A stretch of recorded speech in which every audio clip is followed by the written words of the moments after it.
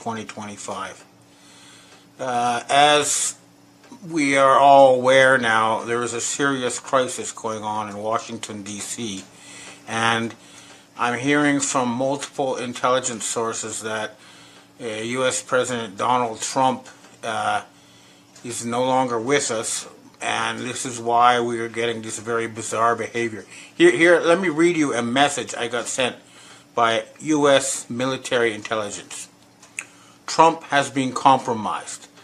The deep state is holding something that will bring his presidency to an end, threatening to release it if he does not comply with their demands. And we got the same confirmation of this from MI6. And by the way, MI6 now has a new top as of October 1st, and I've heard that this will lead to a lot of big changes in the Five Eyes. But the gathering of the U.S. 800 admirals and generals in Washington, D.C. for a bizarre rant by both Trump and this reality TV actor pretending to be Secretary of War, Pete Hegseth, was kind of the last straw that broke the camel's back for a lot of people. But if you don't think Donald Trump has been compromised, then there's no way you can explain his actions other than outright criminality, because the thing that really got to me is he had dinner with Albert Bourla of Pfizer, and suddenly he offers Pfizer $70 billion taxpayer money and he promised that he would protect them from any legal repercussions of what they're doing. So, this is a company that was engaged in mass murder of more than 20 million people around the world, and a very large number of Americans too, not to mention making all these people sick. And he should be in jail for war crimes. Instead, Trump is offering him $70 billion to make more of these poisons. Why would he do something like that? It does not make sense. Now, the other thing, of course, is his continual pandering to Israel. And I'd like you to watch the first 1 minute and 3 seconds of this video, and you'll see what I mean. Basically, Trump is involved in a genocide for the sake of a real estate development project involving his son-in-law. Again, that's not what a president of the United States is supposed to be doing. This is out and out war crimes, and it's not something that should be allowed. And the other thing, of course, is that lots of people are noticing that Trump is showing signs of senility and making mistakes, repeating himself. They're trying to censor this, but there's something very, very wrong with him. His speech at the United Nations was an international embarrassment for the United States. So what we have now is Donald Trump is either compromised or has been replaced and is obeying a known criminal and Satanist by the name of Benjamin Netanyahu. In the real world, Netanyahu should be dragged out of his office and hung from the nearest lamppost. And he's continuing his mass murder, and he brags repeatedly about controlling Donald Trump and the U.S. military. That's not what the military is supposed to be about. Now, the other thing that's going on is clearly the United States is bankrupt, and that's why the government is shut down. Not because of some kind of fake fight between the Democrats and the Republicans, who are all part of the same team, as you know. And it's not going to happen, okay? This time I'm hoping they will really shut it down. Now, I'll repeat again because it's very important.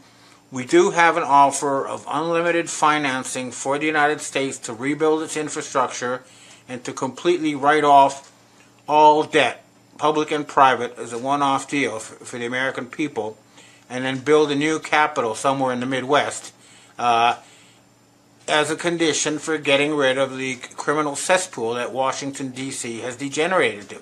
It is now the world's pariah state. It's the leading source of terrorism and drug dealing, human trafficking. It is a black hole. It is a stain on the planet Earth, and there's been a collective decision that this has to end. and I'm hearing it will end. And any leader who's opposed to it is definitely not, a real leader, but rather a compromised agent. And I want to show you what a citizen journalist did in Romania to the Romanian president, because that's what any person with a camera, with their phone, can, if they see one of these people in public, turn on your camera and confront them like this person did. Now watch this little clip. See, any of us can do it. We must not let these people wander around in public as if they're lording it over us and there's nothing wrong and we don't know. Because we all know now, or maybe a tiny percentage of people who are either brainwashed beyond hope or a part of the satanic control grid, one or the other. But the rest of us, we definitely do not want these people to stay in power. It's just not right, okay? And the corruption is very, very thorough, and it's right throughout the top. Take a look at this clip now. Here's another one I want to show you. It's just the wife or the ex-wife of Prince Andrew, Sarah Ferguson, offering, to sell access to him. Okay, so, what sort of system of government do we have here? Where, we have these unelected so-called royals, trying to get money out of people for whatever, probably to spend on adrenochrome. But this is not right, okay? And also, another thing I'd like to point out, this has, come up again, but, the fact is that there still hasn't been any accounting for crimes like 9/11, which was a mass murder of American people to justify the mass murder of Iraqi people, and nothing's been done about it. But here you can see U.S. network TV airing once. This clip aired only once after 9/11, but it's saying very clearly a plane did not hit the Pentagon. It's because we need to hold their feet to the fire over all these things.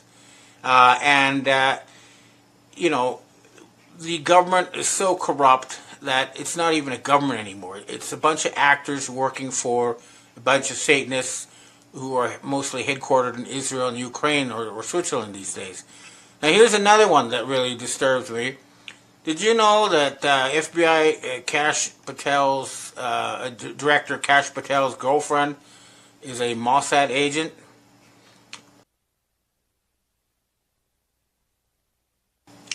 So you can see, the United States government has been occupied by a hostile foreign force, and it's time to do something about it. And I am hearing that there is a move among the generals, among the intelligence community, to finally do something about it. They were waiting for October. They're waiting for the new head of MI6.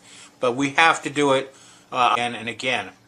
And American people, a lot of you have guns, and you're allowed to use them to defend yourself. And if these people are family, which they are, then you're allowed to defend yourself. This is the law. Here you can watch, by the way, a little interesting thing that happened in Florida. Watch this sheriff talk about how you can now carry guns in the open like cowboys in Florida. And then take a look at this guy doing just that. We need armed citizens at this point, because the government is not going to defend you. You're going to have to defend yourselves. Hello everyone, Sheriff Grady Judd here. The First District Court of Appeal in the state of Florida has ruled that our law prohibiting open carry is not valid. That's right.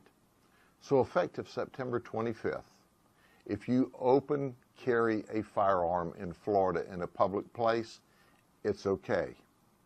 So,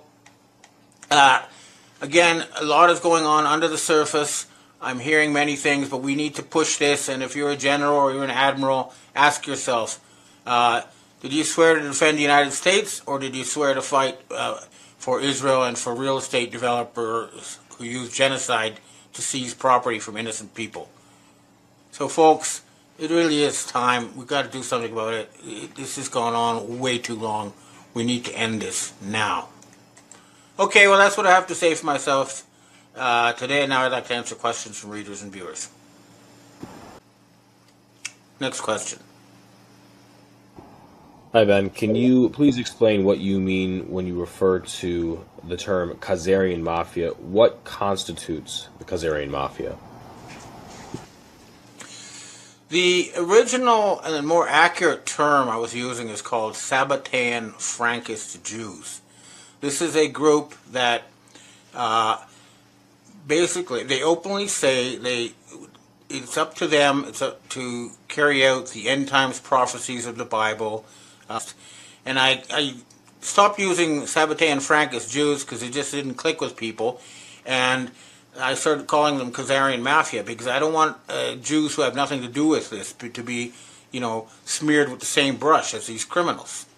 And that's why the phrase Khazarian Mafia is being used. And these people, they don't worship God or Yahweh, they worship Baal, otherwise known as Molech, Set, or Satan. And they really are trying to kill us or enslave us. Next question. Hi, Ben. The U.S. Was supposed to be bankrupt at least 100 times, yet it still exists and stands. How is this occurring, and where are they finding this money?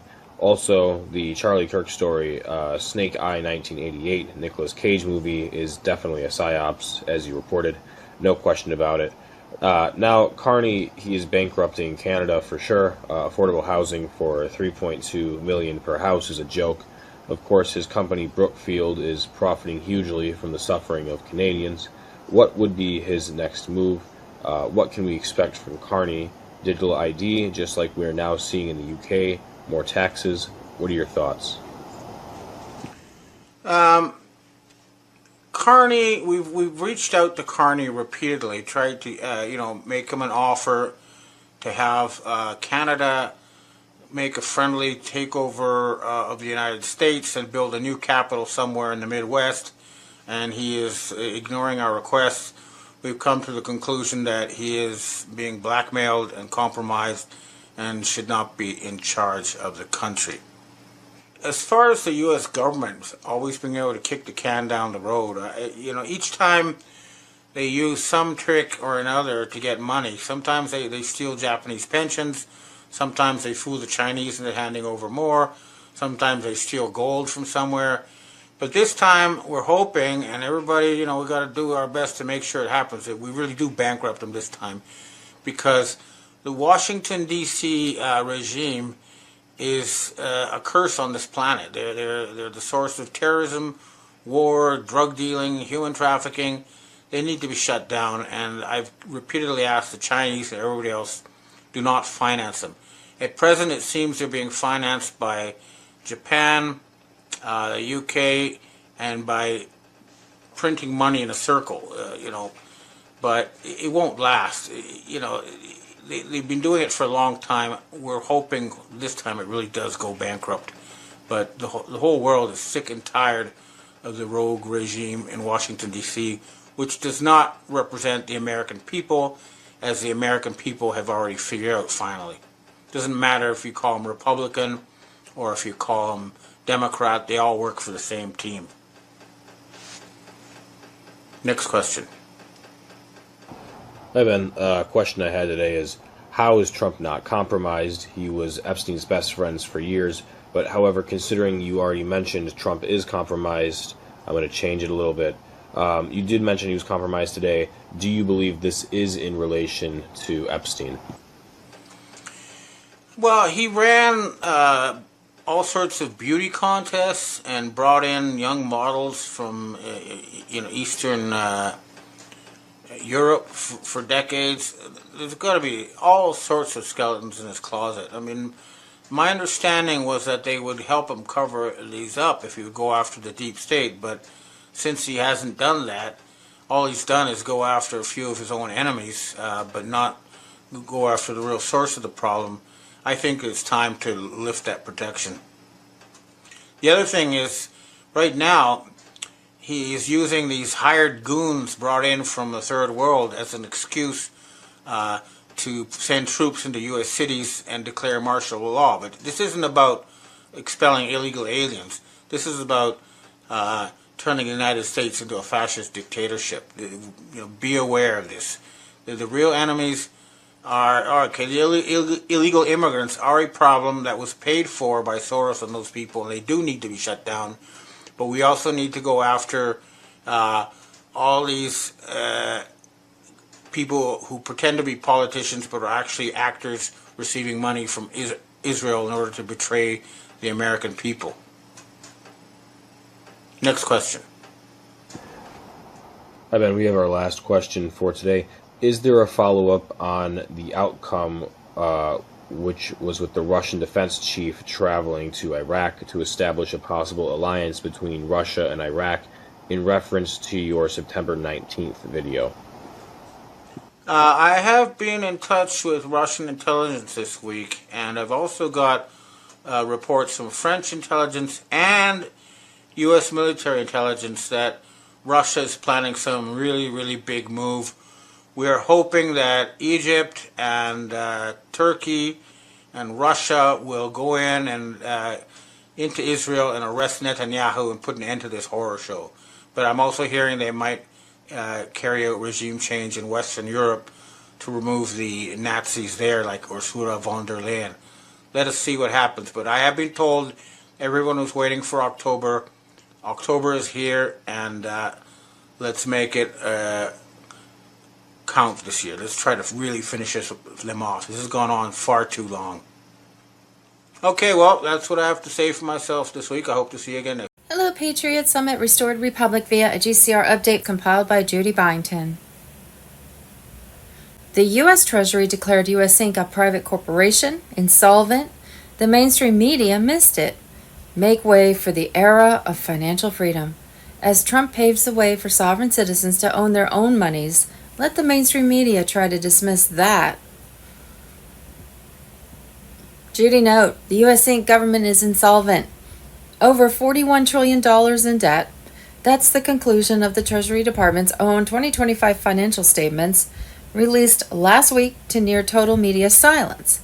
The numbers, $6.06 trillion in total assets against $47.78 trillion in total liabilities as of September 30th, 2025. And there's a link to an article at fortune.com. The Treasury just declared the U.S. insolvent. The media missed it. The article in the respected Fortune magazine was by Steve H. Hank and David M. Walker. Steve Hank is a professor of applied economics, Johns Hopkins University, and member of the board of directors, the Federal Fiscal Sustainability Foundation.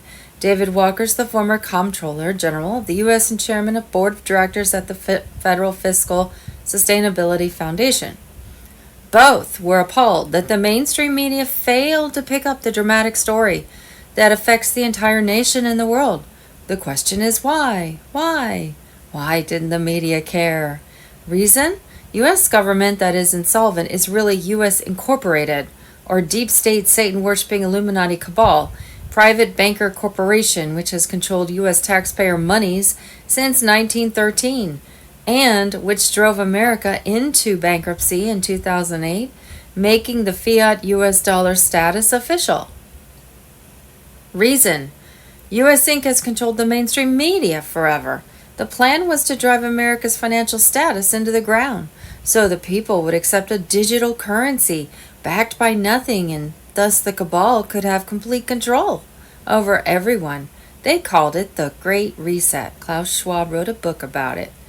Everything was going as planned for the cabal until along came the BRICS nations accompanied by Trump and the Q plan to save the world.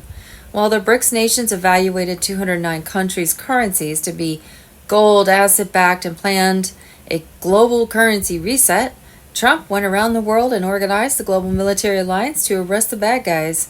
Then he flew 650 plane loads of gold out of tunnels beneath the Vatican where the bad guys had hidden it, and put it back into its rightful place in the new U.S. Treasury, located on an Indian reservation near Reno, Nevada.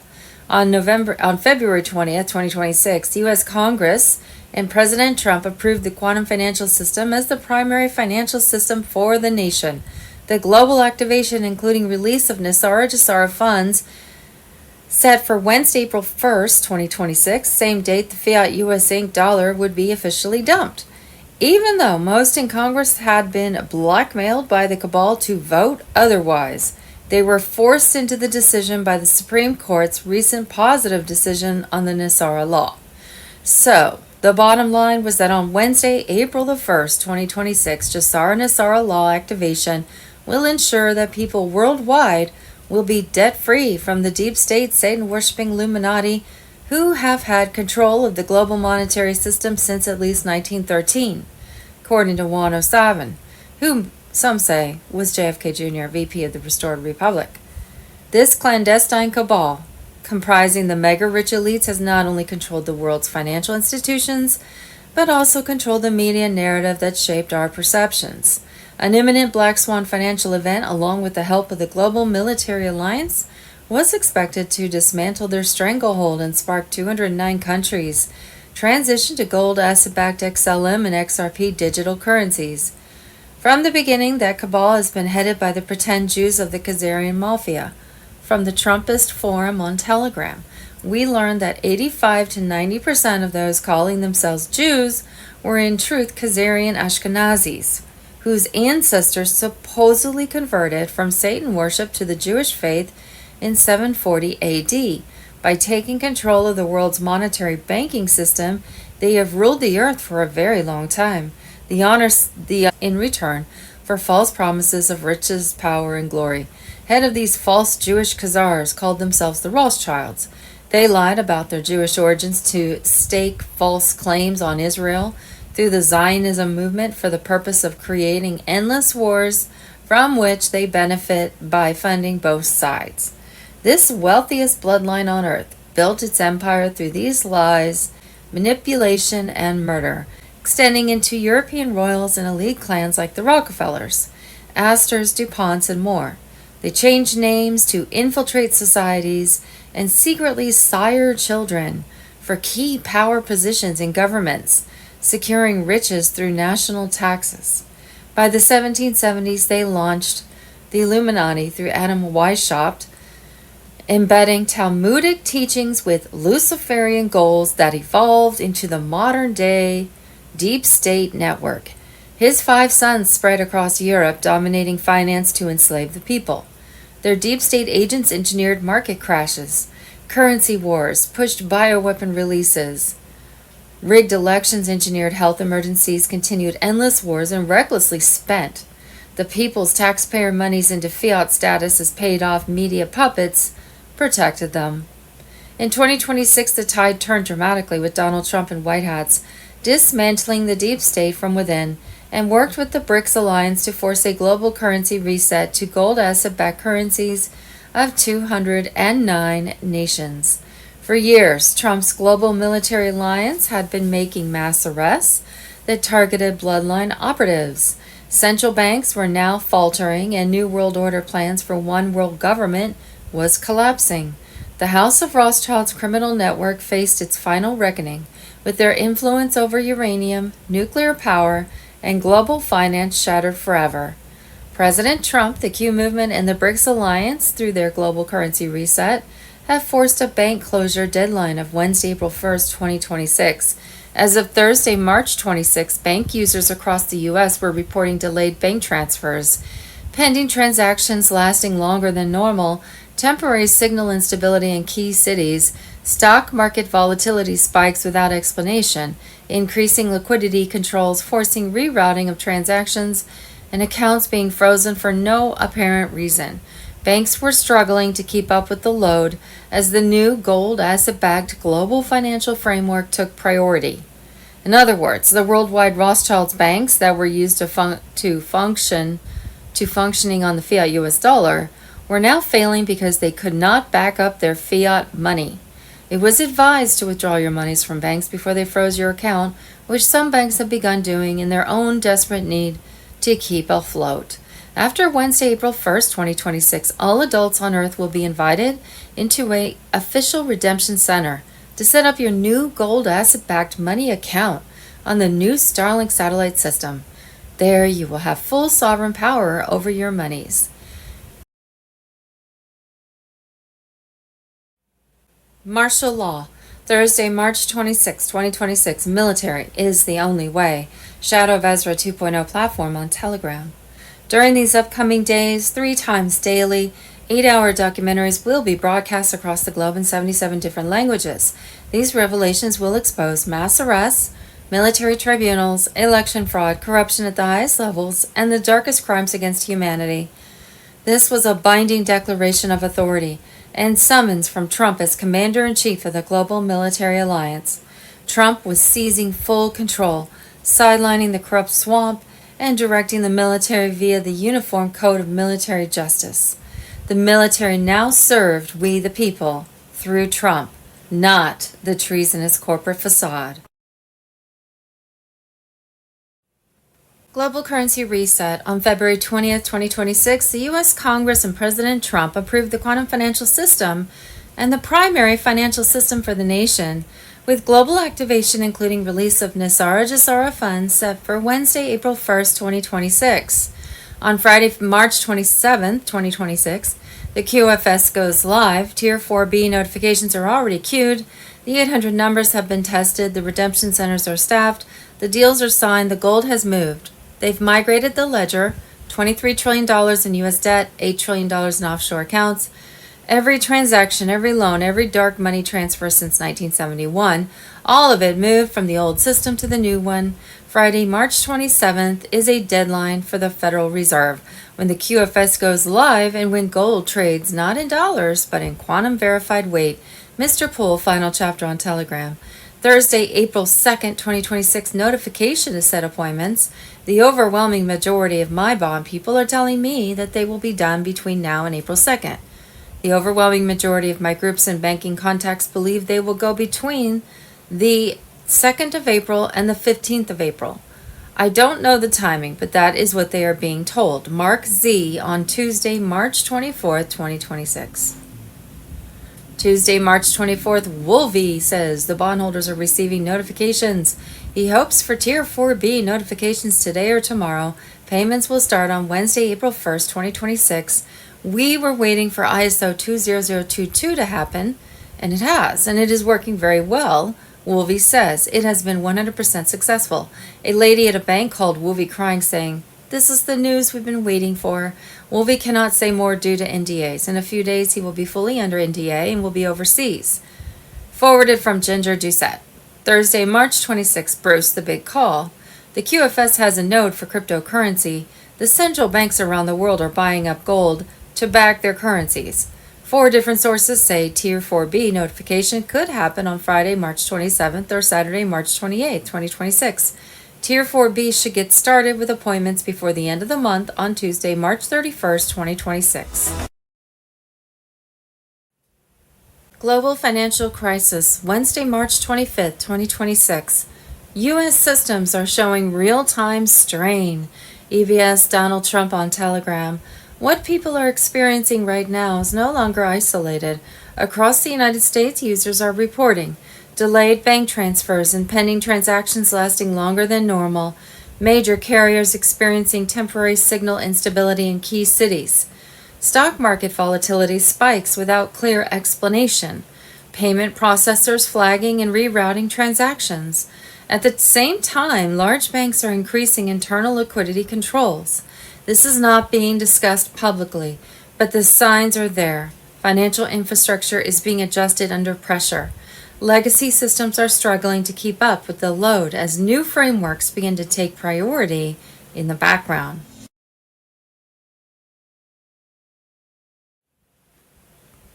Thursday, March 26th, the complete history of the House of Rothschild, the Trumpist on Telegram. The Rothschilds have been in control of the world for a very long time, their tentacles reaching into every aspect of daily life as the ultimate control freaks, orchestrating chaos for profit. Claiming Jewish roots, they are in truth Khazarian Ashkenazis. From ancient lands, now Georgia, converting in 740 AD, without changing their Asiatic genes. 85 to 90% of those calling themselves Jews today are these Khazars, lying about their homeland to stake false claims on Israel while every prime minister there advances the fraud. This bloodline, the wealthiest on earth, built its empire through lies, extending into European royals and elite clans like the Rockefellers, Astors, DuPonts, and more. They changed names to infiltrate societies and secretly sire children for key power positions. In the foundational era leading straight into today's battles, Mayor Amschel Rothschild rose by loaning massive sums to Prince William of Hesse and governments, securing riches through national taxes while funding wars on both sides. By the 1770s, he launched the Illuminati through Adam Weishaupt, embedding Talmudic teachings with Luciferian goals, and evolved into the modern deep state network. His 5 sons spread across Europe, dominating finance and sparking conflicts to reap endless harvests.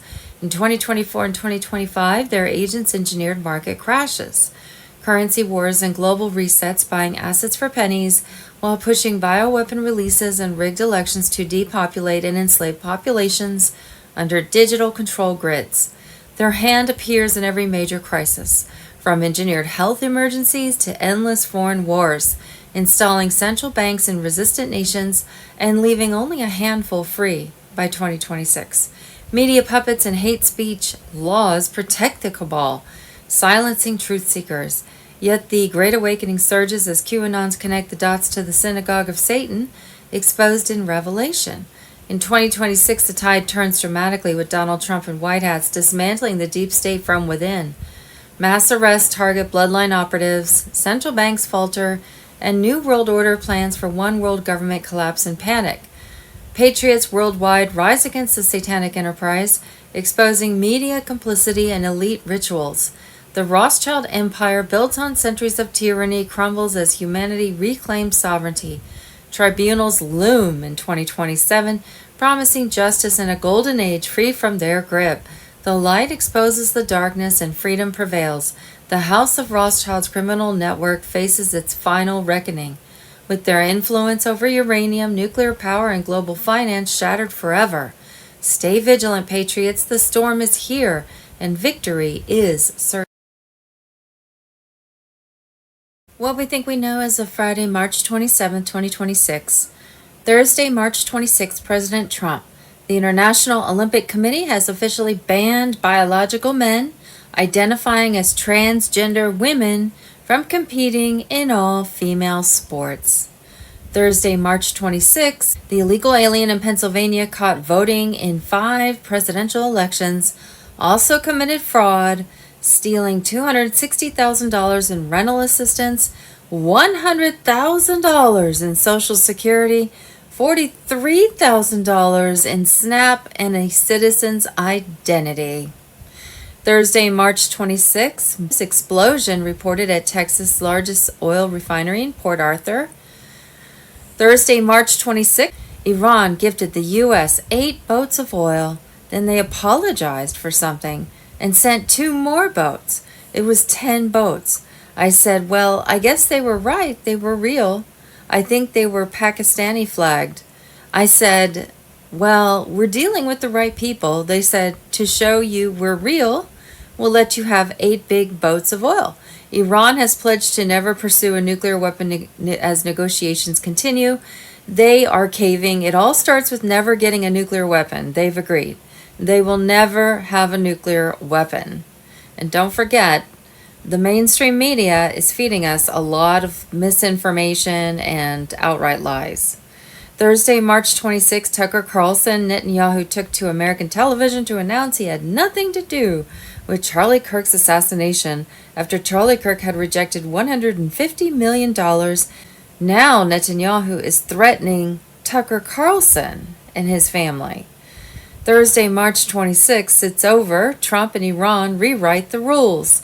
UK and NATO left behind. The old world order ends. Thursday, March 26, Code Red. Military and DARPA behind toxic geoengineering. Dane Wigington stuns Tucker Carlson with what's being sprayed in U.S. skies. Voter fraud. Thursday, March 26, Edward Snowden. The U.S. government knew about Smartmatic's foreign connections and its built-in remote backdoor features to steal elections since at least 2004 and did nothing. Did bad actors in the CIA purposefully ignore the massive amount of red flags in order to incorporate a system to rig elections? The answer is most likely yes. Joe Biden also had one of Smartmatic's own board of directors on his transition team named Peter Neffinger. You just can't make this stuff up. Prior to that, Neffinger was appointed in 2015 by Obama to lead the Transportation Security Administration until 2017. This was engineered from the beginning. 2020 was the year that the world woke up. Foreign countries planned to help steal the 2020 election and supplied the hardware and software. The CIA oversaw the operation and the FBI covered it up. The evidence is overwhelming. It's time to hand out prison sentences. President Donald Trump.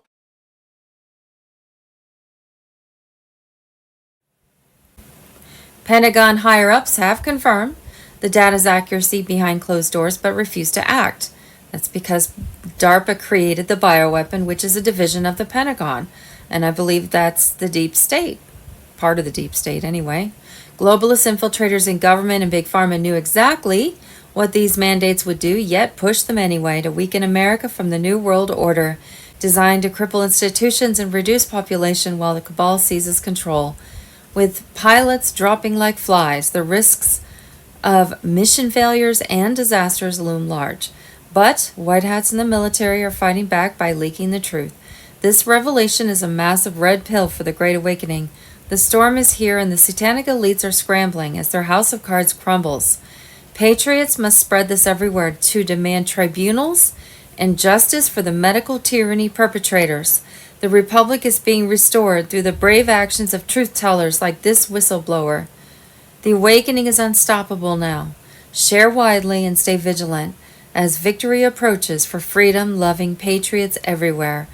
The deep state is finished.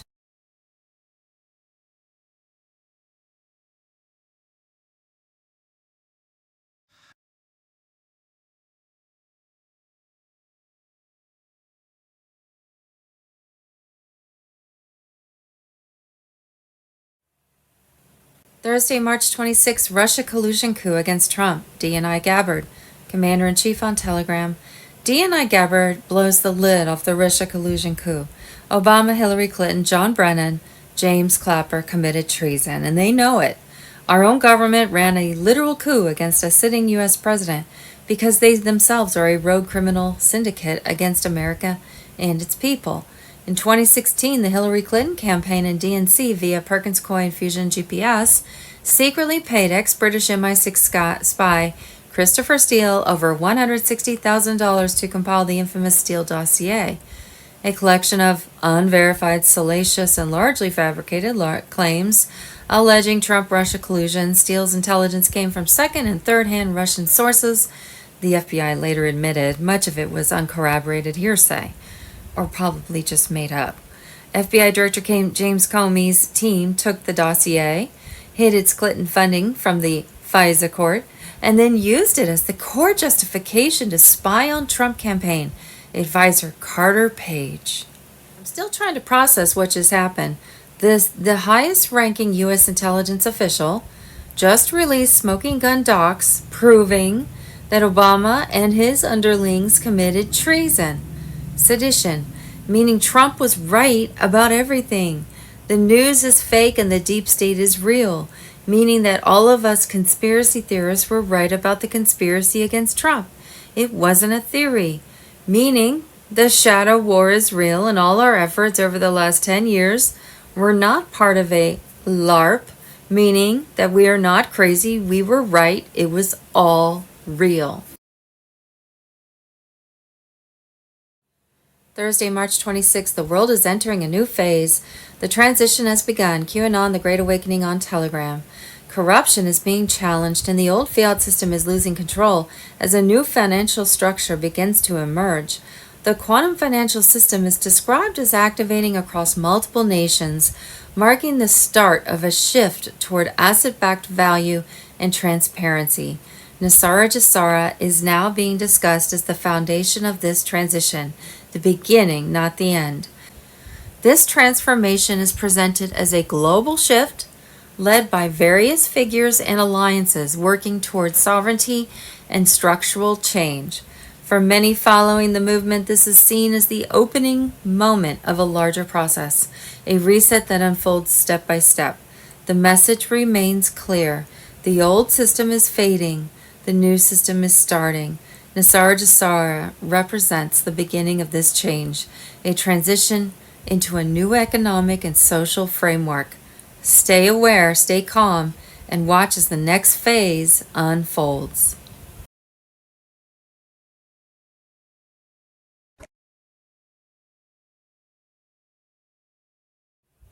On Thursday, March 26, the emergency broadcast system on Telegram reported that Obama was arrested as a foreign operative and that he was to undergo a military tribunal for high treason, subversion, and crimes against the Republic. I'm assuming that's what's going to be in the documentaries they show next week, maybe not. The only problem was that back several years ago, it was reported from Gitmo that Obama and Michael have been arrested, Red Gitmo, and facing military tribunals. Then Obama was discovered to have hidden cell phone beneath his pillow, so he was taken out of his cell and shot in the back of the head. His clones had been acting for him ever since. Wonder which versions will be shown in the documentaries. Friday, March 28, 2026, King Charles III will die. At least that was reported over a year ago. Monday, March 30th, Hillary Clinton will be arrested. We thought she already was, underwent a military tribunal and hanged years ago, with doubles and clones representing her in public ever since. Her double from the UK already confessed to that, so don't think they are arresting the double because they already did. Maybe they are arresting the last of Clinton clones. They were malfunctioning anyway. Also on Monday, March 30th, 2026, Barack Obama would be hanged along with Hillary. On Wednesday, the 25th of March, it was reported by the martial law platform on Telegram that Obama was arrested. The Antichrist vessel is in chains. Raid teams recovered original 1963 documents in his hands. EBS footage live. He confessed on camera. Arrest complete. Trial tomorrow. Public hanging at Gitmo. March 30th, same day as Hillary. Previous reports from Gitmo stated that Obama had been arrested and taken care of years ago, while his clones were still out there. So what's the truth? So much game playing going on, it's hard to tell.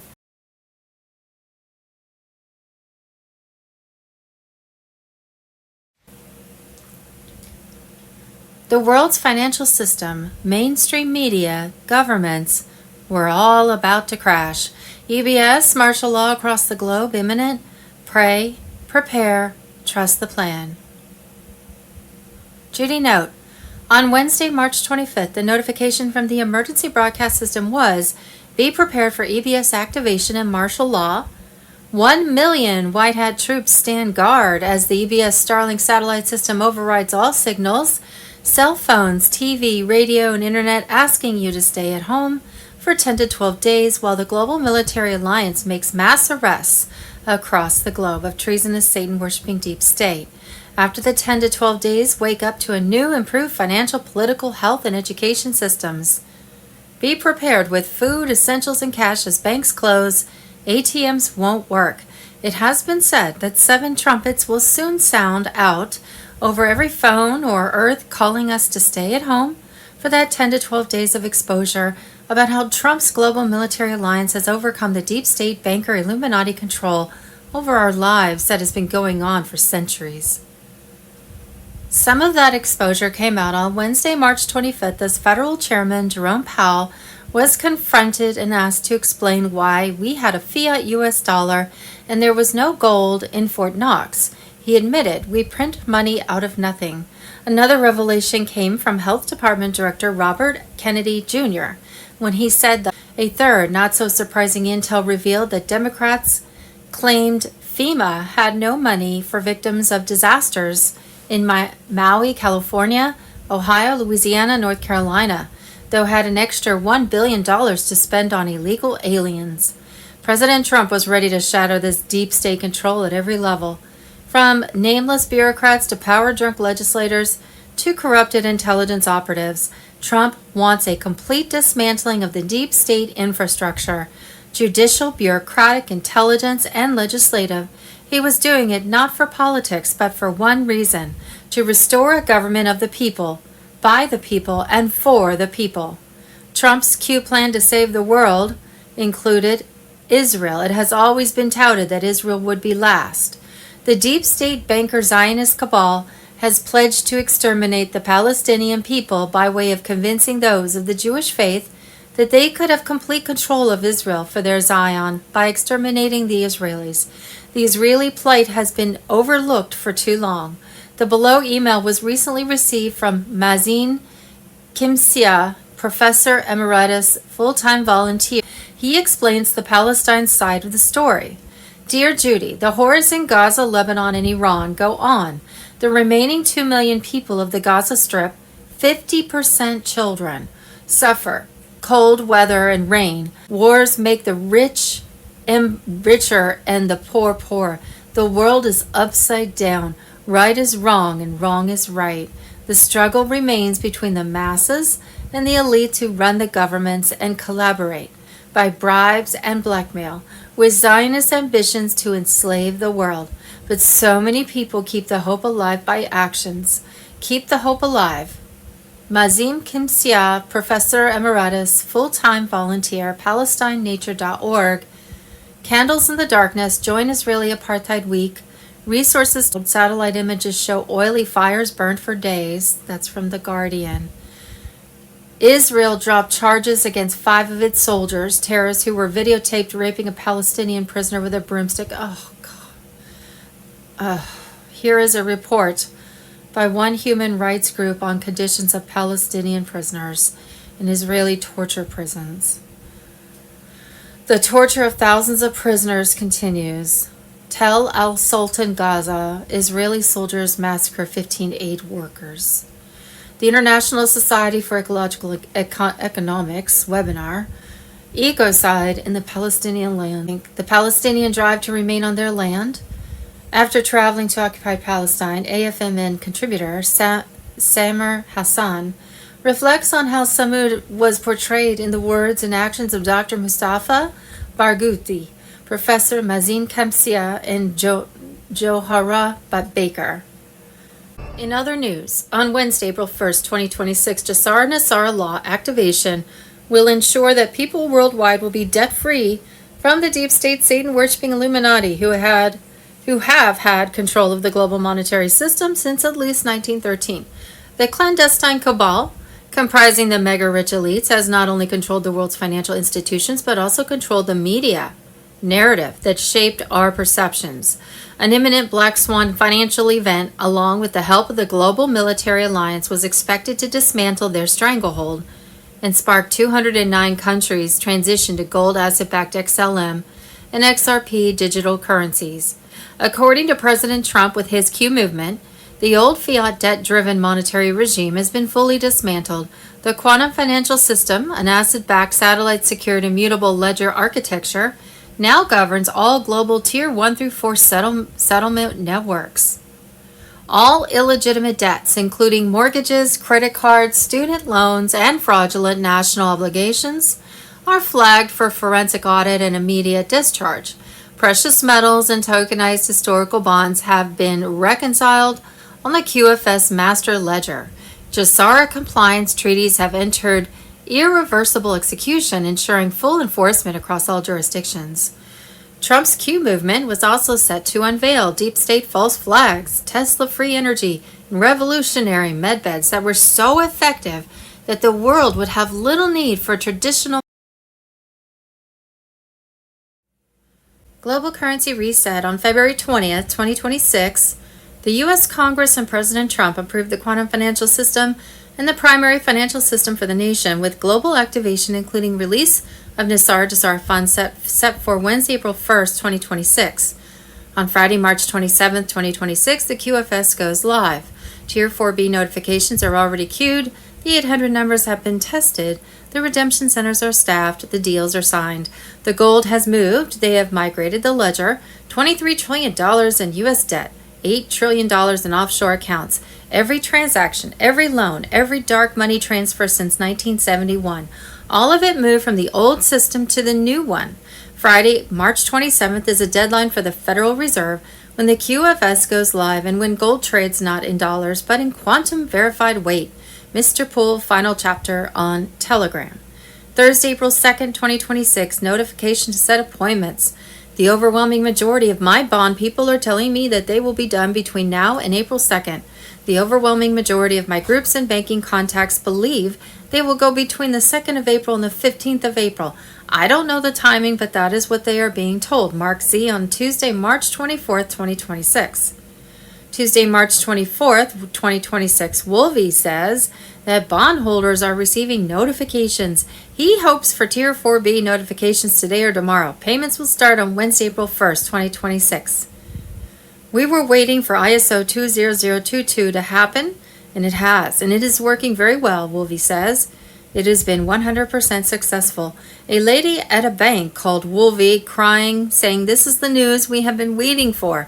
Wolvie cannot say more due to NDAs. In a few days, he will be fully under NDA and will be overseas. Forwarded from Ginger Doucette. Tuesday, March 24th, Bruce the Big Call. There's a link to that post. Bondholders were anticipating an email tomorrow morning, Wednesday, March 25th, telling them what is in their accounts and would get access to the account that afternoon. Tier 4B could get notifications to set appointments by Friday the 27th or Saturday, March 28th. A contact in the U.S. Treasury said Tier 4B would be notified by the end of the month. New global financial system. Wednesday, March 25th, 2026. Breaking. Gold explodes 2% after 4-month low. Economic war. Markets respond to Trump's Iran strategy. Oil plunges. Fed shakes. 25th March 2026. Wednesday, March 25th. Boom. Scott Bessent. Trump is waging economic war on British-controlled central banks. It's happening behind the missiles. Video AMG News. And Wednesday, March 25th, 2026. Boom. Fed exposed. We print money out of nothing. Fed Chair Jerome Powell caught admitting the scam. Video. Wednesday, March 25th, 2026. ISO 20022 is a global messaging standard that defines how financial institutions exchange information for transactions, payments, securities, remittances.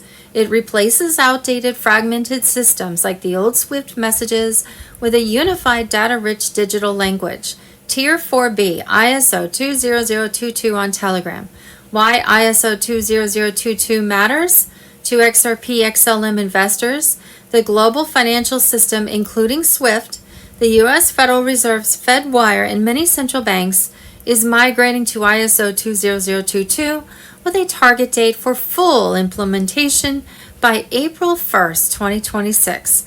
This standardization is critical for any crypto asset, aiming to integrate with traditional finance. Compliance is not optional, it is the entry barrier for servicing banks. XRP Ledger, XRPL, and Stellar Network, XLM, have been proactively aligning with this standard for years, giving them a massive head start in the race to modernize cross-border payments. Wednesday, March 25th, GCR, Jasara, and QFS Intel. The revolution is here. The Great Reset. Jasara versus the New World Order. No more corrupt system. Nisara Jasara connected on Telegram. The fall of the tyranny of the deep state. A new dawn is emerging as the era of financial manipulation and corruption comes to an end. The deep state is collapsing because of its evil hold on American dreams and small businesses. It's time to make a change. Digital assets like XRP and XLM, as well as the quantum financial system, are not only the future but also the present. The war on small business by the deep state. Small businesses in America are not desired by the deep state. Large corporations want to compete with the new system. They are creating a system known as fascism, which is the same system that Mussolini created in Italy. It's a calculated move to pursue the elimination of small businesses. The deep state makes sure that only the enormous manageable entities are left by eliminating the minor players. Similar to Mussolini's fascist Italy, these corporations will prosper under a new government that aims to suppress the masses and benefit the elite. The old corrupt system can be abolished and replaced with the press system through inflation. We are currently seeing this. The slow price increase is a calculated tactic to undermine the existing financial system rather than merely an economic cycle. The deep state creates a new, more manageable economic structure by forcing the old ones to fall apart through currency inflation. Introducing the quantum financial system, digital assets like XRP and XLM are here to stay, whether you like it or not.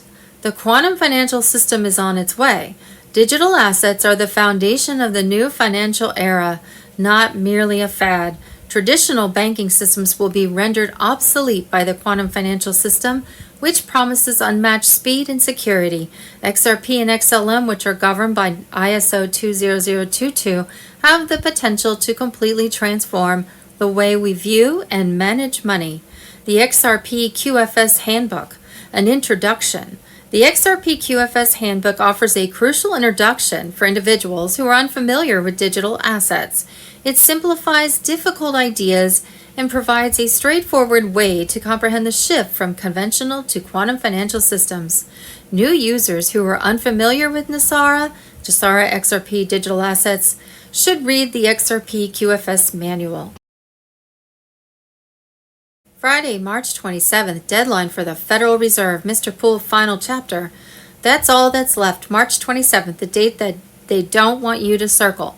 Trump did not extend the Iran deadline because he's negotiating. He extended it because the system isn't ready yet. Let me explain what's actually happening and why you need to screenshot this message. Right now, at this very moment, 3 things are being moved simultaneously. 1, gold. Central banks bought more gold in the last 90 days than in any quarter since 1967.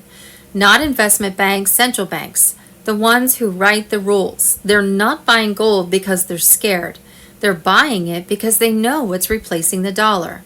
Quantum nodes. The QFS backbone went from 12 active nodes in January to 67 active nodes as of last Friday. Each node processes 1.4 million transactions per second. You don't build that kind of infrastructure for a system you're not about to turn on.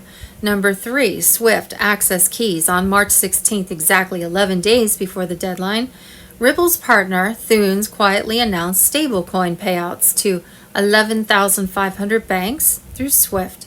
They called it a smart superhighway. That's not a partnership, that's a replacement wearing a disguise.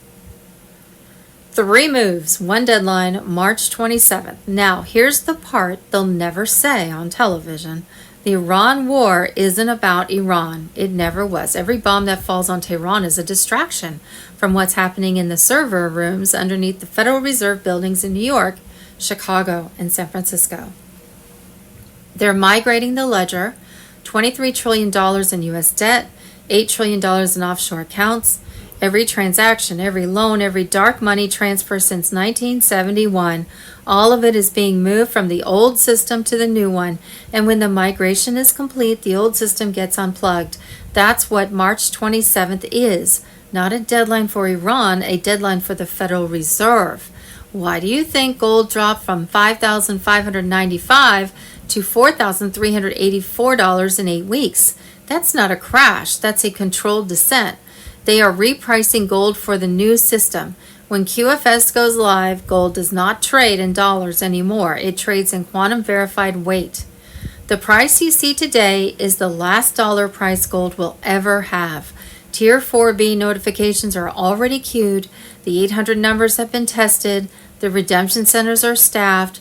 I told you last week the deals are signed. The gold is moved. The war is the cover. 72 hours. On Monday, March 30th, the emergency broadcast system activated worldwide. Martial law is enforced as the 10 days of darkness set to begin. Emergency broadcast system. The trumpets will sound. Tier 4B ISO 20022 on Telegram. Worldwide humanity will soon experience 7 trumpets. EBS alerts delivered directly to every phone on Earth. These are not ordinary notifications. They are the signal of the final awakening. Each trumpet will call us to tune in. To our televisions, to our radios, to receive the truth that has been hidden for centuries. The 10 days of communication darkness. For 10 days, the world will stand still. The internet shut down, ATMs and banks offline. Phones restricted to emergency calls only, although the military will hand out apps that allow cell phones to work normally under the new Starlink satellite system. During these days, 3 times daily, 8-hour documentaries will be broadcast globally. These revelations will be undeniable, exposing mass arrests, military tribunals, election fraud, corruption at the highest levels, and the darkest crimes against humanity. Crimes of pedophilia, trafficking, and manipulation that the elite swore you would never know. But this is not darkness. This is the purge of lies. The quantum light arrives. Through Starlink satellites and quantum computers, secure channels will open. Military-approved apps like Signal will allow communication, encrypted and unbreakable. A new quantum internet will rise beyond the control of cabal corporations, fully protected and incorruptible. Once the 10 days and every device on the planet, phones, TVs, radios, computers, will be reconnected to the quantum grid of light. Every man, woman, and child will be invited here through biometric verification tied to our own body rhythms and frequencies. We will receive Nassar-Jassar payouts, exchange and redeem currencies and Zim bonds, and establish secure quantum bank accounts untouchable by the old system.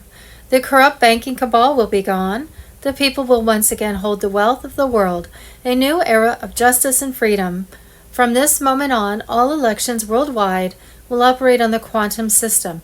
Voting will be secure, instant, incorruptible, ending fraud forever. Every voice will count, every vote will stand. Humanity reborn. This is not the end, it is the beginning. The 10 days are not of silence, but of truth flooding the earth. When the trumpets sound, no one will be able to say, I did not know. The veil is falling, the corruption is ending, the future is here.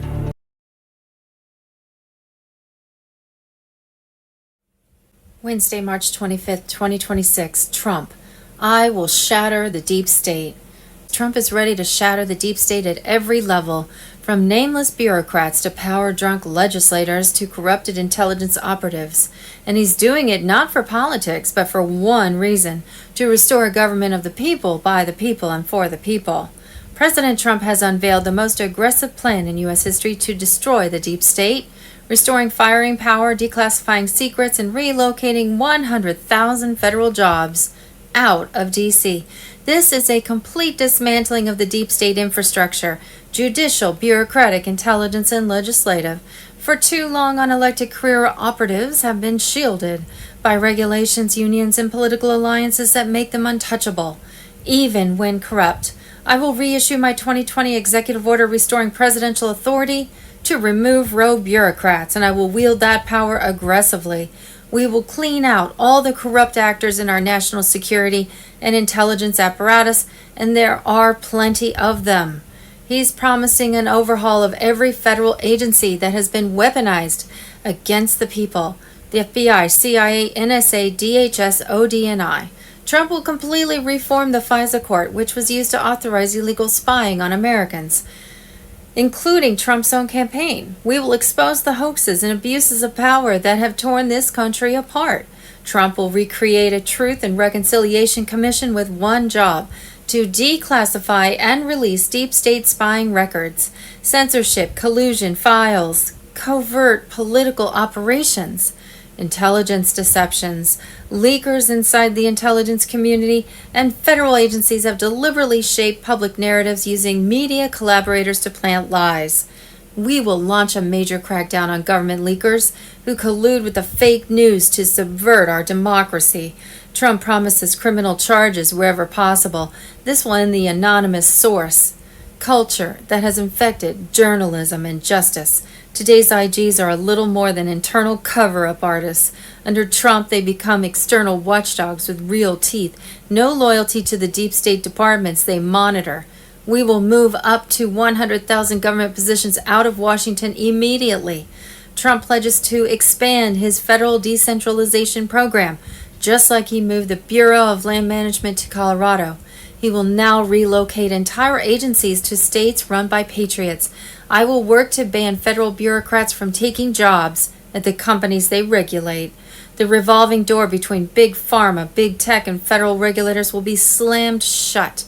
No more FDA directors joining Pfizer, CDC heads joining Moderna, SEC lawyers joining Wall Street banks. Career politicians have built empires of control, protected by media, donors, and lobbyists.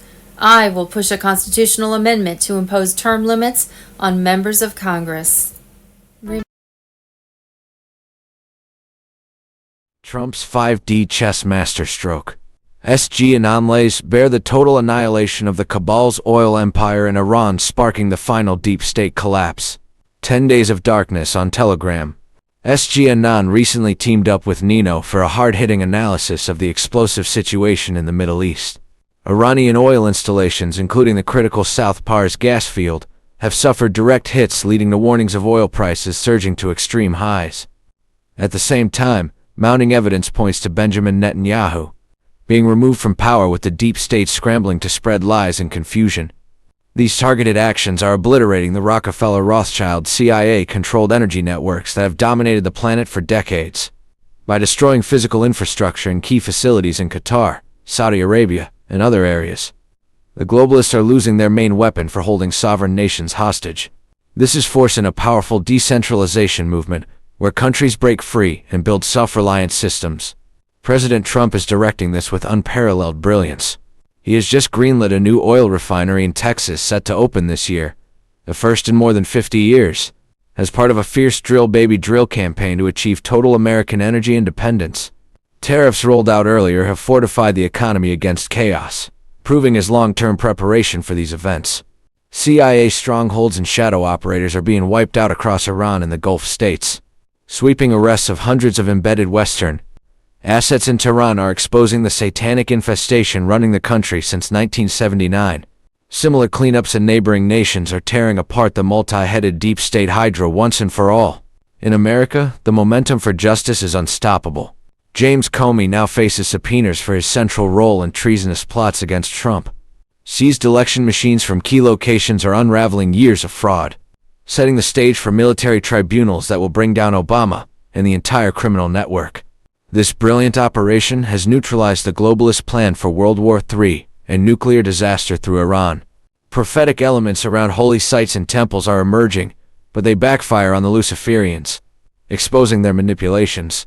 Russia is strengthened while the Federal Reserve gasps its last breaths. Q patriots know the truth. The New World Order is in its death throes. Trump the genius is dismantling everything with precision. Mass arrests of elite traitors are imminent as external threats dissolve. The Great Awakening is victorious, and a new age of sovereign freedom rises from the ashes of the old empire. The old energy monopolies are burning away, clearing space for innovation and true prosperity.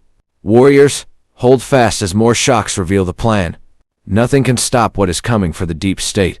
Victory belongs to the people. But these prelim ops have been going on years ago. They started years and years and years ago. If you want to, they went back decades in the penetration of the Iranian nuclear capability with the scientists, with agents penetrating the entire setup. So how do you think they knew exactly which deep underground facilities were doing the work that needed to be destroyed? And how did they know which ones they had to drop particular munitions on to make sure the inside was collapsed? So the prelim ops for Iran go back a long, long way. And it's not just, don't get me wrong, I'm not disparaging the efforts of the brave men and women in the sea, air, and land forces and cyber forces that are operating against Iran. But understand this war was won, to your point about the art of war, you subdue them before you even start fighting. They're the preliminary operations. You create the conditions for the physical kinetic victory.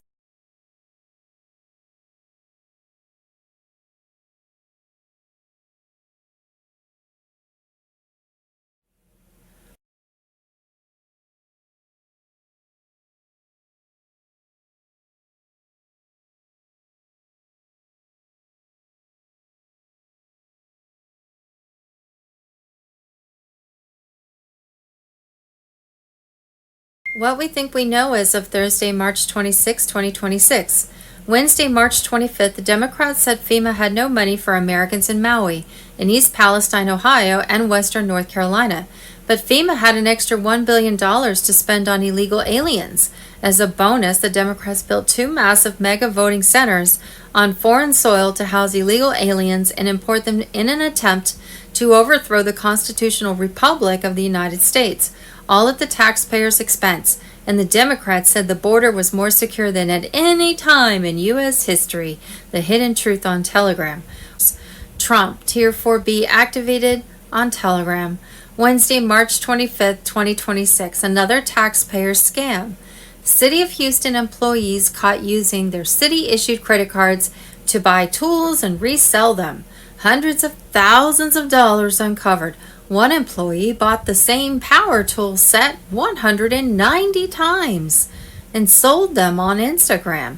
Tier 4B ISO 20022 on Telegram. Wednesday, March 25th. Governor Ron DeSantis launches ballot initiative to abolish property tax in Florida.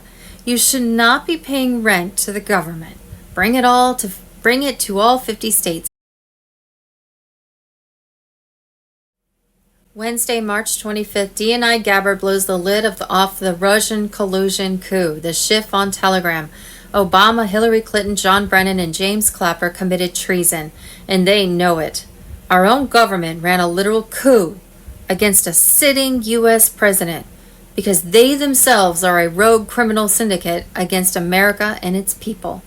2016, the Hillary Clinton campaign in DNC, via Perkins Coie and Fusion GPS, secretly paid ex-British MI6 spy Christopher Steele over $160,000 to compile the infamous Steele dossier, a collection of unverified, salacious, and largely fabricated claims alleging Trump-Russia collusion.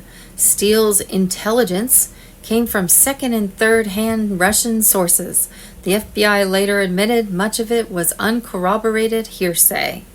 FBI Director James Comey's team took the dossier, hid its Clinton funding from the FISA court, and used it as the core justification to spy on Trump campaign advisor Carter Page.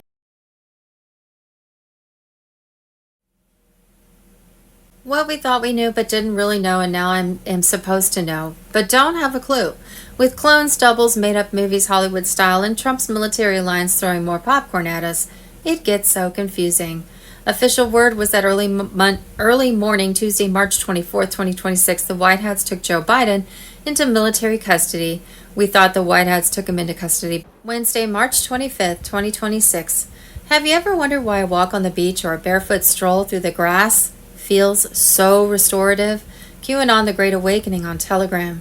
It's more than just the fresh air. It's physics. We are bioelectrical beings living on a planet that carries a subtle, natural electric charge. In our modern world, surrounded by insulating materials like rubber soles and synthetic floors, we often become unplugged from this primordial energy source. This disconnection can lead to a buildup of positive charge in the body, often manifesting as inflammation, fatigue, and stress. The copper connection. Copper is one of nature's most efficient conductors. By placing copper into the earth while maintaining a physical grip, you create a high vitality bridge between your body and the ground.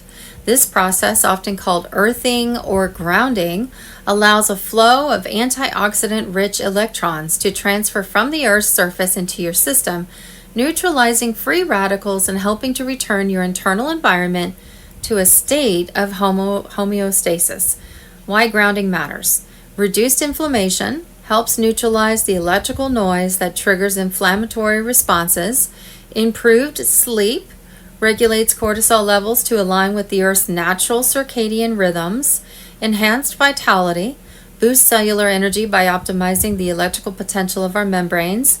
In a world full of wireless signals and digital static, sometimes the most high-tech thing you can do for your health is go back to the most low-tech element of all, the earth beneath your feet. Wars, and rumors of wars. Wednesday, March 25th, 2026. New reports indicate Saudi Arabia and the UAE are preparing to join with the United States and enter the conflict against Iran following constant attacks on Gulf energy and infrastructure.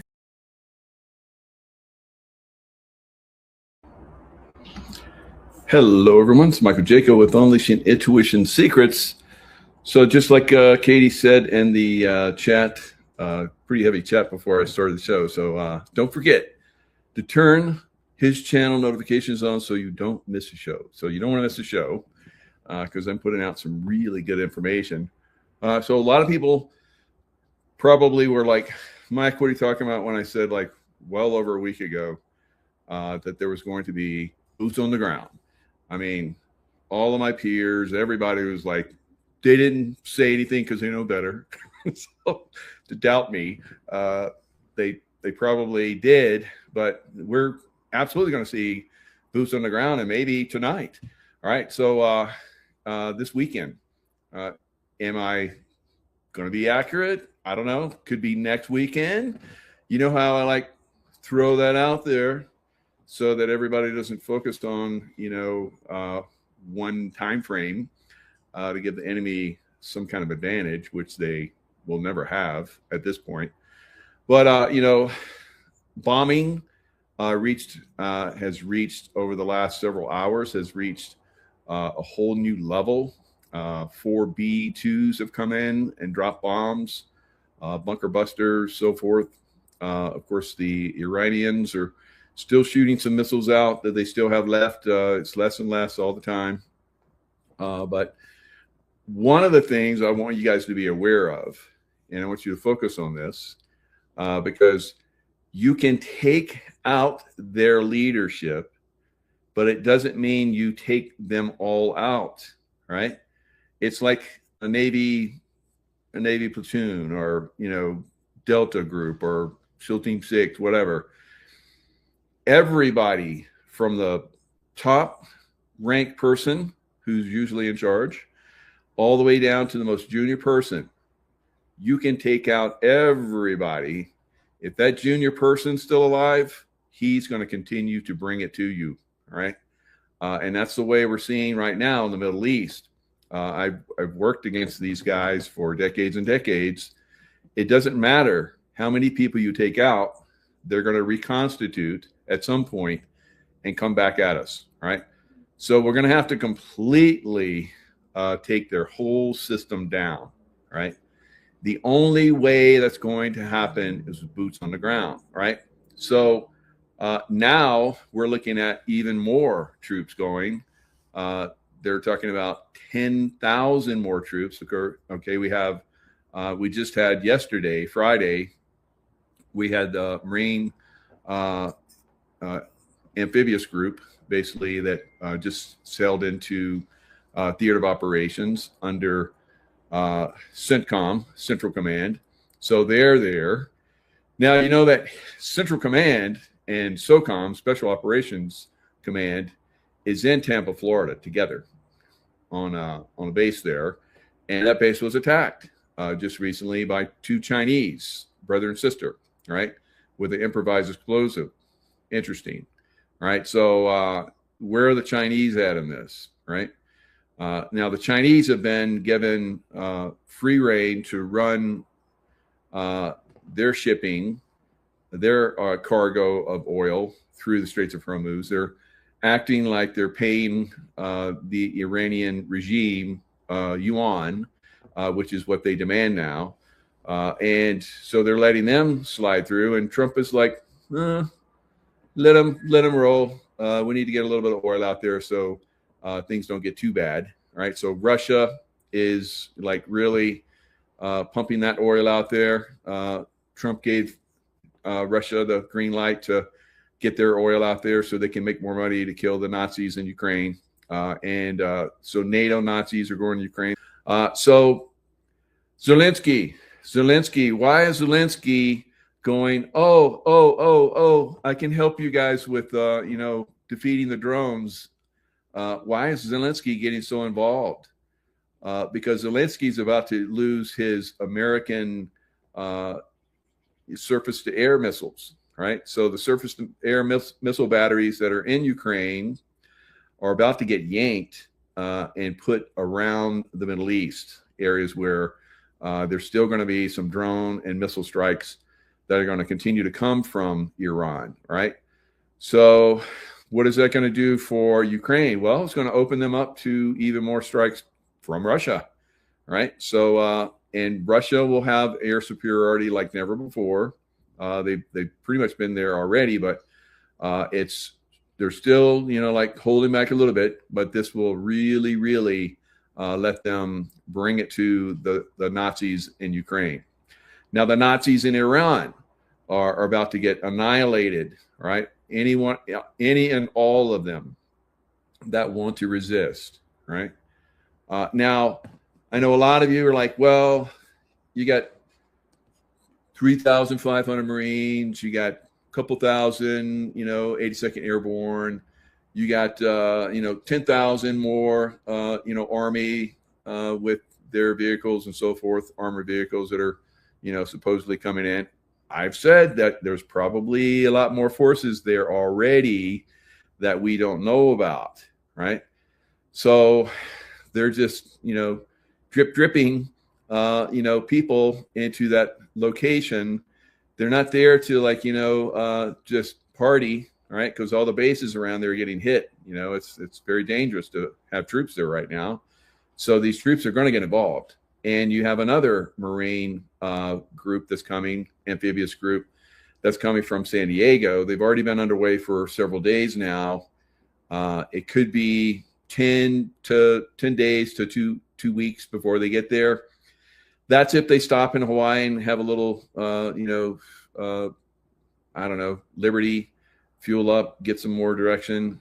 If they continue past Hawaii, that means they're full speed ahead all the way until they, come in guns blazing, guys, right? So will the guns start blazing tonight or tomorrow night? I don't know. Maybe. So we'll see, won't we? Right? Now, there's been a lot of people in Congress, political scene, that are saying, I won't support boots on the ground. I'm like, what?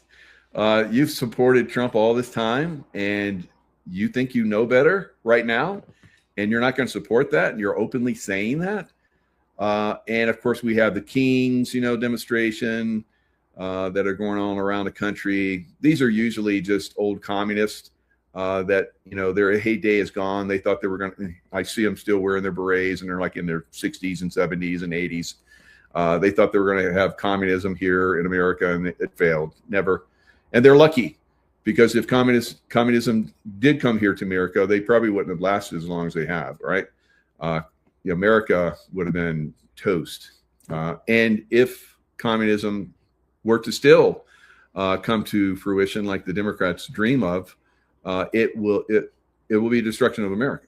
So it's not going to be allowed, right? It's not going to be allowed. And so that's where we're at with that. So I think we're firmly in the camp of no communism will ever come to America. And in fact, we're going the other way so fast, and communism from the Democrats is being defeated in such a resounding way across the country that there's no way that it's going to take root.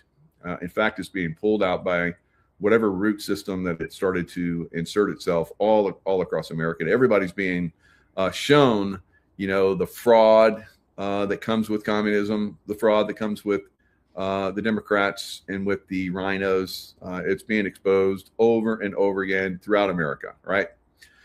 So we're still at tip of the iceberg as far as the reveal on the corruption and the stealing of American wealth and so forth. Because all of us in America are wealthy, all of us, extremely wealthy, right? Now, will you live long enough to enjoy that wealth? Remains to be seen. It's going to get pretty hectic out there. And, till the point where we have this beautiful, golden age. I call it the Renaissance of consciousness. I've been calling that for over 5 years.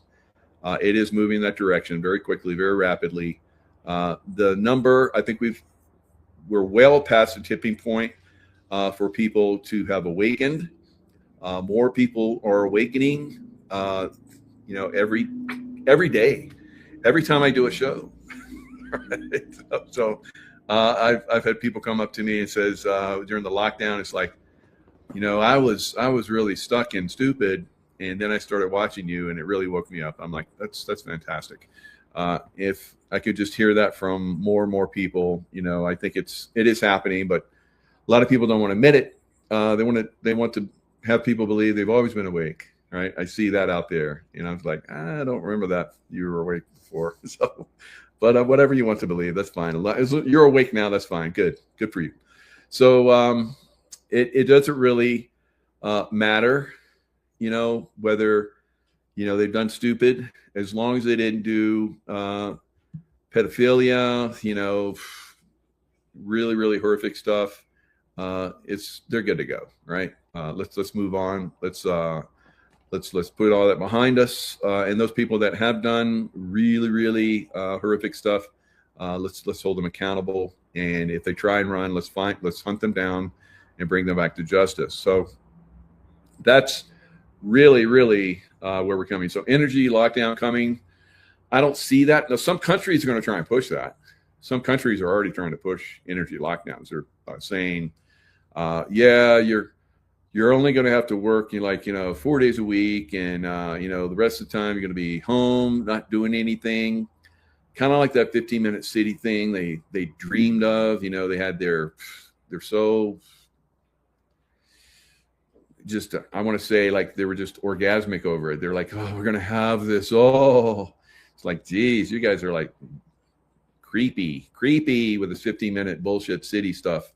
All right. So Democrats got to go, guys. They got to go. All right. So we're going to see that probably start to take root in some areas. Don't let it happen this time. All right. There was a lot of us, like, we're screaming from the rooftops, don't go there. And a lot of you guys did. I know a lot of you guys have learned. A lot of you guys have awakened, and you're not going to get sucked into that bullshit again. Right. Where could that possibly happen? California, right?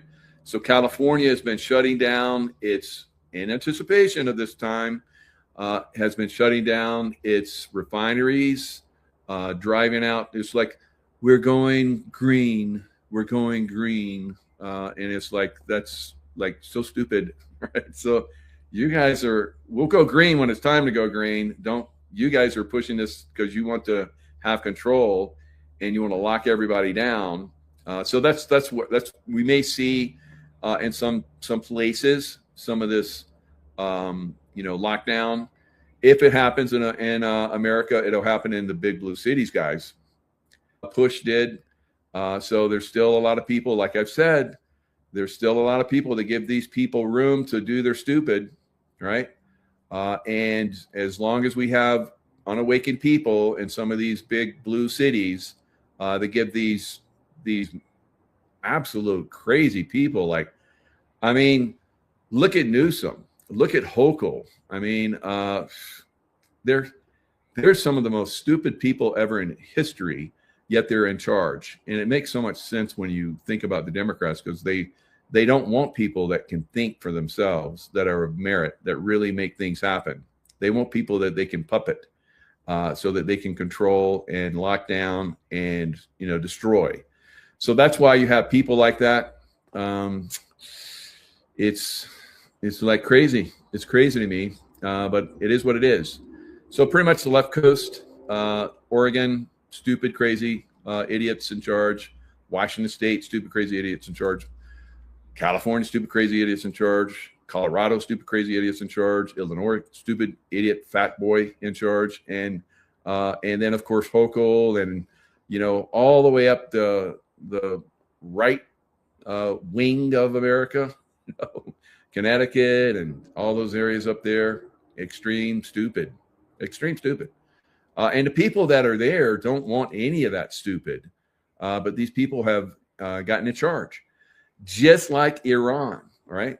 The Iranian regime basically wormed their way into power, and then they cracked down on the people, and the people have been under their thumb for 47 years, right?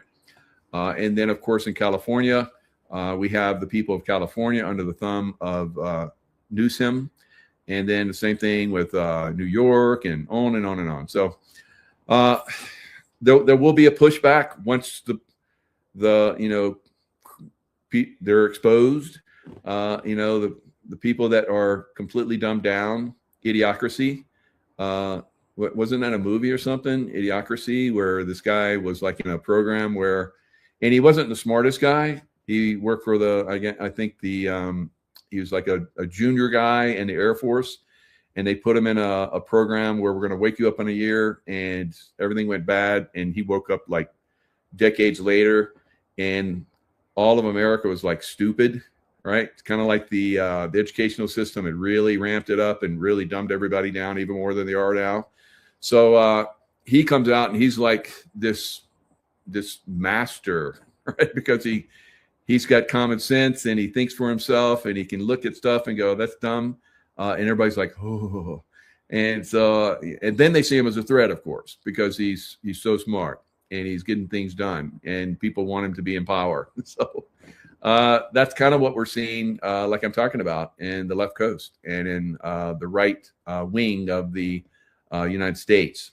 So that is something that will eventually just go away. People will just wisen up and they'll just get smarter and they're like, how did we ever follow that idiot or those idiots? And they'll just fade away. All right. And I think that's what's going to happen with a lot of stuff. It's just going to fade away. All right. So if you missed my show with the, Three Amigos, we talk about some of the stuff. I went into a little bit of detail about that. So I'm not going to belabor it here, but there is a lot of, rising of consciousness. Now, who is really in charge of it in Iran, right? Well, the IRGC is really, because they have plans, guys. They planned this for decades. They knew at some point that America was probably going to come in when we finally got a president that had some cojones, that broke away from the deep state and came in to basically shut them down. So they were going to basically strike out. They have these plans. They had these plans for a long time. It was the same thing with Saddam Hussein. We took Saddam Hussein out. Iraq erupted, right? So they knew that they were going to turn the Sunni, the Shia, who were in charge, or maybe it's vice versa. I don't know. I think it was the Shia. So they were going to turn everything against the Sunni, going to start a civil war. They did that. And then, the enemy of my enemy is the enemy of your enemy is my enemy. And that's the way they saw all of the NATO troops and U.S. troops. So they all attacked us, right? So we not only they're attacking each other, but they're attacking us. So it was quite a mess, right? We're not going to see that in Iran. We're not going to see puppetry from the deep state. The deep state is being taken down, guys. This is why we're in Iran, taking down the deep state, one of their last bastions of control. The next one will be Israel, and then probably the city of London, the Vatican, and then pretty much, it's all roses and no more war and peace and the launch of the Renaissance and consciousness and so forth. So we're moving very quickly in that direction. But there will be a period of time, I don't know how long, I guess a couple, 2-3 years maybe at the most. But I think we're moving towards the pinnacle of the problems, if you can really even call it that. I don't even see Iran as a pinnacle problem, right? The real problem is our deep state leadership that's pretty much has to be completely removed from the political realm of the United States. That's where the real problem is. So when does that get launched? It seems to very, very much be moving in that direction very quickly. But we'll see. Are they going to wait till they have this Iran thing under control, or are they going to launch it at the same time? I don't know. So, but regardless, it is going to be taken down. So these different supreme leaders. So the supreme leader of Iran, maybe give him a prosthetic arm and leg or whatever, and get him back up to speed so that he can walk around and, make comments to like inflame the crazies of Iran and the rest of the world. I don't know. But regardless of who's in charge, they're still taking out leadership. So today, 2 more people in leadership positions were taken down by all of our airstrikes. So the airstrikes aren't stopping because Trump said we're not going to blow up your power plants. We're just going to put that on hold for right now. And I think that's a good thing because the people of Iran, you're going to hurt them probably as much, if not more, than you're going to hurt the leadership of Iran. That's just going to inflame the people of Iran more, and who knows where that anger goes to. So, in Dallas today, they're having the CPAC, and somebody asked a question, do you want to impeach Donald Trump now? And everybody started screaming, yeah. And it's like, what? The guy that put it out, that said that, thought that everybody was going to say, of course not. We never wanted that to happen. But they were screaming, yeah. So it's obviously the CPAC has been infiltrated by Democrats, right? Democrats will come in and they'll vote, rhinos into position. We've seen that with Greg Abbott and some other people that have won primaries. So, there's still a lot of fraud out there. And so this guy was like, and so you must be kidding, that's, or maybe you didn't understand. And then he asked it again and asked it a different way. And they still were, yeah, let's impeach him.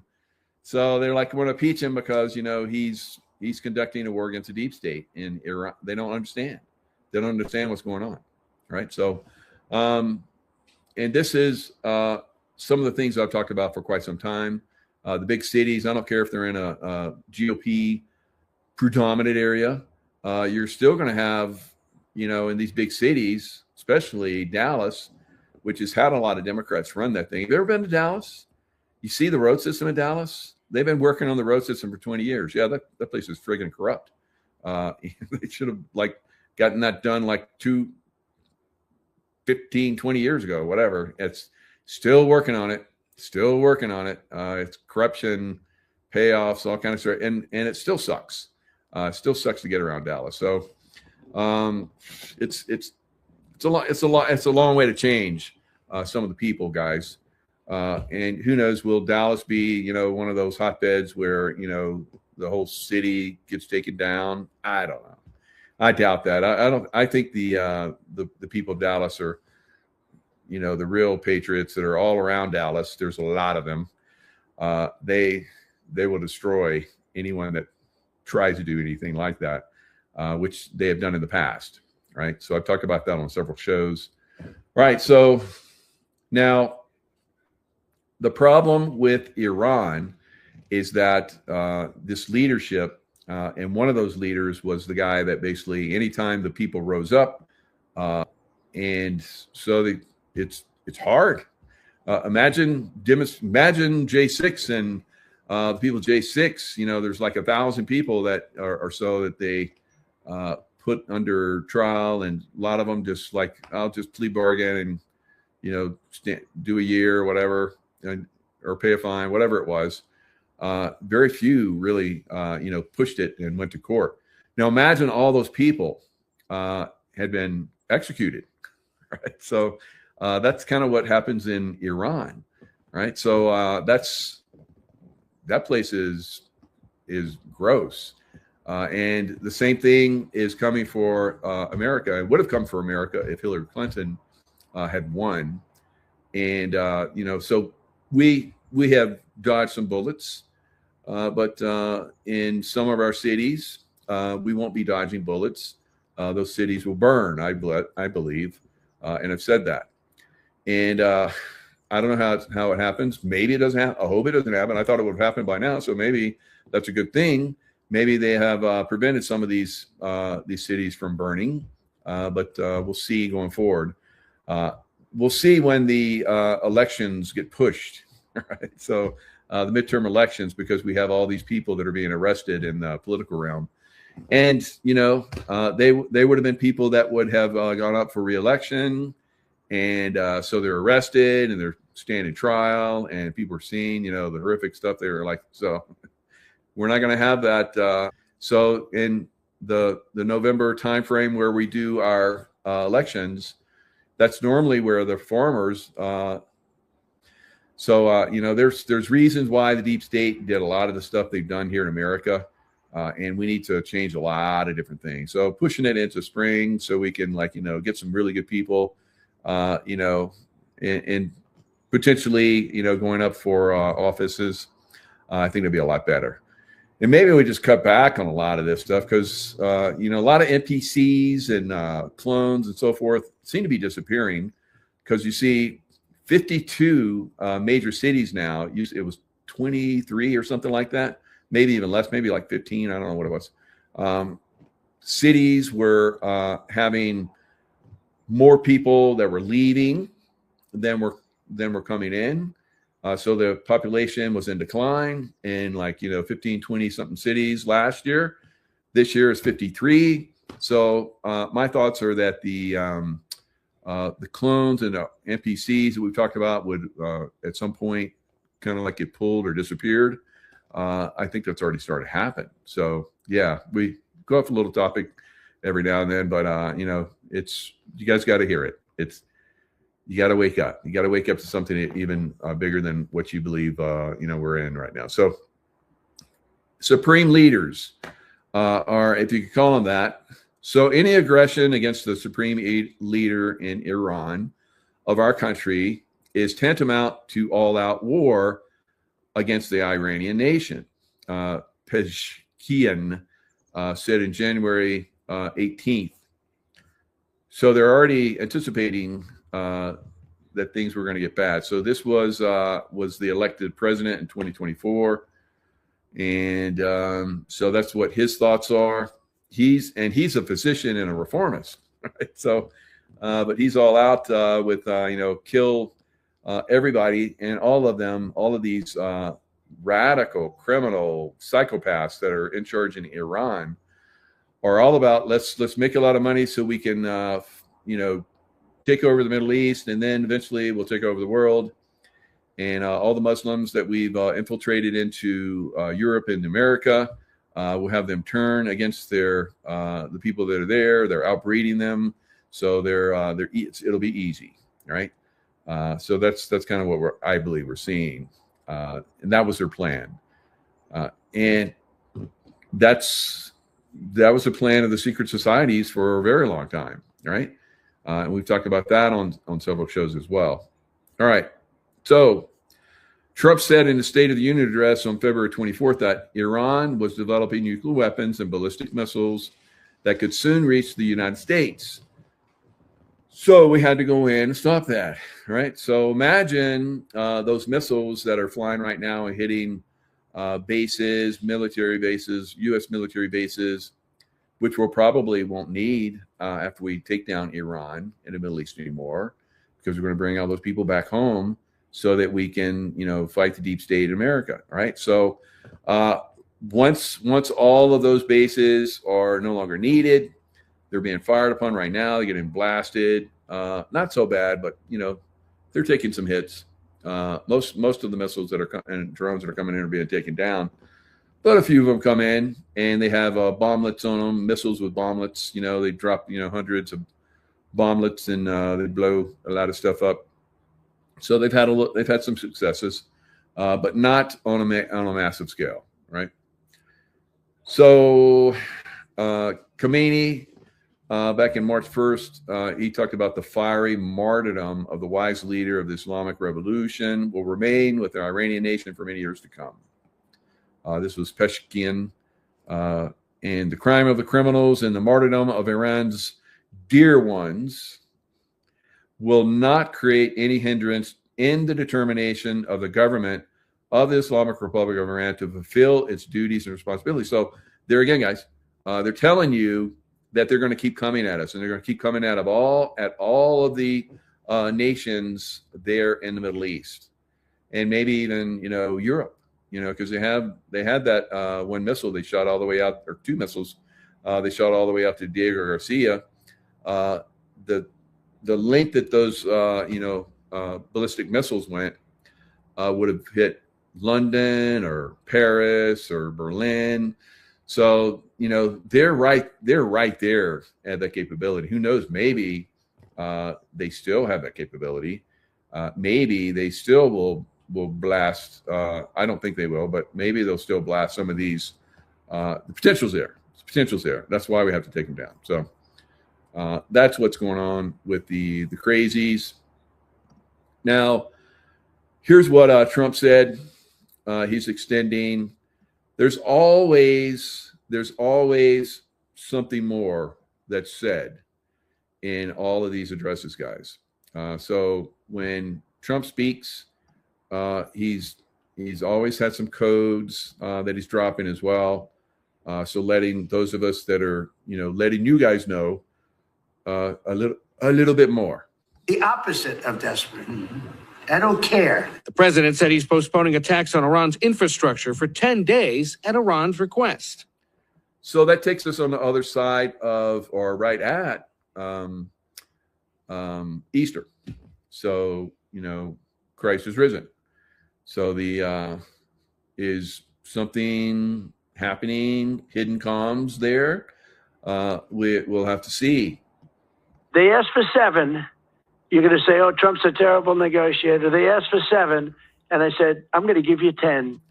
So 10. But with Iran denying any...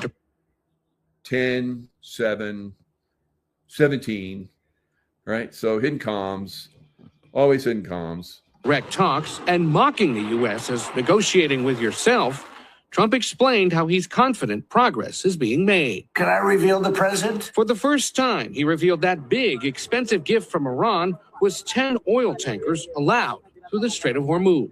I said, well, I guess we're dealing with the right people. He says the move proves the people he's talking to have power to control the key shipping corridor Iran has effectively closed off for almost a month. Oil tanker traffic is down 90 to 95% since before the war. Economists now expect U.S. inflation to jump to more than 4% this year because of the conflict. Mortgage rates moved higher for the fourth straight week, while mortgage applications are down. Global oil prices are up more than 40%, and the American cost of gas is up by almost $1 per gallon in the last month. Amid all that tough economic... All right. So, there's always hidden comms.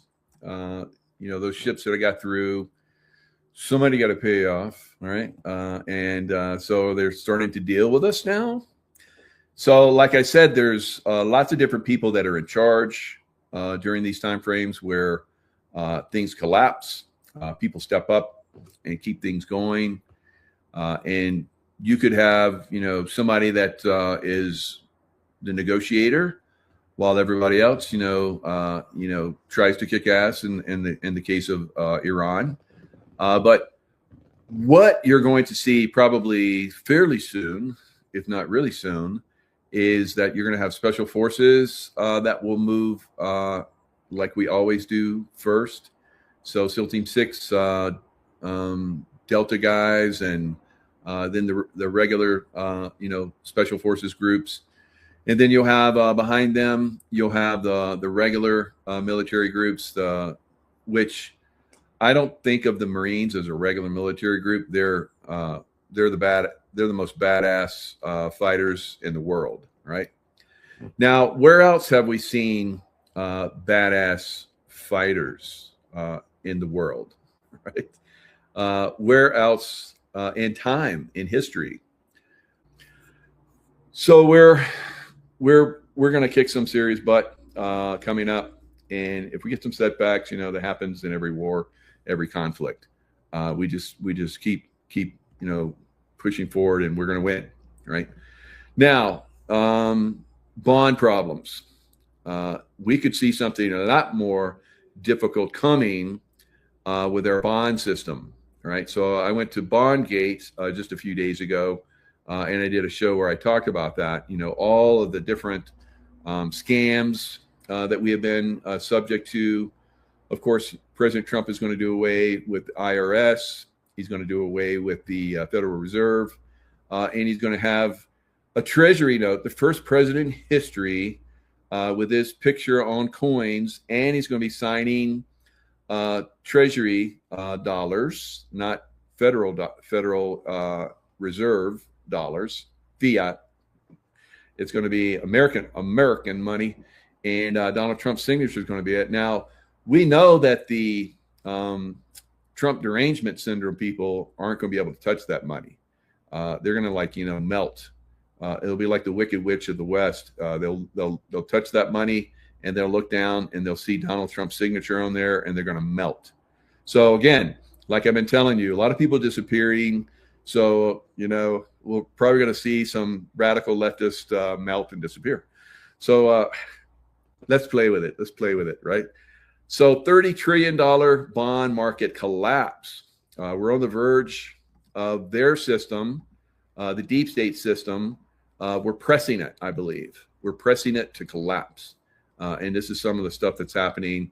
So there's always multiple things that happen. You do a conflict here, and you're moving chess pieces over there, and they're not paying attention. And then you come in, you basically take their asses down. So let's listen. If you're interested in finance and are alarmed by what's going on in the bond market, this video is for you.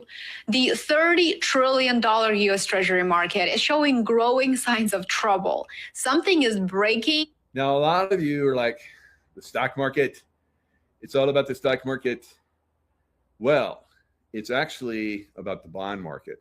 And where the bond market goes, that's where the stock market will go. Beneath the surface of global markets right now, and it's not stocks, at least not yet. The real signal is actually coming from the bond market. As you know very well, the bond market is the foundation of the entire financial system, and right now it is flashing a warning that has historically preceded broader market stress. And we're talking about rising yields, we're talking about surging volatility, and of course, deteriorating liquidity. This time, the trigger isn't a banking collapse or a housing bubble or an AI bubble or any type of a bubble. The trigger is war. U.S. Treasuries actually sold off on Thursday with the monetary policy sensitive 2-year yield up 0.12 percentage points to 4%. The 2-year yield has soared 0.62 percentage points this month, which puts it on track for its worst performance since September of 2022. Additionally, an auction of the same debt earlier this week received a really bad reception. So in terms of the bond market, the foundation of the financial markets, it's bad news. A rush by bond traders to effectively unwind U.S. futures positions as the sell-off continued was very alarming. According to Morgan... Very, very alarming. All right. So you guys have heard me talk about just recently the bond gate situation and how we pay these property taxes for the bonds that are written for schools and blah, blah, blah. And we're finding out that that's massive fraud, massive, it's fraud beyond belief. It's a Ponzi scheme where they continually push more bonds. So a bond basically is getting ready to reach, maturity, and then they add another bond on top of that, and take out the payments further. Get more money. It is out of control. We should not be paying property taxes, period. We should have never started paying property tax. We should have never started paying income taxes. All right. So a lot of this stuff is going to be collapsed.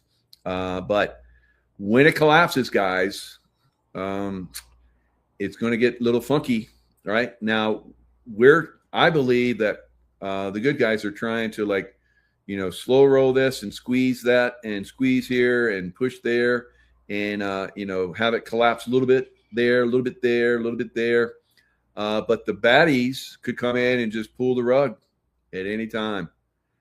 So just have to be aware that, you need to have food and water and, necessities and medicine. If you're taking medicine, backup medicine, and you need to be on, you should be on LifeWave, but if you're not, then whatever you're on, hopefully it's working for you.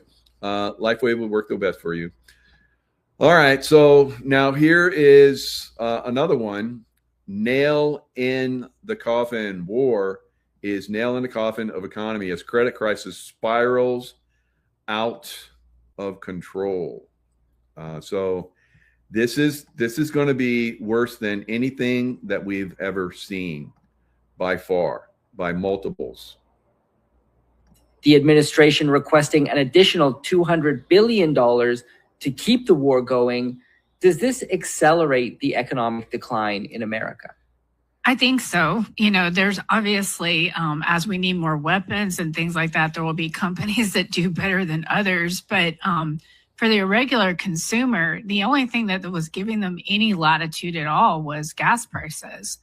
And now, it seems crazy to most people that 25 cents, 50 cents, $1 can make more a gallon can make such a huge difference. But it does, because there is just no wiggle room. And so, what I remember 22 very well, like we had to give people gas cards just to get them to work because they couldn't afford it. And so, in the United States, we drive a lot. We don't have a lot of public transportation. And so, this is a big deal. This just kind of puts the nail in the coffin. And there's, and we're continuing to see layoffs. And so there's nothing really coming at this, in the near term for to change this picture. So it accelerates it. It makes it worse. All right. So I saw, or somebody said, I didn't see it, I didn't look it up yet, where $4.09 New Jersey for regular gas. Owie. So so we're basically seeing some companies are saying that they're going to double the price of plastic. Plastic, of course, uses a lot of petroleum product. So they're going to double the price of plastic. So we're going to see a lot of things probably go up in price. And not just gas, but gas goes up. And of course, we've said this many times that, things are transported, things are brought to you. The guys that are bringing you your Amazon that you order, or whatever it is you order, from wherever you order it, and it gets delivered to you, those gas prices go up, and those prices for those products are going to go up. And it's going to be the same across the board. It's what happens. So you're looking at, I would say 3, maybe 4 more weeks, just a rough guesstimate of when this, it could be less, could be a little bit more, of when this Iranian regime is completely eliminated, right? We're going to have our Malta moment coming up. So hoorah, Marines and, you 82nd Airborne guys or whoever's going to get involved here, prayers for all those guys and prayers for all the people within the Gulf region right now with this kleptomaniacs that are running Iran. They're going to do crazy stuff because that's what they've always done. I've been around these guys for decades. They're savages beyond your belief, right? And I've talked about, how they deal with women and so forth over the years. If you don't treat your women as if they're a precious, because they bring in life and they're intuitive and they're, help, build and so forth. If you're not treating your women in your culture with incredible respect, then your culture is doomed. Right. So they're doomed. Iran's doomed. Of course, that's not all of the Iranians. The good Iranians are waiting for help. They're bunkered down and waiting for us to come and help them out. And they're going to be very appreciative. And it's going to change the entire Middle East. It's going to be amazing. Absolutely amazing. All right. So now oil prices will continue to go up. All right. And it is what it is. It is, part of the decimation and destruction of the deep state. It's happened before. They've manipulated the markets to their own ends and means, but this time they're getting, hammered out. So as you see here, U.S. oil on Friday reached a high of 101.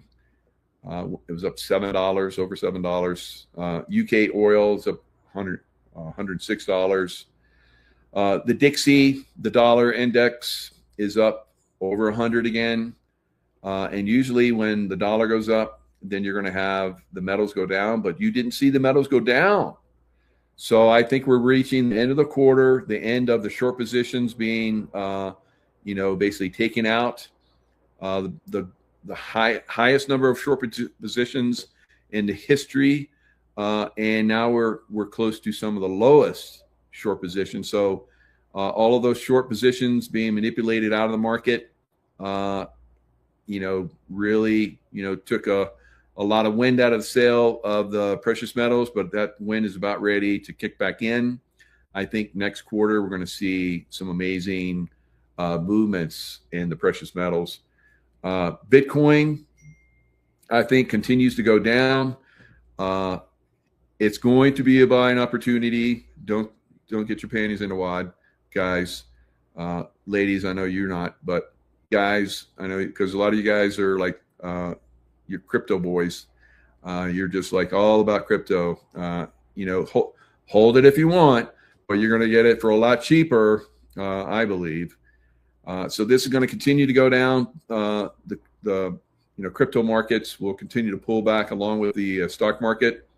Maybe they'll get another boost. I've been predicting that stock market has not seen its all-time high, so we may see another pop in the stock market before this is all over. I think maybe after the Iran war is basically pretty much settled, we'll see the price of oil drop, and we'll see the prices of stocks really take off, and Bitcoin will as well. But eventually, this market will crash. It's always crashed after we've had a big spike in oil, right? Always. So we're going to see this thing crash.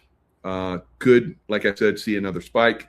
But I'm not playing it. I'm not playing it. If it happens, it happens. That's great, because I know the precious metals will blossom along with it. And Bitcoin at some point, probably in October, we'll see its low, maybe towards the end of the year, maybe earlier. But I think 35,000 for Bitcoin, and that's when I'm going to move in, and I'm going to start to get some, right? Same thing with XRP. XRP may get close to $1, or maybe even a little bit lower, and that will be a buying opportunity. So if you're in silver and you're making good profits on silver, which you are, if you listened to me several years ago, if you didn't, and now you're regretting that, it's not too late. It's not too late. So get it while you can. Start to, add to those positions, and you're probably going to see great wealth transfer into precious metals from the stock market at some point. All right. Exorcist. So we're going to have Leo Zagami on tomorrow. I think he's coming on at 3, and he's going to talk about how the Catholic Church is really pushing for exorcisms, right? So we need to get rid of all those demons that are here in Earth, all right? So this could be a good thing. We'll have you talking to you at 5 o'clock, my friends. Concern now about a surge of Satanism caused the Pope to meet with the world's most senior exorcists at the Vatican. Experts told the Pope that every diocese needs a priest who can perform an exorcism. NBC 10's Nicole Mader asked local parishioners what they think about this. Pope Leo met with representatives from the International Association of Exorcists, where they told the pontiff about their concerns of a worldwide surge of Satanism. EWT in Vatican reports that the association asked the pontiff to ensure that So I think this is quite interesting, don't you? That we're taking down the deep state, and some of these people just seem to be disappearing. Well, those demons that are attached to them, they are like, taking flight and trying to find other victims. So I think this is a very good thing. Now, I did a show yesterday where I talked about this. And what I have found is I don't cast out demons anymore. I disintegrate them, right? I send them back to the light. I departiculate them and send them back to the light wherever I encounter them, wherever I'm guided to take them out, which I've done quite a few quite a few, right? I took out Osama bin Laden's. I took out Hillary Clinton's. I took out Joe Biden's. I took out Kamala's. So you see, those are all different people now, right? And of course, Osama bin Laden is no longer with us. So a lot of people that I have focused on, I basically take their demons and I disintegrate them, right? I send them into the light, all right? Departiculate them, all right? So this is something that's going on in the world right now. If you're not someone that's been trained, I have courses where I do some of this training, but if you're not very well trained in this, because I learned the hard way. Fortunately, I had Archangel Michael come and save me. When I started out on this, I was completely clueless, and I was like, I'm going to kick some demon ass, and that didn't work out so good, right? So you don't fight them on their level. You send them love. You know how I talk about love. I learned the hard way, guys. It's all about love, right? You stay in the love vibration. They don't like that love vibration. And you surround people that you think are baddies with love vibration, like Newsom and, Hochul and all these other people, which I've been doing. They go bye-bye, right? Every diocese in the world has one or more adequately trained exorcist priests. Most dioceses do have an appointed exorcist. Father Gabriel Chiretta at Providence College says the church holds a healthy skepticism of claims of possession and is only considered after ruling out all other possible factors. They're extremely rare. We believe that they are real. In today's day, exorcists are typically priests that are specifically appointed by bishops. They can investigate claims of possession, perform the major rite of exorcism, which is rare, or more commonly, they can offer prayers for spiritual distress. Father Chiretta says the way someone can become possessed is only if they are inviting demons into their soul. Common things that people do that people don't take terribly seriously but can be serious are things like Ouija boards and tarot cards and fortune tellers. If somebody does that stuff often enough, it is just pretty much a guarantee that at some point they're going to connect with someone real, and that someone real does not have their best interests at heart. This isn't the first time a modern pope has faced the issue. Pope John Paul II dealt with it himself in 2002 when an Italian newspaper reported that the pontiff had performed 3 exorcisms during his papacy. Then in 2018, the practice of exorcism got a modern twist. About 200 Catholic clergy in Rome learned how to perform the ritual via cell phone. And Catholics in Rhode Island say they trust the pontiff's judgment. I believe the Lord appoints people who are going to do the best for us. In Providence, Nicole Mader, NBC 10 News. All righty. So yeah, tomorrow we'll have Leo. Leo went way down that rabbit hole, all this stuff, and he's talked about it quite a bit. He's got incredible books. So we'll have Leo on once again tomorrow to go into that. What's really going on with the Catholic Church? All right, it may not be what you think, or what even I think. So it'll be interesting to see what he's talking about. So, like I said. The numbers of people that are leaving the big cities is increasing. So let's go into this article. LA and San Diego suffer major population drops as immigration slows and California residents flee. All right. Or is it people just disappearing, as I think, right? It's a sharp reversal for regions that have long depended on a steady flow of newcomers to keep growth alive, right? So here we go. ICE basically getting rid of illegal immigrants. And then, of course, you have the idiots that are, fighting against our laws, which keep illegal immigrants out. So the Los Angeles area, the imbalance is hard to ignore. Roughly 131,000 people packed up and left in just 1 year, while only about 38,500 new international illegal, or some of them are actually legal, new international arrivals came in. It's nowhere near enough to close this gap. San Diego seeing a similar pattern with outbound domestic migration outpacing gains from abroad. So, these numbers are much, much bigger than I thought. All right. So across the country, the trend is gaining momentum. I'm glad I brought this in.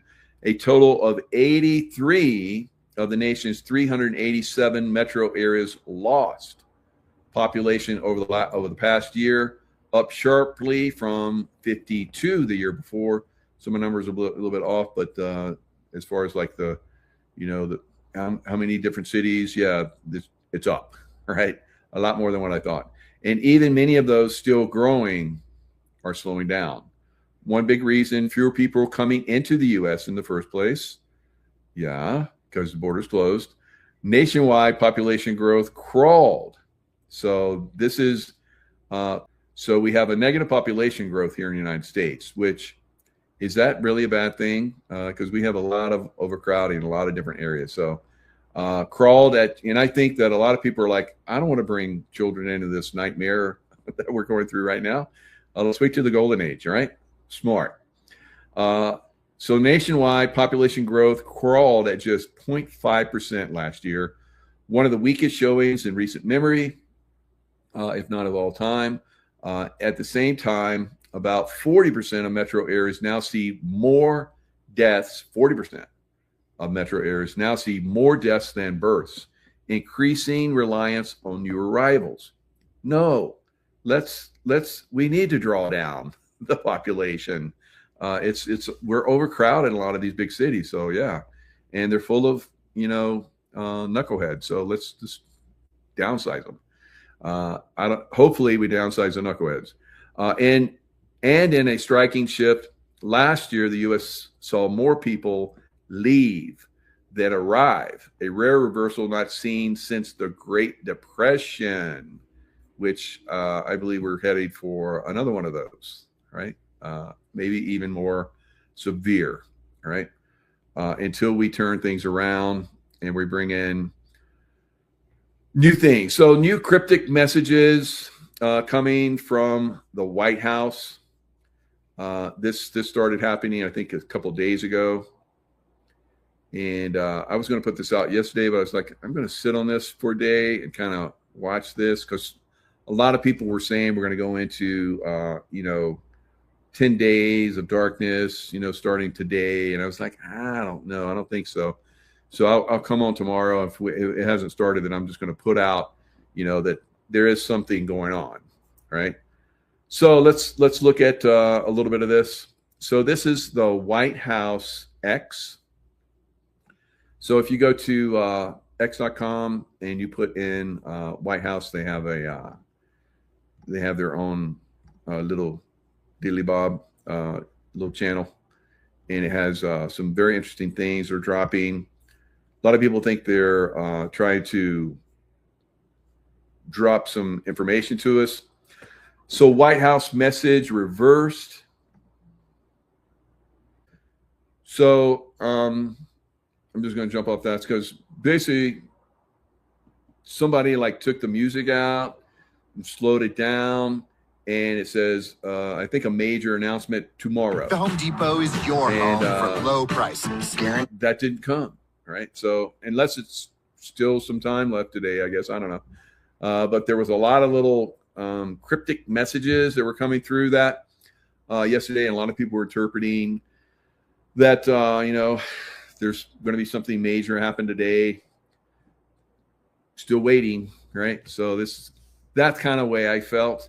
That is, there's some kind of, is it disinformation or is there some kind of information that's being dropped? It does seem to be some little information that's coming through there.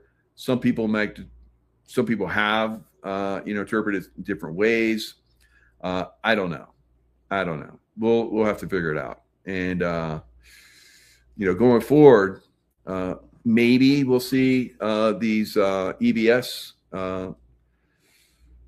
happen. I've always thought that was a possibility. I remember when David Wilcock was talking about that with Kerry Cassidy 10 years ago or more. Still waiting, right? So that was a long time ago, and we still haven't had that. So I'm like, if it happens, it happens.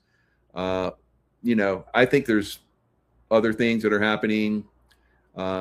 we don't need that unless shit really hits the fan.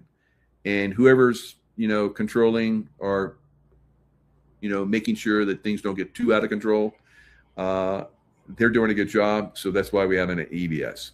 But if things get really out of control and they really have to lock down and hammer, that's when potentially we're going to see the EBS. So again, just have the car filled all the time, right? Don't let it get too low. And have extra of everything. And, if something happens, it happens. You're not like sweating it. You're not caught, flat-footed and somebody like, throat chops you and you're flat-footed and you're going to go back pretty hard. So I've done that to people. So it's a pretty intense time, but not if you're prepared, not if you're, awake, which most of this audience is. I would say 99% of you. Some people are like, what is he talking about?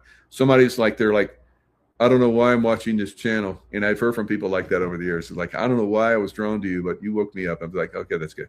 So it's not me. It's God. God sent you. Right? I'm just a conduit. Right? So there is a lot of information that's coming out right now. Now, one of those is Melania and the Figure 03 Do robot that she walked out with the other day. And what's going on with that? What's the comms on that one? Right? So let's look at this, see if I can find the video on this one. All right. Where is it? Jeez. Is there more to this? Is that it? What happens next? All right. So what can Figure DO3? So here's a picture. She walked out with this robot. I don't see. Maybe they took the video down. I don't know. I'm not seeing the video now. But you can probably look it up. I'm not going to hunt for it and make you guys wait around. But this video was very interesting. So it comes out, and so she's doing the runway walk. She's a supermodel, of course. She knows to do that. So she's like 1 foot in front of the other one, and the robot is walking like Joe Biden. And so some people say, I don't know, it was Joe Rogan or somebody's made the comment. It's like that robot looks like Joe Biden. Whoa, the way he walked. And was Joe Biden? Did we see a Joe Biden robot? Totally possible. Totally possible. All right. So there were definitely several people that were playing Joe Biden. There's several people that play President Trump as well, guys. So and I've seen a different Melania as well. She looked like the person that was playing Melania looked like a Secret Service woman. But they have to have when there's threats and they have public appearances, they can either just say I can't make it, or they can send out the body double with extra protection. Of course, I don't want body doubles get taken out either, but that's what they do. So anyway, this robot walked out with her and then announced her. Says during his speech, the robot framed his participation as part of a broader effort to connect technology with education. So we know our educational system is massively compromised. So maybe they're trying to, get it up to speed, which I think is a fantastic thing.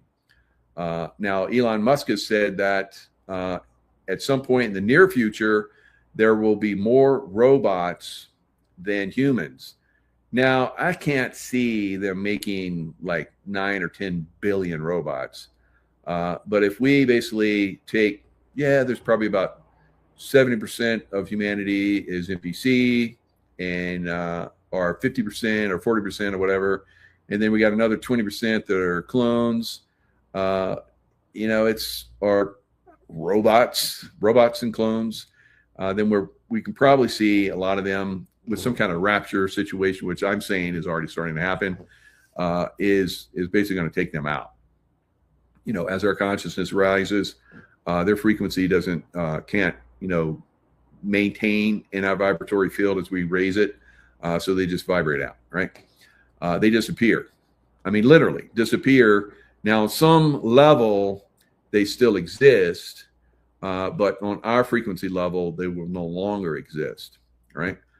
So it would be like, you know, you're standing on the land, and I'm underwater swimming with my scuba, and you know, I exist on a certain level that's different from what you are, and you would say, yeah, it's still the same, but kind of different, right? So you know, dimensionally, that's kind of way I kind of try and describe it to people. People are in the air in airplanes. That's kind of like another dimensional, you know, level. You know, you're not at that level right at when you're walking on Earth. So think of it like that way. I don't know. Maybe it's not the best one, but that's what comes to my mind right now. So maybe I'll make it better later. So, I don't know. So I have a hard time understanding dimensions. So yeah, hopefully that helps you. Now portals and all kind of crazy stuff are, you know, part of our reality. We're stopping the portaling of negative energies and negative beings come into our reality.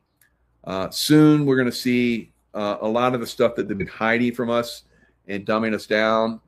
Like our Earth is, we only have a very small portion. You look at what we believe is a globe, that's a very small portion of what the Earth is. We take down the ice wall, which is coming down pretty soon, I believe, and we're going to interact with those beings that are in the greater sphere or whatever, flat Earth sphere, dimensional realm, whatever, the rest of Earth, and then it's going to be amazing. And they're going to be like, those MFers have been like screwing us over for so long, teaching us bullshit. Right? So, you know, some of us have already started awakening to that. So dimensionally, our consciousness is starting to reach into these other realms. And that will be a different dimensional realm, I believe, I feel, right? So vibrationally, you know, sometimes you can, if you've ever done a really good meditation, and if you've never done a good meditation, I have like exceptional meditations in my Unleashing Intuition courses. Please learn how to meditate, all right? Get your consciousness under control. Learn about the different brainwave states. And learn how to meditate, and then meditate on your own. You can put yourself in a meditation. And I'm always in a movie meditation. I'm always in La La Land. I'm like, you can't kill me. It's you don't know what you're doing, because I could do it so easy. So there's a lot of us that are moving into these higher levels of consciousness. I think that, you know, like I said, that as we move into those levels of consciousness, a lot of the manipulations and the stupid people and the clones and the NPCs just fall away, guys. And, you know, the manipulated sports, football, you dummies that still watch football, it's all manipulated, in baseball, and you know all the scores, but there's a lot of things you don't know about, right, that you should. So, you know, all that stuff is going to fall away. Everybody's going to be like, God, I can't believe I used to follow football. It was so stupid. I'm glad I'm awake now. So, you know, I've helped a lot of people do that. So it is moving that direction. It's a fantastic time to be alive.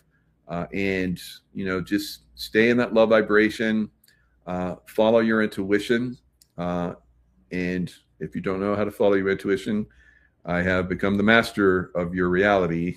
That's the first course you start with. All right, guys, lots of love. Stay in that magnificently beautiful love vibration. And you know, the earth energy is very feminine.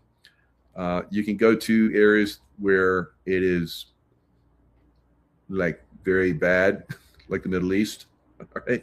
A lot of places in the Middle East where it's dirty and desecrated and filthy and so forth. And look how they treat their women, right? So treat your women good. You know,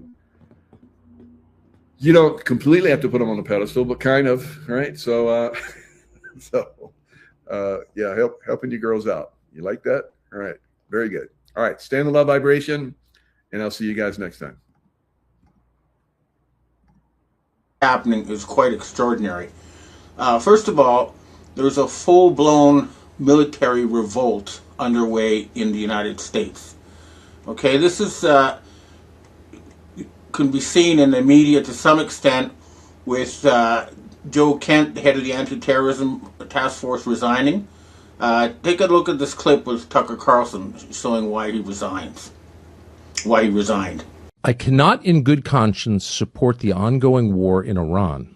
Iran posed no imminent threat to our nation. Iran posed no imminent threat to our nation. How did you reach that conclusion? I think this is key. I mean, this would be more challenging to explain had the Secretary of State, the President, and the Speaker of the House not come out and said that we conducted this attack at this time because the Israelis were about to do so. So that takes away the argument that there was an imminent threat, as in Iran was planning to attack us immediately. That just simply did not exist. Okay, then next take a look at the corporate media reaction. Sources are saying that Joe Kent, the former director of the United States National Counterterror Center, this is from Semaphore, he just resigned. He's now under FBI investigation for allegedly leaking classified information. And the investigation predates his departure. They're going to try to charge Joe Kent with leaking classified information and put him in jail. But they're not willing to arrest people who... Is that what the United States has come to? Is that the sort of government you want? This is not going to be allowed to continue. And I've received multiple intelligence communications from military white hats that Trump tried to order the U.S. military to start a ground war in Iran and that they are disobeying his orders. Now, we need to take this further because this is a life or death situation. These people use targeted assassinations. They'll try to kill any military leaders who are trying to oppose this Armageddon attempt. So what needs to be done is you need to send special forces into the Treasury Department, the fake White House studio in Florida, and the headquarters of the major media companies like Google, Meta, and the various networks. They need to be occupied by the military so that they can start conveying the truth to the people. For example, one truth they are not announcing is that Iran has sent a message to all major countries saying that the Strait of Hormuz is open. The only country they are blocking is the United States and their rulers in Israel. So the Straits of Hormuz are open. It's only the Americans who are being blocked. Now, the other big news item that's not being reported, but that needs to be reported, is that a ground war has started. Israel is now being invaded or occupied, or liberated, I should say, from these Satanists. And that is another huge news item that you're probably not seeing in your corporate news feed. So it's important for the military to get a hold of the corporate news feed and start conveying the truth to the people, because they all know it anyway. Nobody believes it anymore. You know, and this is a problem too that extends to Canada. Canada also needs a regime change. Take a look at this clip. Let's start off with this shocking new report. Canada's economy is so poor, it represents a human rights crisis, says the Canadian Human Rights Commission. Agency says inflation, housing shortages, and a rising poverty rate puts the fundamental human rights to an adequate standard of living at risk. Canada is getting so bad that our very own Canadian Human Rights Commission is saying that we're in a human rights crisis in Canada. A new survey that came out today finds nearly half of all Canadians are living paycheck to paycheck. While at the same time, new models showed that if there was an election today, the Liberals would win a super majority with 218 seats. It's 172 to get a majority. A 218 seats would annihilate all other parties. What's quite interesting is Mark Carney's scorecard after a year of being prime minister has just been released. Mark Carney's 26 trips abroad, a breakdown of Prime Minister Carney's trade deals and travel after 1 year of office. Here's Mark Carney's scorecard. Binding deals is in green. I don't know why they made it so thick, because we have Indonesia, Chinese tariff rollback, and India's uranium contracts. As for Indonesia, we trade $5 billion back and forth with Indonesia. For context, we trade $1 trillion with the United States back and forth. So $5 billion is like picking up a penny on the street and going, you know what?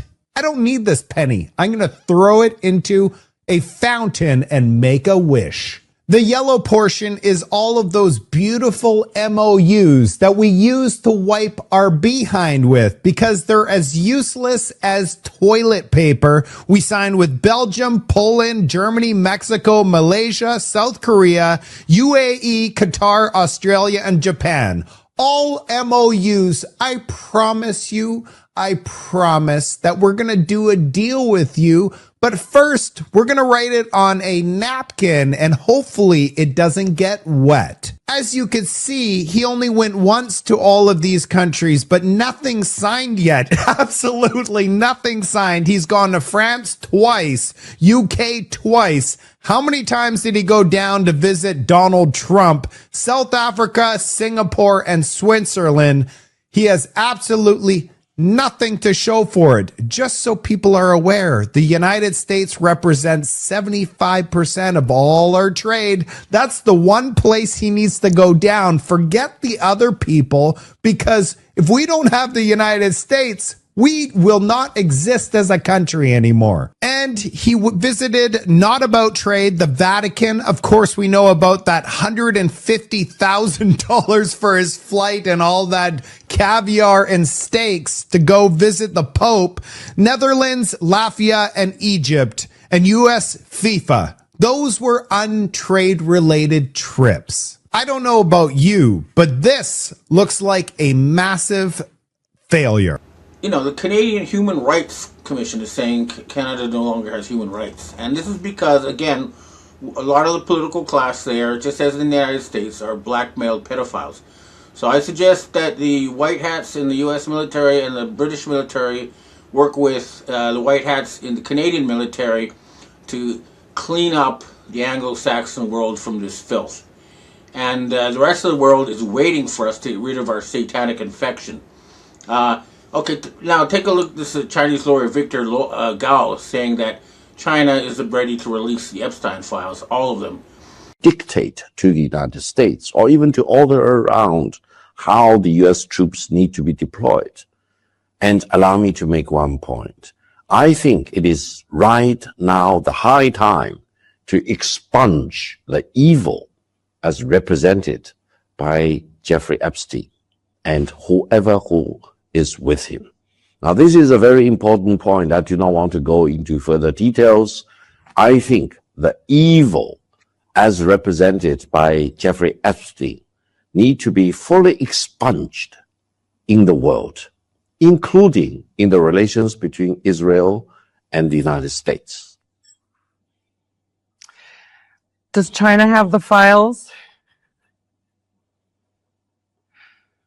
Well, eventually everything needs to come out to the sun. Let's wait. Okay. I like that kind of strategic ambiguity. Okay, so China is aware that the Western world has got some kind of infection of evil, and they're going to try to do something about it.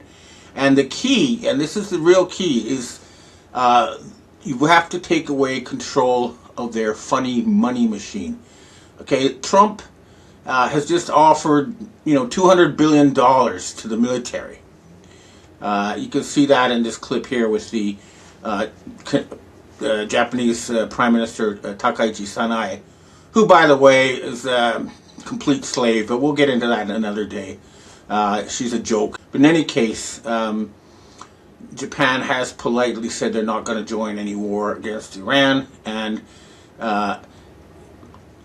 Trump goes around saying, we'll give you $200 billion to the U.S. military. Well, that money is just money created out of nothing. Okay, it's stolen from the people, and it is why you are poor.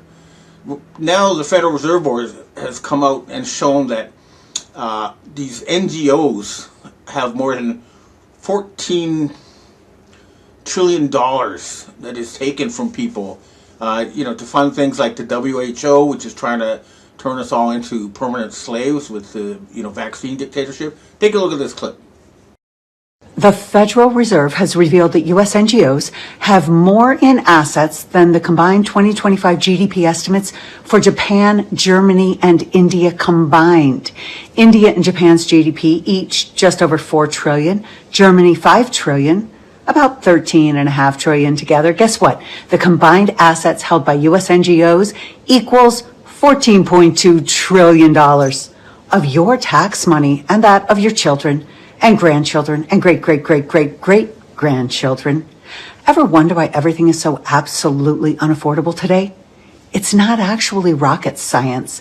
Government has forgotten the fundamental reasons for which it was formed: to serve and protect our civil liberties. It has inverted the entire formula and decided that we are the ones here to serve, to work, and through our individual labors. So the key is to remove their control of the funny money machine, and the Dragon family has sent documents to the U.S. Treasury that would open the floodgates for as much funding as the United States and Canada need to rebuild their infrastructure, to end the poverty, and to rejoin the world community as normal, non-terrorist countries. Let's face it, the U.S. and Israel are the world's main source of terrorism, together with their cousins in Ukraine. These satanic gangsters need to be permanently eradicated, and these funds will help. Now, the other thing that we have on offer, the White Hat Alliance has an open offer to the American people that all your debt will be written off. You'll have no more debt, none. Plus, we will return the money that was stolen from you through central bank fraud. So all those NGOs that have money, that's money that was stolen from you. Okay, that's $14 trillion that should be returned to you. This is what's going to happen as soon as we take away control of the magic money machine. And the key is to locate the French Rothschild family and the other members of these families, the Rockefellers. They all need to be rounded up, taken in for questioning, and then we can end this. And it will be a very, very good thing for humanity when these people are finally removed. And it is happening. Like I say, there's a military revolt happening in real time, and this needs to be encouraged. I even heard it on Far Eastern military radio that the head of the Delta Force was on that radio saying that they're not going to go to war with Iran. So the revolt is underway, but we need to get those corporate media outlets from the hands of these people, and we need to start arresting all the Epstein criminals, starting with the fake Donald Trump. And as Joe Kent wrote in his letter, he's aware that the real Donald Trump has been missing since June of 2025. So he's not your commander-in-chief. He is a fraud who replaced the real commander-in-chief, Donald J. Trump, who has been missing since he went to a G7 meeting in Canada in 2025. And that means that Mark Carney of Canada needs to be held responsible for this. This is not how you treat a neighbor. And we can all end this right away. And the military needs to not waver, and they need to go straight into those corporations, and they need to take over control of all the screens so that the truth once again comes out, because the truth is going to set us free. Okay, well, that's what I have to say for myself today. Oh, one more thing. Benjamin Netanyahu, he's now missed his 14th consecutive security meeting. He's definitely out of the picture. They put out different fakes of him. One where he's a rubber mask guy who's lost 50 pounds in a week, and the other ones. But he's gone, and that's a good thing. I mean, it means that Israel is actually leaderless. Even if they keep putting out fake videos, it's not going to change the reality. And Israel is being occupied now. The military is moving in there, according to the Iranians. All right, well, that's what I have to say for myself this week. Now I'd like to answer questions from readers and viewers. Hi, Ben. We have our first question for today. There are reports stating that Iran has choked off nitrogen fertilizer exports, and with 35 to 40% of fertilizer coming out of the Gulf, do you see this becoming a global food crisis for the West? And by doing this, doesn't this play right into the hands of the Khazarian mafia? And does this turn into a food supply shortage, in your opinion? The only people who are threatening to cut off fertilizer are the Khazarian mafia. The Iranians have announced that they're not cutting off anything. So if there's a cutoff of fertilizer, you're going to have to go to the Rothschilds and the Rockefellers to solve that problem, not to the Iranians. But yeah, the Khazarian mafia is trying to create a food crisis. Anything they can do to prevent... Next question. Hi, Ben. There is news that Cuba has given in to the pressure and is now in negotiations with the United States. What are your thoughts on this, and what do you think is the outcome? The Russians are now sending ships to supply Cuba with fuel. But at the end of the day, I think that the Americas, North and South America, are going to have to come to a new arrangement to replace the dominance of the region by the Khazarian mafia-controlled United States. So hopefully, Cuba will have friendly relations with all the rest of the Americas in a mutually beneficial manner. But what they must not do is surrender to the people behind the fake Donald Trump. Next question. Hi, Ben. Bibi's dead theory is now circulating everywhere, and you touched on this already. We are increasingly seeing more AI videos as Israel tries to, quote, prove that he's alive. Is it, or do you think that he's just hiding somewhere? If he is alive, he should be hiding because, personally, I want him to be alive because I want him to be arrested in front of the cameras and then face a war crimes tribunal and then be hung in public if found guilty. That's what we really want. Next question. Hi, Ben. I'm wondering about the Q drops that are very consistently saying that Israel must be saved for last. I'm not exactly sure what that means, but maybe you do. And are we there yet? Well, clearly, if Israel is liberated, then the United States will be liberated. And the other group that needs to be dealt with are all these satanic Nazis in the Ukraine. So I would say Ukraine and Israel and the United States are being saved for last. And that's happening now in real time. Hopefully the American people will be liberated from these satanic cultists sooner rather than later. And the U.S. military is on the case. And I strongly encourage all members of the U.S. Armed Forces to create a new chain of command outside of the control of fake Donald Trump and the people around him. Next question. Ivan Weaver, last question for today. Says, I don't think Mark Carney will last 6 months. It doesn't make me feel comfortable of hearing the bad news about Indian immigrants in Canada creating huge criminal networks in major cities, except for Montreal, Quebec City, and any maritime cities. The whole creation of India, after all, had a Zionist pretext, and India today is essentially an Israeli colony, just like the United States. Many of the Hindu nationalists in India are Israeli spies, in my opinion. What are your thoughts on this take? Well, certainly Indian Prime Minister Narendra Modi is in the Epstein files, and he's gone out of his way to suck up to the Israeli regime, so they must have some compromise on him. However, I wouldn't, I think overall India is an English-speaking friend of the Anglo-Saxon world, and we should have good relations with India. And as far as immigrants creating crime networks is concerned, Clearly, in the past few years, Canadian immigration policy has degenerated. It used to be that you had to be very useful, well-educated, and provide job skills that no Canadians had in order to immigrate into Canada. Now they're taking these high school dropout men, military age from the third world, and dumping them in Canada. That is not what Canadian immigration policy should be about. And I strongly encourage the Royal Canadian Mounted Police to, eliminate all these crime networks and start deporting, foreign-born criminals who are brought in to deliberately cause unrest. Okay, well, that's what I have to say for myself this week, and hopefully soon all the networks will be showing us footage of Donald, the fake Donald. Restored Republic via GCR. Judy note, the U.S. incorporated government is insolvent, over $41 trillion in debt. That's the conclusion of the Treasury Department's own 2025 financial statements, released last week to near total media silence. The numbers, $6.06 trillion in total assets against $47.78 trillion in total liabilities as of September 30, 2025.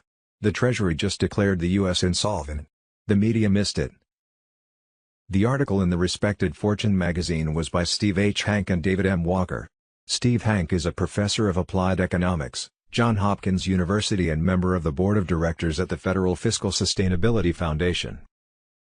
David Walker is the former Comptroller General of the U.S. and chairman of board of directors at the Federal Fiscal Sustainability Foundation. Both were appalled that the mainstream media failed to pick up the dramatic story that affects the entire nation and world. The question is why? Why didn't the media care?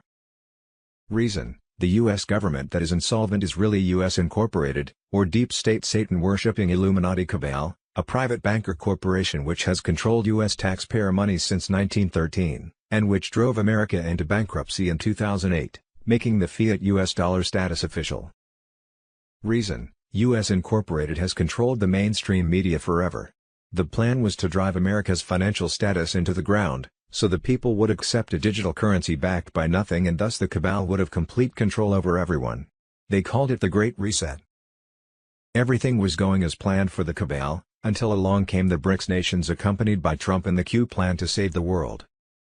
While the BRICS nations evaluated 209 countries' currencies to be gold/asset-backed and planned a global currency reset, Trump went around the world and organized the global military alliance to arrest the bad guys. Then he flew 650 plane loads of gold out of tunnels beneath the Vatican, where the bad guys had it hidden, and put it back into its rightful place in the new U.S. Treasury, located on an Indian reservation near Reno, Nevada.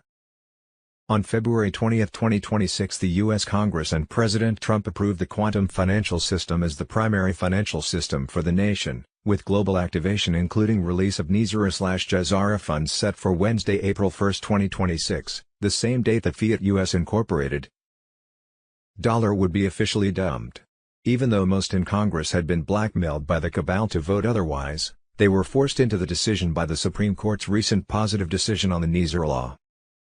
So, the bottom line was that on Wednesday, April 1, 2026, JAZARA NISR law activation will ensure that people worldwide will be debt-free from the deep state Satan-worshipping Illuminati, who have had control of the global monetary system since at least 1913, according to Juan O. Savin, who some say was JFK Jr., VP of the Restored Republic.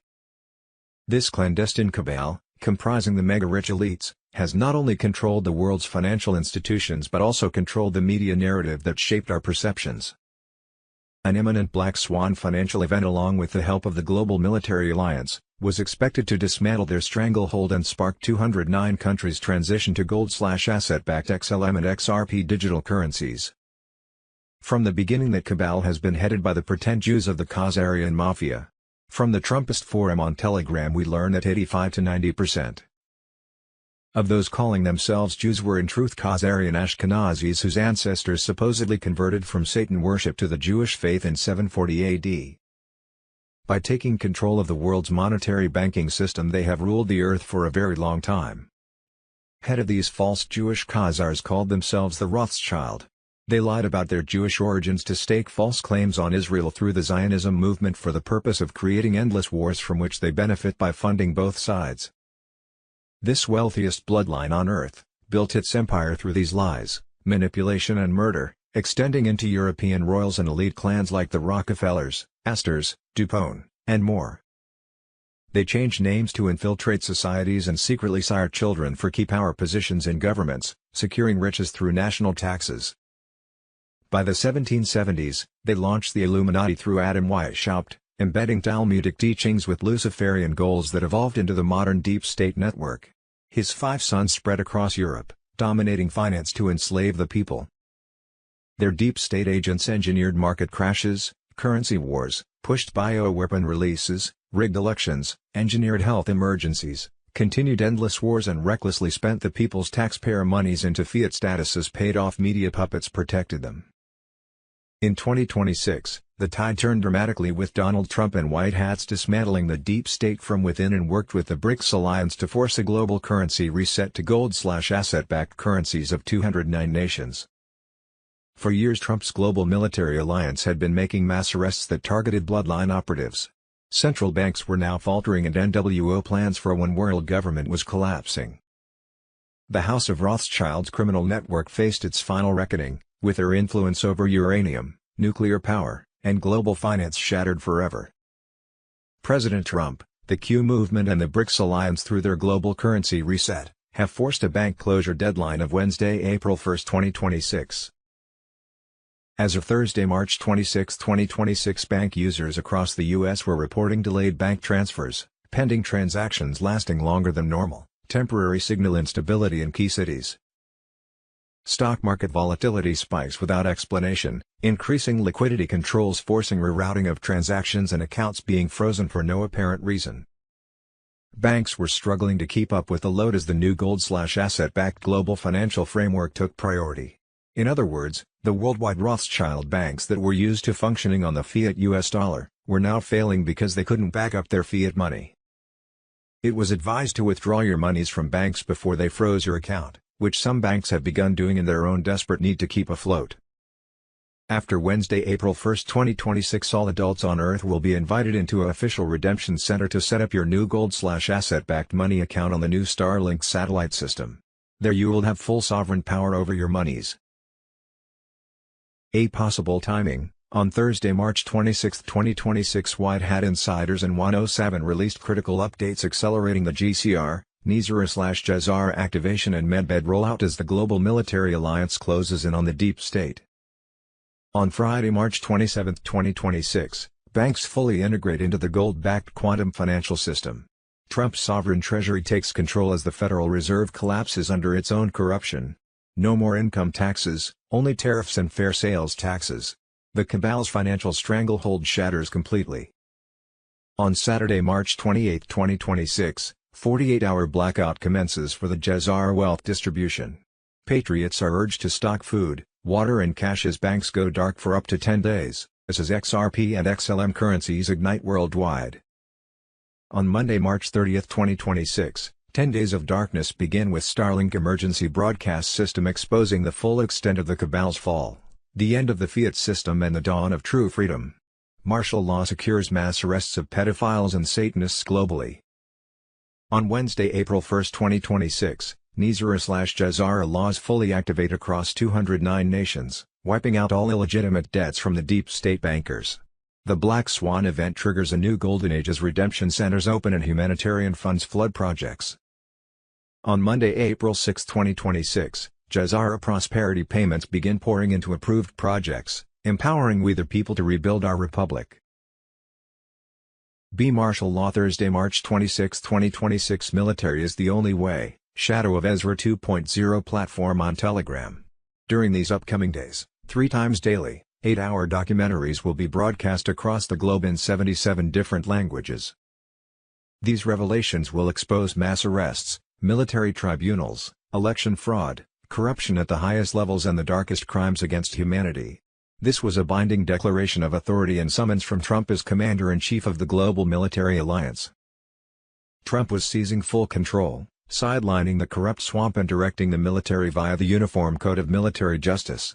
The military now served we the people through Trump, not the treasonous corporate facade. See Global Currency Reset. On February 20, 2026, the U.S. Congress and President Trump approved the quantum financial system and the primary financial system for the nation, with global activation including release of NISR/JAZARA funds set for Wednesday, April 1, 2026. On Friday, March 27, 2026, the QFS goes live. Tier 4B notifications are already queued. The 800 numbers have been tested. The redemption centers are staffed. The deals are signed. The gold has moved. They've migrated the ledger, $23 trillion in U.S. debt, $8 trillion in offshore accounts. Every transaction, every loan, every dark money transfer since 1971, all of it moved from the old system to the new one. Friday 27th of March is a deadline for the Federal Reserve, when the QFS goes live and when gold trades not in dollars, but in quantum verified weight. Mr. Poole final chapter on Telegram. Thursday, April 2, 2026 notification to set appointments. The overwhelming majority of my bond people are telling me that they will be done between now and April 2. The overwhelming majority of my groups and banking contacts believe they will go between the 2nd of April and the 15th of April. I don't know the timing, but that is what they are being told. Marks on twos. March 24, 2026. Twos. March 24, 2026. Wilvey says that bondholders are receiving notifications. He hopes for Tier 4B notifications today or tomorrow. Payments will start on Wednesday, April 1, 2026. We were waiting for ISO 20022 to happen and it has, and it is working very well, Wolvey says. It has been 100% successful. A lady at a bank called Wolvey, crying, saying this is the news we have been waiting for. Wolvey cannot say more due to NDAs. In a few days he will be fully under NDA and will be overseas, forwarded from Ginger Doucet. Thursday, March 26, 2026. Bruce, the big call universe. The central banks around the world are buying up gold to back their currencies. 4 different sources say Tier 4B, us, the Internet Group, notification could happen on Friday 27th of March or Saturday, March 28, 2026. Tier 4B should get started with appointments before the end of the month on twos. March 31, 2026. Thursday, March 26, 2026 on currency exchanges/Zim redemption, NISR and JAZARA, the QFS system on Telegram. The amount of bond funds sent to paymasters was so high that everyone was amazed.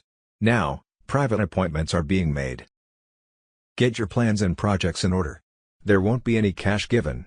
You are in charge of your money and can put it in different accounts. Advisors will be there to help you with your money and to help you choose a project from the list or guide you through one you already have. You can bring advisors, bank contacts, if you've already talked to a specific person, a friend, or anyone else you want to help you to your appointment. ZimCap information changes every day, but right now they are paying, no projects equals 15 million, no matter how much you have. With projects, the first 2 bond notes are 1-to-1.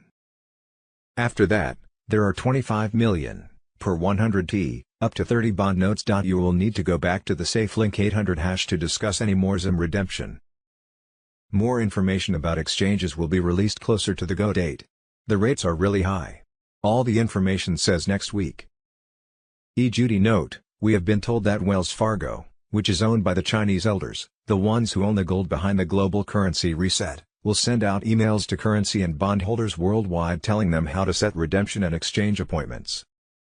It is advised to exchange/redeem your foreign currency at an official redemption center, RC, rather than a bank. You can only redeem Zim at RC, the dinar contract rate can only be given at RC and banks will offer you lower exchange rates than what you can obtain at RC. You can only set up your new wallet, bank account, at RC. It was my understanding that most banks were under control of the cabal and would soon play a different role in the global financial system. Global financial crisis. Wednesday, March 25, 2026, U.S. systems are showing real-time strain. EBS Donald Trump on Telegram. What people are evidencing right now is no longer isolated.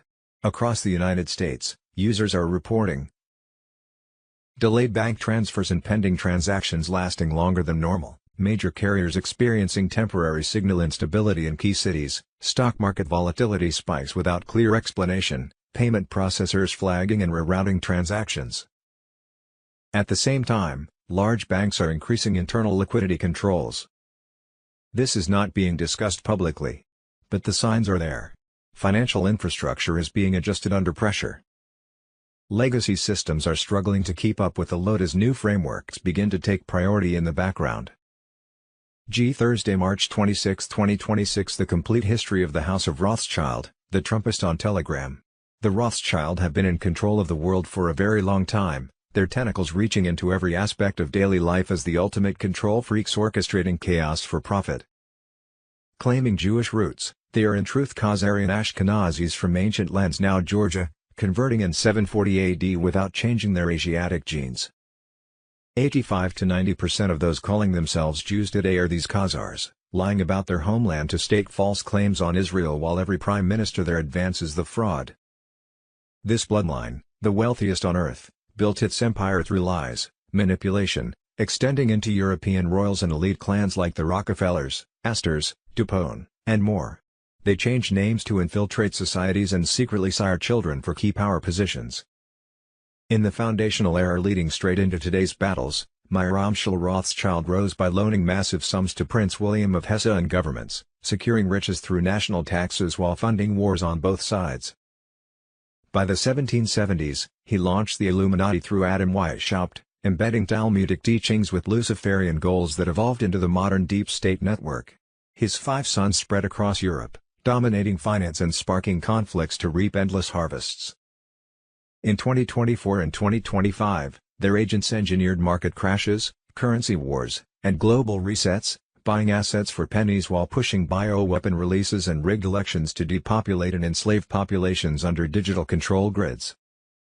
Their hand appears in every major crisis, from engineered health emergencies to endless foreign wars, installing central banks in resistant nations and leaving only a handful free by 2026. Media puppets and hate speech laws protect the cabal, silencing truth seekers. Yet the Great Awakening surges as QAnons connect the dots to the synagogue of Satan exposed in Revelation. In 2026, the tide turns dramatically with Donald Trump and white hats dismantling the deep state from within. Mass arrests target bloodline operatives, central banks falter, and NWO plans for one world government collapse in panic. Patriots worldwide rise against this satanic enterprise, exposing media complicity and elite rituals. The Rothschild Empire, built on centuries of tyranny, crumbles as humanity reclaims sovereignty.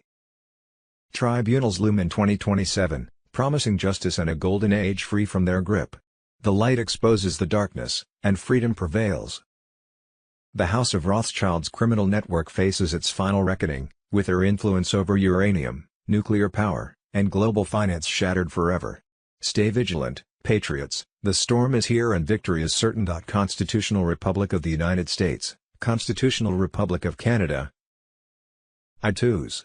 March 10, 2026 bombshell announcement, President Trump declares restoration of the American Republic, U.S. Incorporated dissolved, common law sovereignty returns, Mr. Poole on Telegram.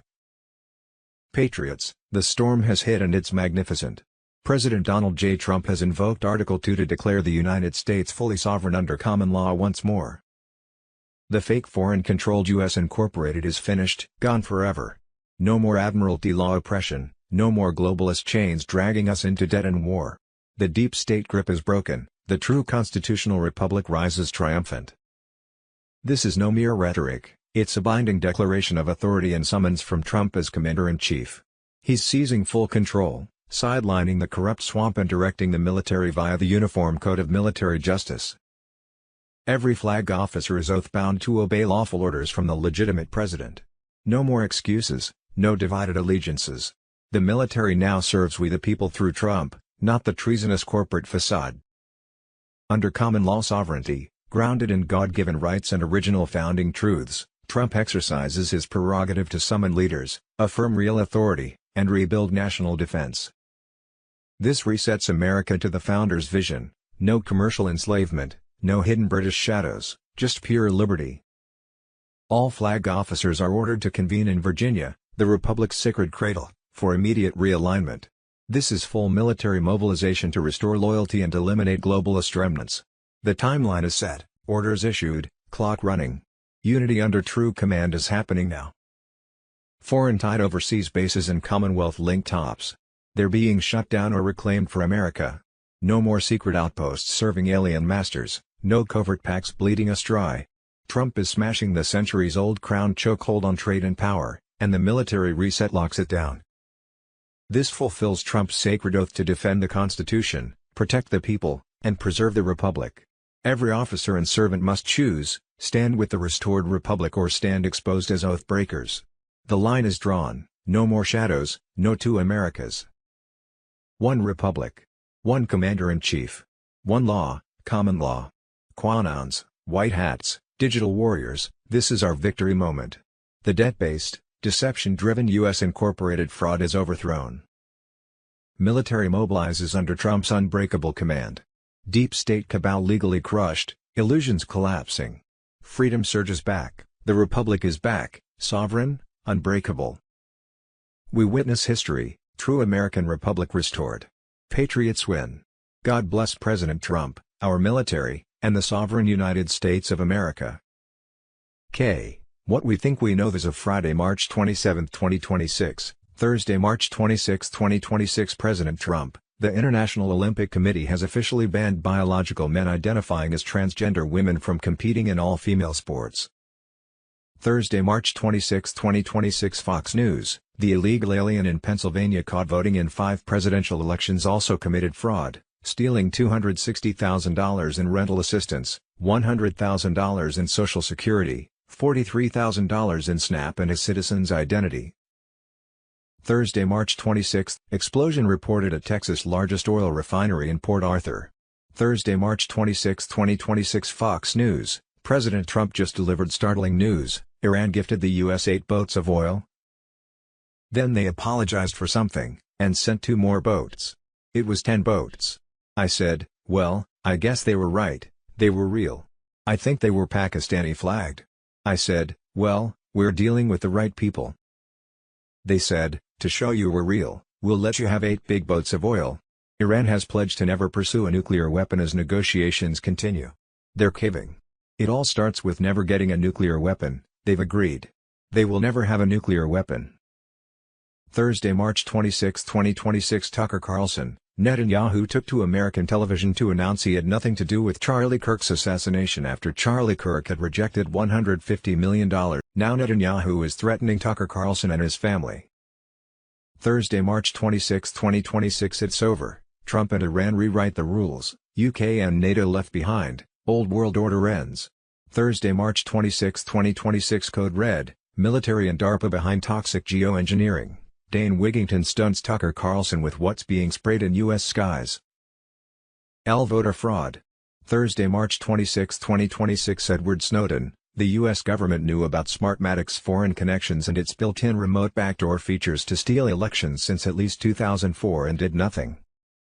Did bad actors in the CIA purposely ignore the massive amount of red flags in order to incorporate a system to rig elections? The answer is most likely yes. Joe Biden also had one of Smartmatic's own board of directors on his transition team named Peter Neffenger. You just can't make this stuff up. Prior to that, Neffenger was appointed in 2015 by Obama to lead the Transportation Security Administration until 2017. This was engineered from the beginning. 2020 was the year that the world woke up. Foreign countries planned to help steal the 2020 election and supplied the hardware and software. The CIA oversaw the operation, and the FBI covered it up. The evidence is overwhelming. It's time to hand out prison sentences. This revelation is a massive red pill for the Great Awakening. The storm is here, and the satanic elites are scrambling as their house of cards crumbles. Patriots must spread this everywhere to demand tribunals and justice for the medical tyranny perpetrators. The Republic is being restored through the brave actions of truth-tellers like this whistleblower. The awakening is unstoppable now. Share widely and stay vigilant as victory approaches for freedom-loving patriots everywhere. The deep state is finished. And Thursday, March 26, 2026. Russia collusion coup against Trump, DNI Gabbard, Commander-in-Chief on Telegram. DNI Gabbard blows the lid off of the Russia collusion coup. Obama, Hillary Clinton, John Brennan, and James Clapper committed treason, and they know it. Our own government ran a literal coup against a sitting U.S. president because they themselves are a rogue criminal syndicate against America and its people. In 2016, the Hillary Clinton campaign and DNC, via Perkins Coie and Fusion GPS, secretly paid ex-British MI6 spy Christopher Steele over $160,000 to compile the infamous Steele dossier, a collection of unverified, salacious, and largely fabricated claims alleging Trump-Russia collusion. Steele's intelligence came from second- and third-hand Russian sources. The FBI later admitted much of it was uncorroborated hearsay. FBI Director James Comey's team took the dossier, hid its Clinton funding from the FISA court, and used it as the core justification to spy on Trump campaign advisor Carter Page. Thursday, March 26, 2026 Tell report blows lid off of Russian hoax. Obama administration manufactured the Russian hoax, Steve Bannon on Telegram. I'm still trying to process what just happened. The highest-ranking U.S. intelligence official just released smoking gun docs proving that Obama and his underlings committed treason/sedition. Meaning Trump was right about everything, the news is fake, and the deep state is real. Meaning that all of us conspiracy theorists were right about the conspiracy against Trump. It wasn't a theory. Meaning the shadow war is real, and all our efforts over the last 10 years were not part of a LARP. Meaning that we are not crazy. We were right. It was all real. Thursday, March 26, 2026 The world is entering a new phase. The transition has begun. QAnon: The Great Awakening on Telegram. Corruption is being challenged and the old fiat system is losing control as a new financial structure begins to emerge. The quantum financial system, QFS, is described as activating across multiple nations, marking the start of a shift toward asset-backed value and transparency. Nizara/Jazara is now being discussed as the foundation of this transition, the beginning, not the end. This transformation is presented as a global shift led by various figures and alliances working toward sovereignty and structural change. For many following this movement, this is seen as the opening moment of a larger process, a reset that unfolds step by step. The message remains clear: the old system is fading, the new system is starting. Nizara/Jazara represent the beginning of this change, a transition into a new economic and social framework. Stay aware, stay calm, and watch as the next phase unfolds. What we thought we knew, but didn't really know and now am supposed to know but don't have a clue. With clones, doubles, made-up movies Hollywood style and Trump's military alliance throwing more popcorn at us, it gets so confusing. They supposedly held a military tribunal and hung him at Gitmo, then buried him during his so-called inauguration. Clones and actors were said to have played him ever since, directed by Obama. On Thursday, March 26, 2026 the emergency broadcast system on Telegram reported that Obama was arrested as a foreign operative and that he was to undergo a military tribunal for high treason, subversion and crimes against the Republic. I'm assuming that's what's going to be in the documentaries they show next week. Maybe not. The only problem was that back several years ago it was reported from Gitmo that Obama and Michael, had been arrested, were at Gitmo and facing military tribunals. Then Obama was discovered to have a hidden cell phone beneath his pillow, so he was taken out of his cell and shot in the back of the head. His clones had been acting for him ever since. Wonder which versions will be shown in the documentaries. Friday, March 28, 2026, King Charles III will die. At least that was reported over a year ago. Monday, March 30, 2026, Hillary Clinton will be arrested. We thought she already was, underwent a military tribunal and hanged years ago, with doubles and clones representing her in public ever since. Her double from the UK already confessed to that, so don't think they are arresting the double because they already did. Maybe they are arresting the last of Clinton clones. They were malfunctioning anyway. Also on Monday, March 30, 2026 Barack Obama would be hanged, along with Hillary. On Wednesday, 25th of March it was reported by the martial law platform on Telegram that Obama was arrested. The Antichrist vessel is in chains. Raid teams recovered original 1963 documents in his hands. EBS footage live, he confessed on camera. Arrest complete. Trial tomorrow. Public hanging at Gitmo March 30th, same day as Hillary. Previous reports from Gitmo stated that Obama had been arrested and taken care of years ago, while his clones were still out there. So what's the truth? So much game playing going on it's hard to tell. On Wednesday 25th of March, the notification from the emergency broadcast system was "Be prepared for EBS activation and martial law." 1 million white hat troops stand guard as the EBS Starlink satellite system overrides all signals, cell phones, TV, radio and internet, asking you to stay at home for 10 to 12 days while the global military alliance makes mass arrests across the globe of treasonous Satan-worshipping deep state. After the 10 to 12 days, wake up to new and improved financial, political, health and education systems. Be prepared with food, essentials and cash as banks close. ATMs won't work. It has been said that 7 trumpets will soon sound out over every phone on earth calling us to stay at home for the 10 to 12 days of exposure about how Trump's global military alliance has overcome the deep state banker Illuminati control over our lives that has been going on for centuries. Some of that exposure came out on Wednesday 25th of March as Federal Chairman Jerome Powell was confronted and asked to explain why we had a fiat US dollar and there was no gold in Fort Knox.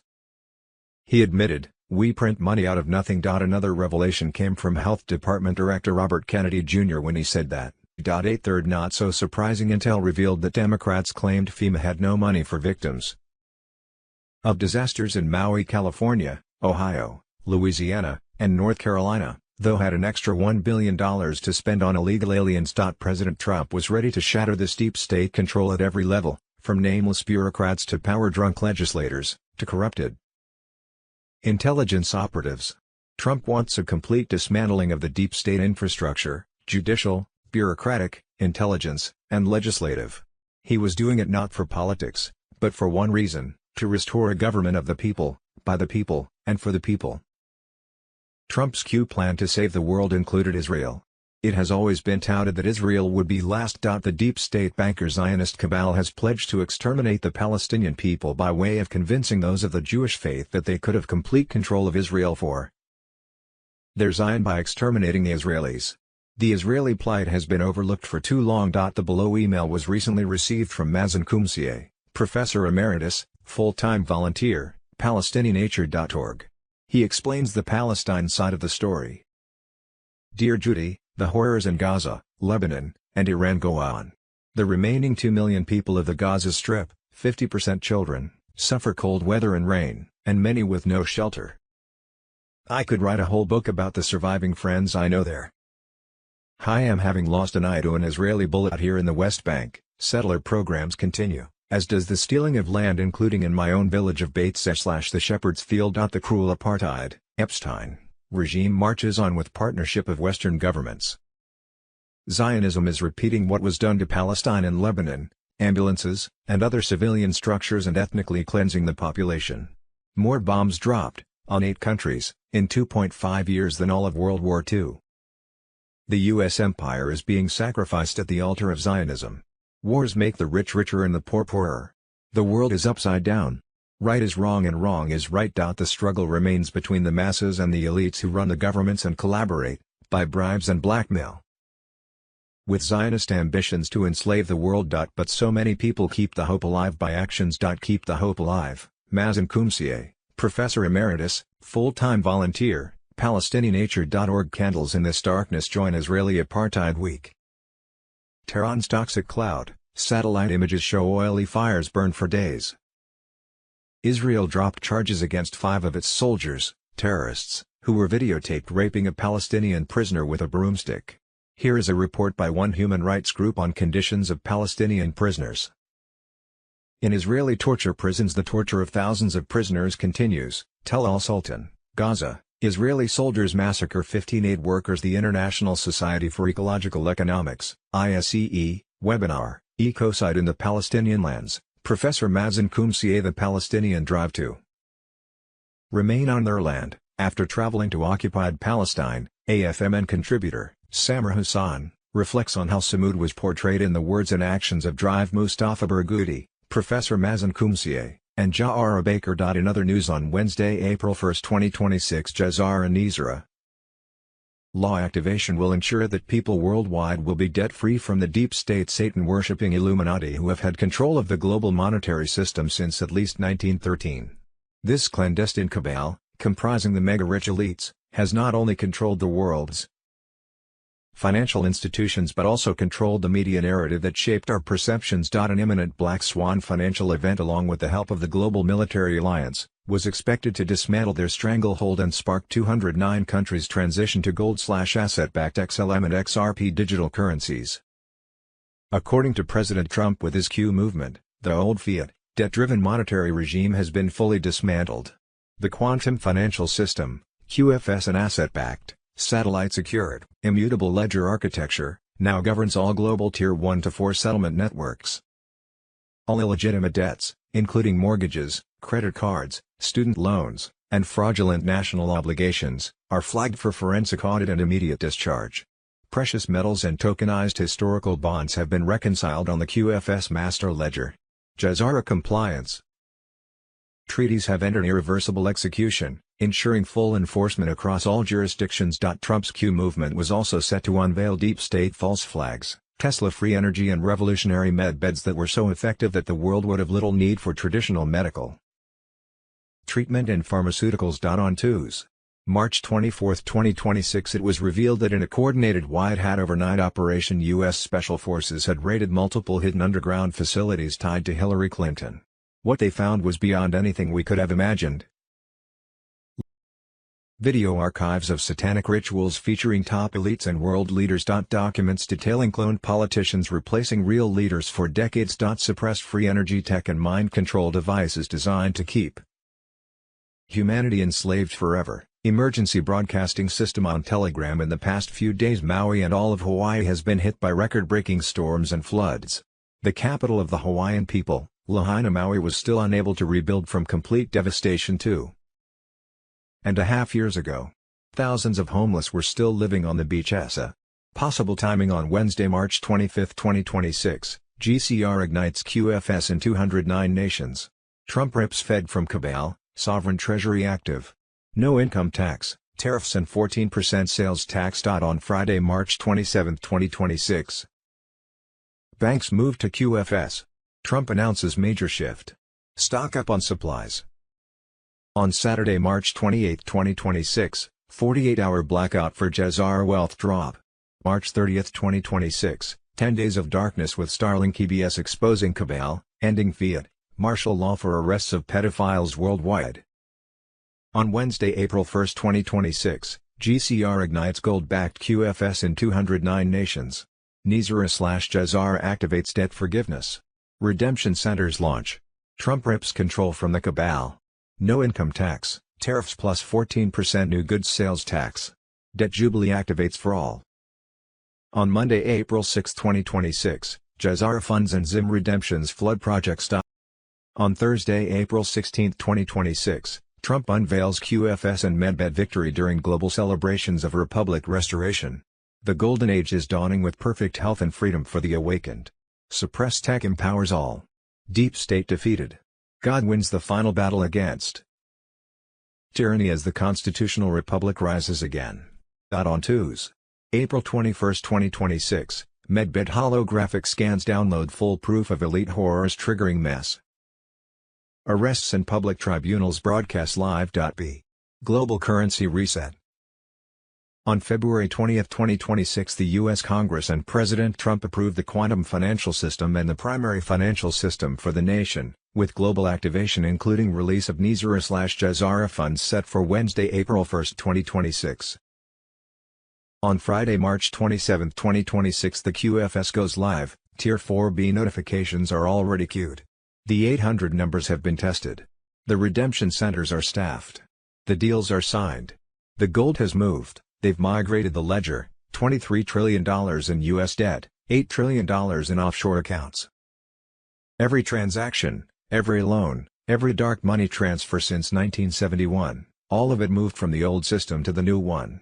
Friday 27th of March is a deadline for the Federal Reserve, when the QFS goes live and when gold trades not in dollars, but in quantum verified weight. Mr. Poole final chapter on Telegram. Thursday, April 2, 2026 notification to set appointments. The overwhelming majority of my bond people are telling me that they will be done between now and April 2 and The overwhelming majority of my groups and banking contacts believe they will go between the 2nd of April and the 15th of April.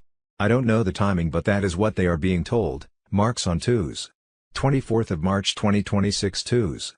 March 24, 2026 Wolvie says that bondholders are receiving notifications. He hopes for Tier 4B notifications today or tomorrow. Payments will start on Wednesday, April 1, 2026. We were waiting for ISO 20022 to happen and it has, and it is working very well, Wolvie says. It has been 100% successful. A lady at a bank called Wolvie, crying, saying this is the news we have been waiting for. Wolvie cannot say more due to NDAs. In a few days he will be fully under NDA and will be overseas, forwarded from Ginger to say twos. March 24, 2026 Bruce, the big call bondholders were anticipating getting an email tomorrow morning, Wednesday 25th of March, telling them what is in their accounts and would get access to that account that afternoon. Tier 4B, us, the Internet Group, could get notifications to set appointments by Friday 27 or Saturday 28th of March. A contact in the U.S. Treasury said Tier 4B would be notified by the end of the month. C. Judy note, we have been told that Wells Fargo, which is owned by the Chinese elders, the ones who own the gold behind the global currency reset, will send out emails to currency and bondholders worldwide telling them how to set redemption and exchange appointments. It is advised to exchange/redeem your foreign currency at an official redemption center, RC, rather than a bank. You can only redeem ZIM at RC, the dinar contract rate can only be given at RC, and banks will offer you lower exchange rates than what you can obtain at RC. You can only set up your new wallet, bank account, at RC. It was my understanding that most banks were under control of the cabal and would soon play a different role in the global financial system. D. New Global Financial System WED. March 25, 2026 Breaking, gold explodes 2% after 4-month low. Economic war, markets respond to Trump's Iran strategy, oil plunges, Fed shakes. March 25, 2026. Wednesday, March 25, 2026 Boom. Scott Bessent, Trump is waging economic war on British-controlled central banks. It's happening behind the missiles. Wednesday, March 25, 2026 Boom. Fed exposed. We print money out of nothing. Fed Chair Jerome Powell caught admitting the scammy. Wednesday, March 25, 2026 ISO 20022 is a global messaging standard that defines how financial institutions exchange information for transactions, payments, securities, remittances. It replaces outdated, fragmented systems, like the old SWIFT messages, with a unified, data-rich digital language. Tier 4B ISO 20022 on Telegram. Why ISO 20022 matters to XRP/XLM investors. The global financial system, including SWIFT, the U.S. Federal Reserve's FedWire, and many central banks, is migrating to ISO 20022. With a target date for full implementation by April 1, 2026. This standardization is critical for any crypto asset aiming to integrate with traditional finance. Compliance is not optional. It is the entry barrier for servicing banks. XRP Ledger, XRPL, and Stellar Network, XLM, have been proactively aligning with this standard for years, giving them a massive head start in the race to modernize cross-border payments. F. Wednesday, March 25, 2026 GCR, Jazara, and QFS Intel, the revolution is here. The Great Reset, Jazara versus the New World Order. No more corrupt system. Nizar and Jazara connected on Telegram. The fall of the tyranny of the deep state, a new dawn is emerging as the era of financial manipulation and corruption comes to an end. The deep state is collapsing because of its evil hold on American dreams and small businesses. It's time to make a change.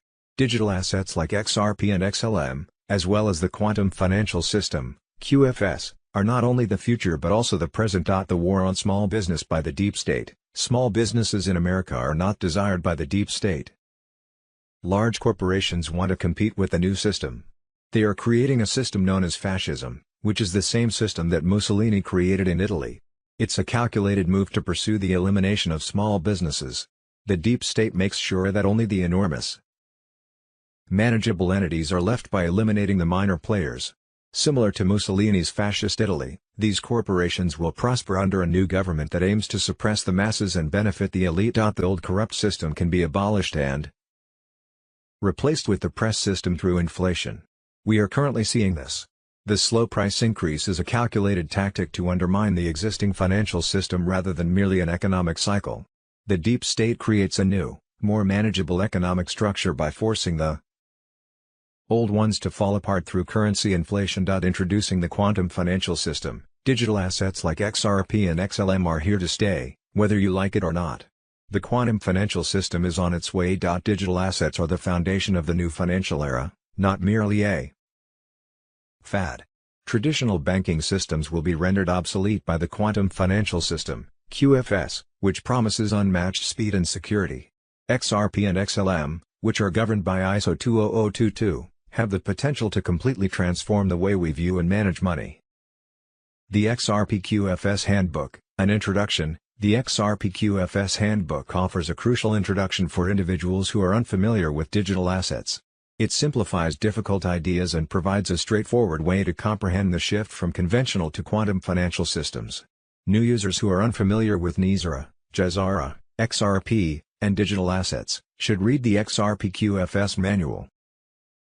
Friday, March 27, 2026 Deadline for the Federal Reserve, Mr. Poole Final Chapter. That's all that's left.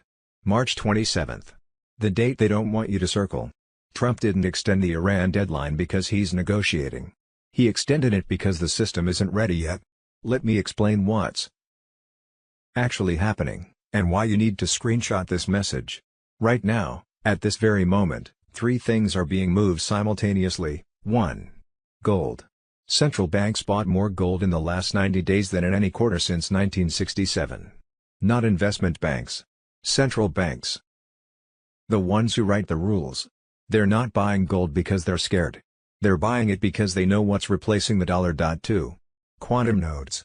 The QFS backbone went from 12 active nodes in January to 67 active nodes as of last Friday. Each node processes 1.4 million transactions per second. You don't build that kind of infrastructure for a system you're not about to turn on. 3. Swift access keys. On March 16th, exactly 11 days before the deadline, Ripple's partner Thunes quietly announced stablecoin payouts to 11,500 banks through Swift. They called it a smart superhighway. That's not a partnership. That's a replacement wearing a disguise. 3 moves. 1 deadline. March 27th. Now here's the part they'll never say on television. The Iran war isn't about Iran. It never was. Every bomb that falls on Tehran is a distraction from what's happening in the server rooms underneath the Federal Reserve buildings in New York, Chicago, and San Francisco. They're migrating the ledger. $23 trillion in U.S. debt. $8 trillion in offshore accounts. Every transaction, every loan, every dark money transfer. Since 1971, all of it is being moved from the old system to the new one. And when the migration is complete, the old system gets unplugged. That's what March 27th is. Not a deadline for Iran. A deadline for the Federal Reserve. Why do you think gold dropped from $5,595 to $4,384 in 8 weeks? That's not a crash. That's a controlled descent. They're repricing gold for the new system. When QFS goes live, gold doesn't trade in dollars anymore. It trades in quantum verified weight. The price you see today is the last dollar price gold will ever have. Tier 4B notifications are already queued. The 800 numbers have been tested. The redemption centers are staffed. I told you last week, the deals are signed. The gold has moved. The war is the cover. 72 hours. Constitutional Republic of the United States, Constitutional Republic of Canada. iTunes. March 10, 2026 Bombshell announcement. President Trump declares restoration of the American Republic, U.S. Incorporated dissolved, common law sovereignty returns. Mr. Poole on Telegram. Patriots, the storm has hit and it's magnificent. President Donald J. Trump has invoked Article 2 to declare the United States fully sovereign under common law once more. The fake foreign-controlled U.S. Incorporated is finished, dissolved, dead, gone forever. No more Admiralty law oppression, no more globalist chains dragging us into debt and war. The deep state grip is broken. The true constitutional republic rises triumphant. This is no mere rhetoric, it's a binding declaration of authority and summons from Trump as Commander-in-Chief. He's seizing full control, sidelining the corrupt swamp and directing the military via the Uniform Code of Military Justice. Every flag officer is oath-bound to obey lawful orders from the legitimate president. No more excuses, no divided allegiances. The military now serves we the people through Trump, not the treasonous corporate facade. Under common law sovereignty, grounded in God. Given rights and original founding truths, Trump exercises his prerogative to summon leaders, affirm real authority, and rebuild national defense. This resets America to the founders' vision: no commercial enslavement, no hidden British shadows, just pure liberty. All flag officers are ordered to convene in Virginia, the Republic's sacred cradle, for immediate realignment. This is full military mobilization to restore loyalty and eliminate globalist remnants. The timeline is set, orders issued, clock running. Unity under true command is happening now. Foreign-tied overseas bases and Commonwealth-linked tops. They're being shut down or reclaimed for America. No more secret outposts serving alien masters, no covert pacts bleeding us dry. Trump is smashing the centuries-old crown chokehold on trade and power, and the military reset locks it down. This fulfills Trump's sacred oath to defend the Constitution, protect the people, and preserve the Republic. Every officer and servant must choose: stand with the restored Republic or stand exposed as oath breakers. The line is drawn: no more shadows, no two Americas. One Republic. One Commander-in-Chief. One law, common law. Quanons, white hats, digital warriors, this is our victory moment. The debt-based, deception-driven U.S. incorporated fraud is overthrown. Military mobilizes under Trump's unbreakable command. Deep state cabal legally crushed, illusions collapsing. Freedom surges back, the Republic is back, sovereign, unbreakable. We witness history, true American Republic restored. Patriots win. God bless President Trump, our military, and the sovereign United States of America. Wednesday, March 25, 2026, Emergency Broadcast System, the trumpets will sound, Web 3.0 ISO 2022 on Telegram. Worldwide humanity will soon experience 7 trumpets, EBS alerts delivered directly to every phone on Earth. These are not ordinary notifications. They are the signal of the final awakening.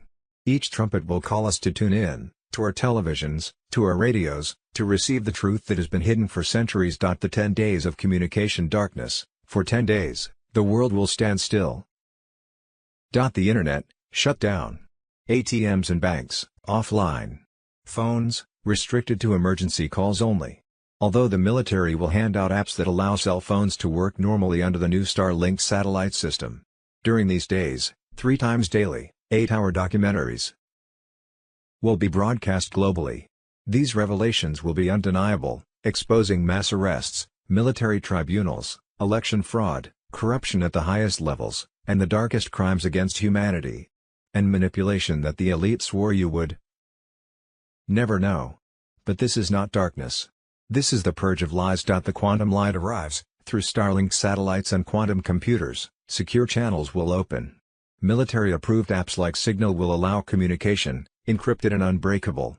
A new quantum internet will rise, beyond the control of cabal corporations, fully protected and incorruptible. Once the 10 days end, every device on the planet, phones, TVs, radios, computers, will be reconnected to the quantum grid of light. Every man, woman, and child will be invited here, through biometric verification tied to our own body rhythms and frequencies. We will receive Nizara/Jazara payouts, exchange and redeem currencies and Zimbonds, and establish secure quantum bank accounts untouchable by the old system. The corrupt banking cabal will be gone.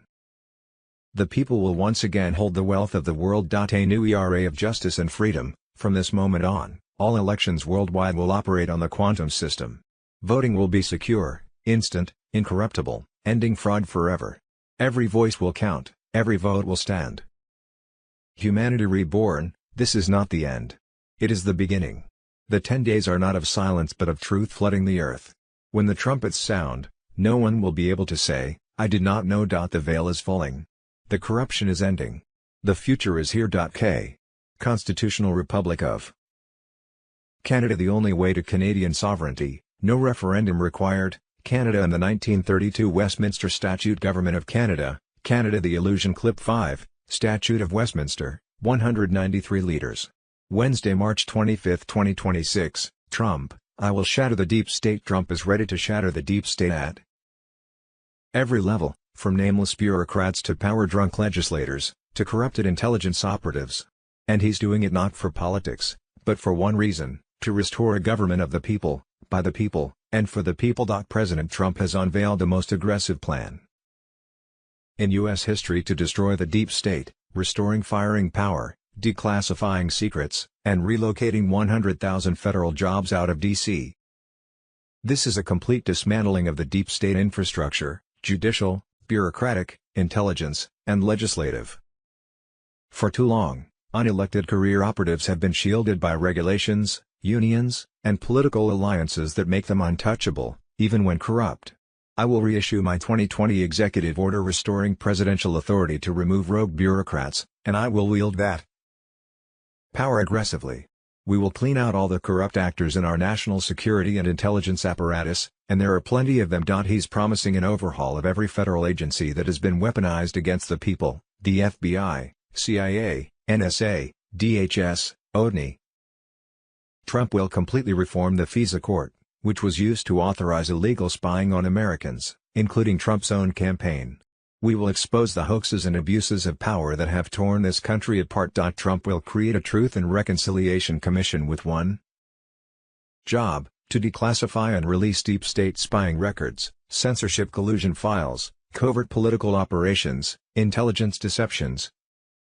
Leakers inside the intelligence community and federal agencies have deliberately shaped public narratives, using media collaborators to plant lies. We will launch a major crackdown on government leakers who collude with the fake news to subvert our democracy. Trump promises criminal charges wherever possible. This will end the anonymous source culture that has infected journalism and justice. Today's zigs are little more than internal cover-up artists. Under Trump, they become external watchdogs with real teeth, and no loyalty to the deep state departments they monitor. We will move up to 100,000 government positions out of Washington immediately. Trump pledges to expand his federal decentralization program. Just like he moved the Bureau of Land Management to Colorado, he will now relocate entire agencies to states run by patriots. I will work to ban federal bureaucrats from taking jobs at the companies they regulate. The revolving door between Big Pharma, Big Tech and federal regulators will be slammed shut. No more FDA directors joining Pfizer, CDC heads joining Moderna, SEC lawyers joining Wall Street banks. Career politicians have built empires of control, protected by media, donors, and lobbyists. I will push a constitutional amendment to impose term limits on members of Congress. Wars and rumors of wars. Wednesday, March 25, 2026. New reports indicate Saudi Arabia and the UAE are preparing to join with the United States and enter the conflict against Iran following constant attacks on Gulf energy and infrastructure. Guru Information and Intel N. Wednesday, March 25, 2026. Trump's 5D chess masterstroke, SG Anon, lays bare the total annihilation of the cabal's oil empire in Iran, sparking the final deep state collapse. 10 Days of Darkness on Telegram. SG Anon recently teamed up with Nino for a hard-hitting analysis of the explosive situation in the Middle East. Iranian oil installations including the critical South Pars gas field have suffered direct hits, leading to warnings of oil prices surging to extreme highs. At the same time, mounting evidence points to Benjamin Netanyahu being removed from power, with the deep state scrambling to spread lies and confusion. These targeted actions are obliterating the Rockefeller, Rothschild, CIA-controlled energy networks that have dominated the planet for decades. By destroying physical infrastructure and key facilities in Qatar, Saudi Arabia and other areas, the globalists are losing their main weapon for holding sovereign nations hostage. This is forcing a powerful decentralization movement where countries break free and build self-reliant systems. President Trump is directing this with unparalleled brilliance. He has just greenlit a new oil refinery in Texas set to open this year, the first in more than 50 years, as part of a fierce drill baby drill campaign to achieve total American energy independence. Tariffs rolled out earlier have fortified the economy against chaos, proving his long-term preparation for these events. CIA strongholds and shadow operators are being wiped out across Iran and the Gulf states. Sweeping arrests of hundreds of embedded Western assets in Tehran are exposing the satanic infestation running the country since 1979. Similar cleanups in neighboring nations are tearing apart the multi-headed deep state hydra once and for all. In America, the momentum for justice is unstoppable. James Comey now faces subpoenas for his central role in treasonous plots against Trump. Seized election machines from key locations are unraveling years of fraud, setting the stage for military tribunals that will bring down Obama and the entire criminal network. This brilliant operation has neutralized the globalist plan for World War III and nuclear disaster through Iran. Prophetic elements around holy sites and temples are emerging, but they backfire on the Luciferians, exposing their manipulations. Russia is strengthened while the Federal Reserve gasps its last breaths. Q patriots know the truth. The New World Order is in its death throes. Trump the genius is dismantling everything with precision. Mass arrests of elite traitors are imminent as external threats dissolve. The Great Awakening is victorious and a new age of sovereign freedom rises from the ashes of the old empire. The old energy monopolies are burning away, clearing space for innovation and true prosperity. Warriors, hold fast as more shocks reveal the plan. Nothing can stop what is coming for the deep state. Victory belongs to the people. Oh, save the children. Q. What we think we know as of Thursday, March 26, 2026 Wednesday, March 25, 2026 The Democrats said FEMA had no money for Americans in Maui, in East Palestine, Ohio, and Western North Carolina. But FEMA had an extra $1 billion to spend on illegal aliens. As a bonus, the Democrats built two massive mega voting centers on foreign soil to house illegal aliens and import them in an attempt to overthrow the constitutional republic of the United States, all at the taxpayers' expense. And the Democrats said the border was more secure than at any time in U.S. history. The hidden truth on Telegram. March 25, 2026 Breaking special report. Governor Ron DeSantis launches ballot initiative to abolish property tax in Florida. You shouldn't be paying rent to the government. Bring IT to all 50 states. Wednesday, March 25, 2026 Trump, I will shatter the deep stater. Wednesday, March 25, 2026 DNI Gabbard blows the lid off of the Russia collusion coup. The Schiff on Telegram. Obama, Hillary Clinton, John Brennan, and James Clapper committed treason, and they know it. Our own government ran a literal coup against a sitting U.S. president because they themselves are a rogue criminal syndicate against America and its people. In 2016, the Hillary Clinton campaign and DNC, via Perkins Coie and Fusion GPS, secretly paid ex-British MI6 spy Christopher Steele over $160,000 to compile the infamous Steele dossier, a collection of unverified, salacious, and largely fabricated claims alleging Trump-Russia collusion. Steele's intelligence came from second- and third-hand Russian sources. The FBI later admitted much of it was uncorroborated hearsay. FBI Director James Comey's team took the dossier, hid its Clinton funding from the FISA court, and used it as the court justification to spy on Trump campaign advisor Carter Page's. What we thought we knew, but didn't really know and now am supposed to know but don't have a clue. With clones, doubles, made-up movies Hollywood style and Trump's military alliance throwing more popcorn at us, it gets so confusing. Official word was that early morning twos. March 24, 2026 The White Hats took Joe Biden into military custody. We thought the White Hats took him into custody. Friday, March 28, 2026, King Charles III will die, at least that was reported over a year ago. Monday, March 30, 2026, Hillary Clinton will be arrested. We thought she already was, underwent a military tribunal and hanged years ago, with doubles and clones representing her in public ever since. Her double from the UK already confessed to that, so don't think they are arresting the double because they already did. Maybe they are arresting the last of Clinton clones. They were malfunctioning anyway. Also on Monday, March 30, 2026 Barack Obama would be hanged, along with Hillary. On Wednesday, 25th of March it was reported by the martial law platform on Telegram that Obama was arrested. The Antichrist vessel is in chains. Raid teams recovered original 1963 documents in his hands. EBS footage live, he confessed on camera.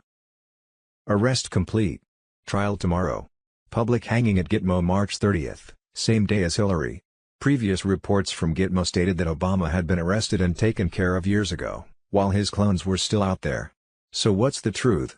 So much game playing going on it's hard to tell.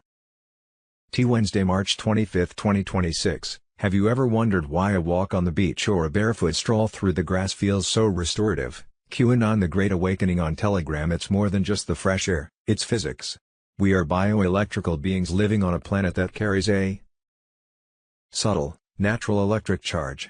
In our modern world, surrounded by insulating materials like rubber soles and synthetic floors, We often become unplugged from this primordial energy source. This disconnection can lead to a buildup of positive charge in the body, often manifesting as inflammation, fatigue, and stress. The copper connection. Copper is one of nature's most efficient conductors.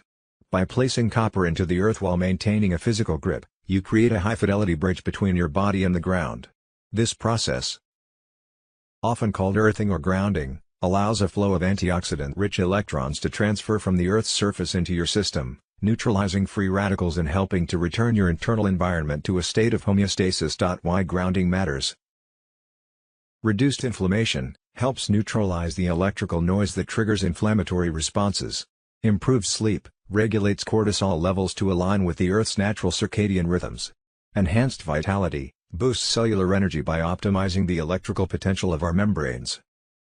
In a world full of wireless signals and digital static, sometimes the most high-tech thing you can do for your health is go back to the most low-tech element of all, the earth beneath your feet. Wednesday, March 25, 2026. List of those who betrayed the United States of America. American Streamline System on Telegram.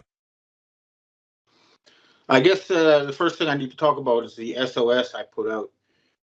What happened is that more than a year ago, I consulted with MI6, with the Asian secret societies, with my Pentagon contacts about trying to force a jubilee on Japan by using my own personal case as a sort of trigger. And so I stopped paying taxes and rent and everything else to try to get the Japanese government to act. And I was reassured that I had their full support because they knew what this was all about. However, what happened in the end was that the local authorities decided to disobey their orders from headquarters, and as a result, I was removed from my house of 23 years. However, what I was told is that I have personal diplomatic immunity, but that it didn't apply to my house. So I'm okay. And in a way, it kind of makes sense because the White Dragon Society is supposed to be used for the greater good and not for personal benefit. And I guess they decided this was too much of a personal thing. I was just trying to, get a free house. So they decided that they would just protect me, but not support anything selfish. So it was, in the end, I had to accept this. But the real issue is that the people in charge in Japan now are leftovers from the Obama-Biden regime. And if you read, for example, the Japan Times, which is like the mouthpiece for the foreign ministry, it's very hostile against Trump. And everybody here is still, Obama type people, and they're very hostile to me. And I guess they know it's because that it's a matter of time before they're going to go to jail and face war crime charges for mass murder, including Fukushima. And the White Dragon is going to get them. It's just a matter of time. Now, that's enough about the situation here. The real thing, of course, is what's happened with the Ukraine.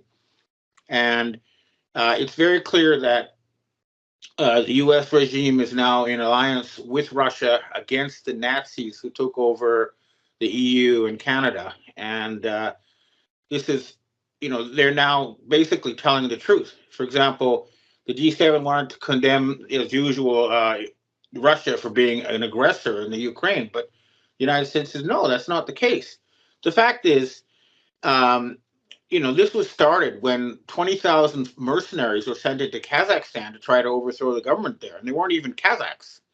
And the Russians are saying, "Hey, you're invading our neighbors." So this was, an act of aggression by the fascists who took over.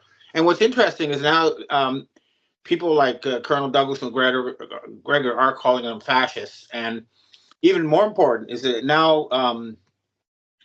Elon Musk and other people who represent military white hats are openly saying, for example, that former UK Prime Minister Boris Johnson and then Elon Musk is saying that you're having people in power publicly accusing by name very powerful individuals. And that's a sign that the arrests are about to start. And now that Kash Patel has been formally put into the FBI, it's going to happen for sure. Now, the other thing I noticed is I've got confirmation that Elon Musk was replaced because remember that before the January 29th helicopter crash, the White House was saying, that Musk didn't have access to President Trump and that he was not being given a White House office. And then there was the crash, and suddenly Musk was in charge of everything, and he was talking about cryptocurrencies and about Neuralink, putting microchips in people's brains, all mark of the beast type stuff. And then suddenly he did another 180-degree turn. And more importantly is that I've been noticing newspaper articles and about the wives or girlfriends or mistresses of Elon Musk saying that he's not answering their emails, he's not helping with their children. So it looks very clearly like Elon Musk has been replaced, and the person now is a mask-wearing spokesperson for the military-industrial white hats.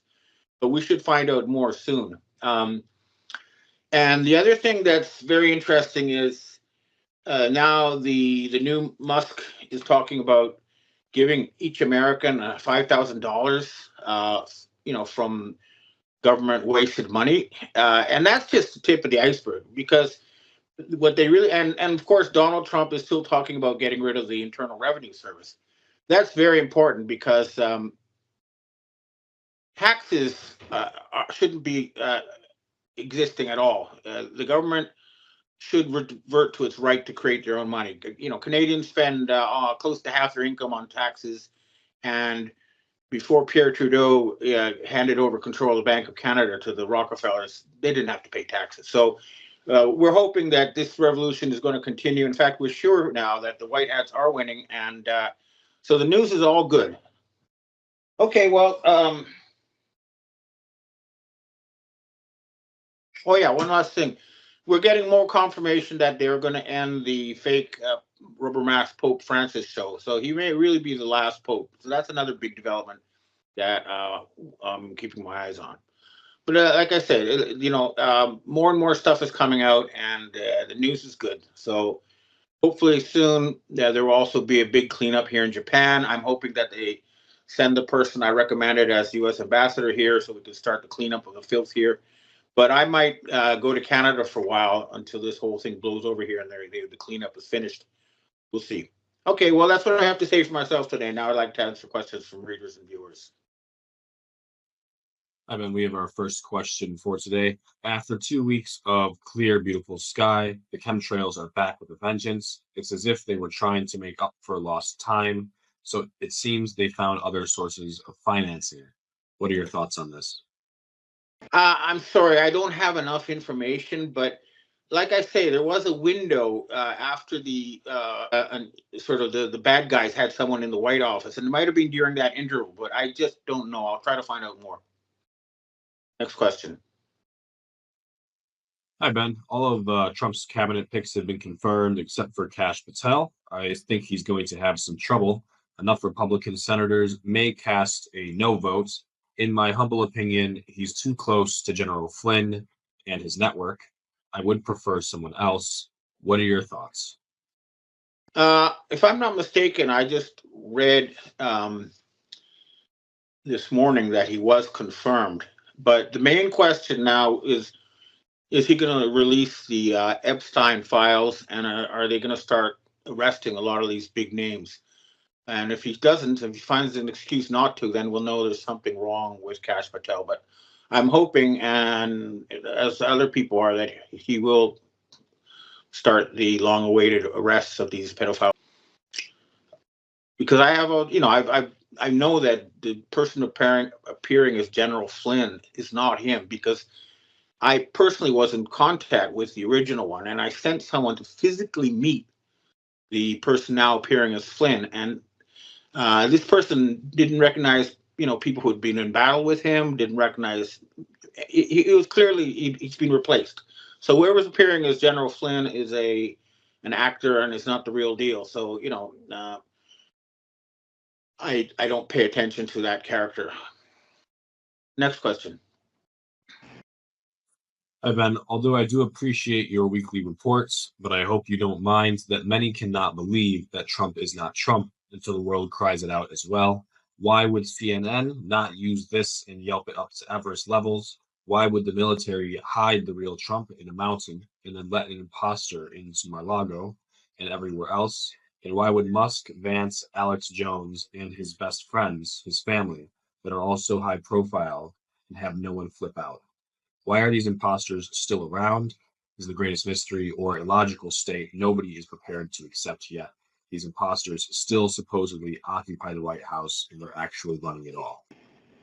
Well, it's been a civil war between the people who own the central banks and the corporations and the military, and they both have the ability to put masked actors in the public face and try to fool people into believing they're the real one. So it's a civil war, but and I have confirmed from Pentagon sources, and you can also confirm with your own eyes that the Trumps were very obviously different in appearance. One is short, one is tall, one is fat, one is thin. One has blonde hair, one has gray hair.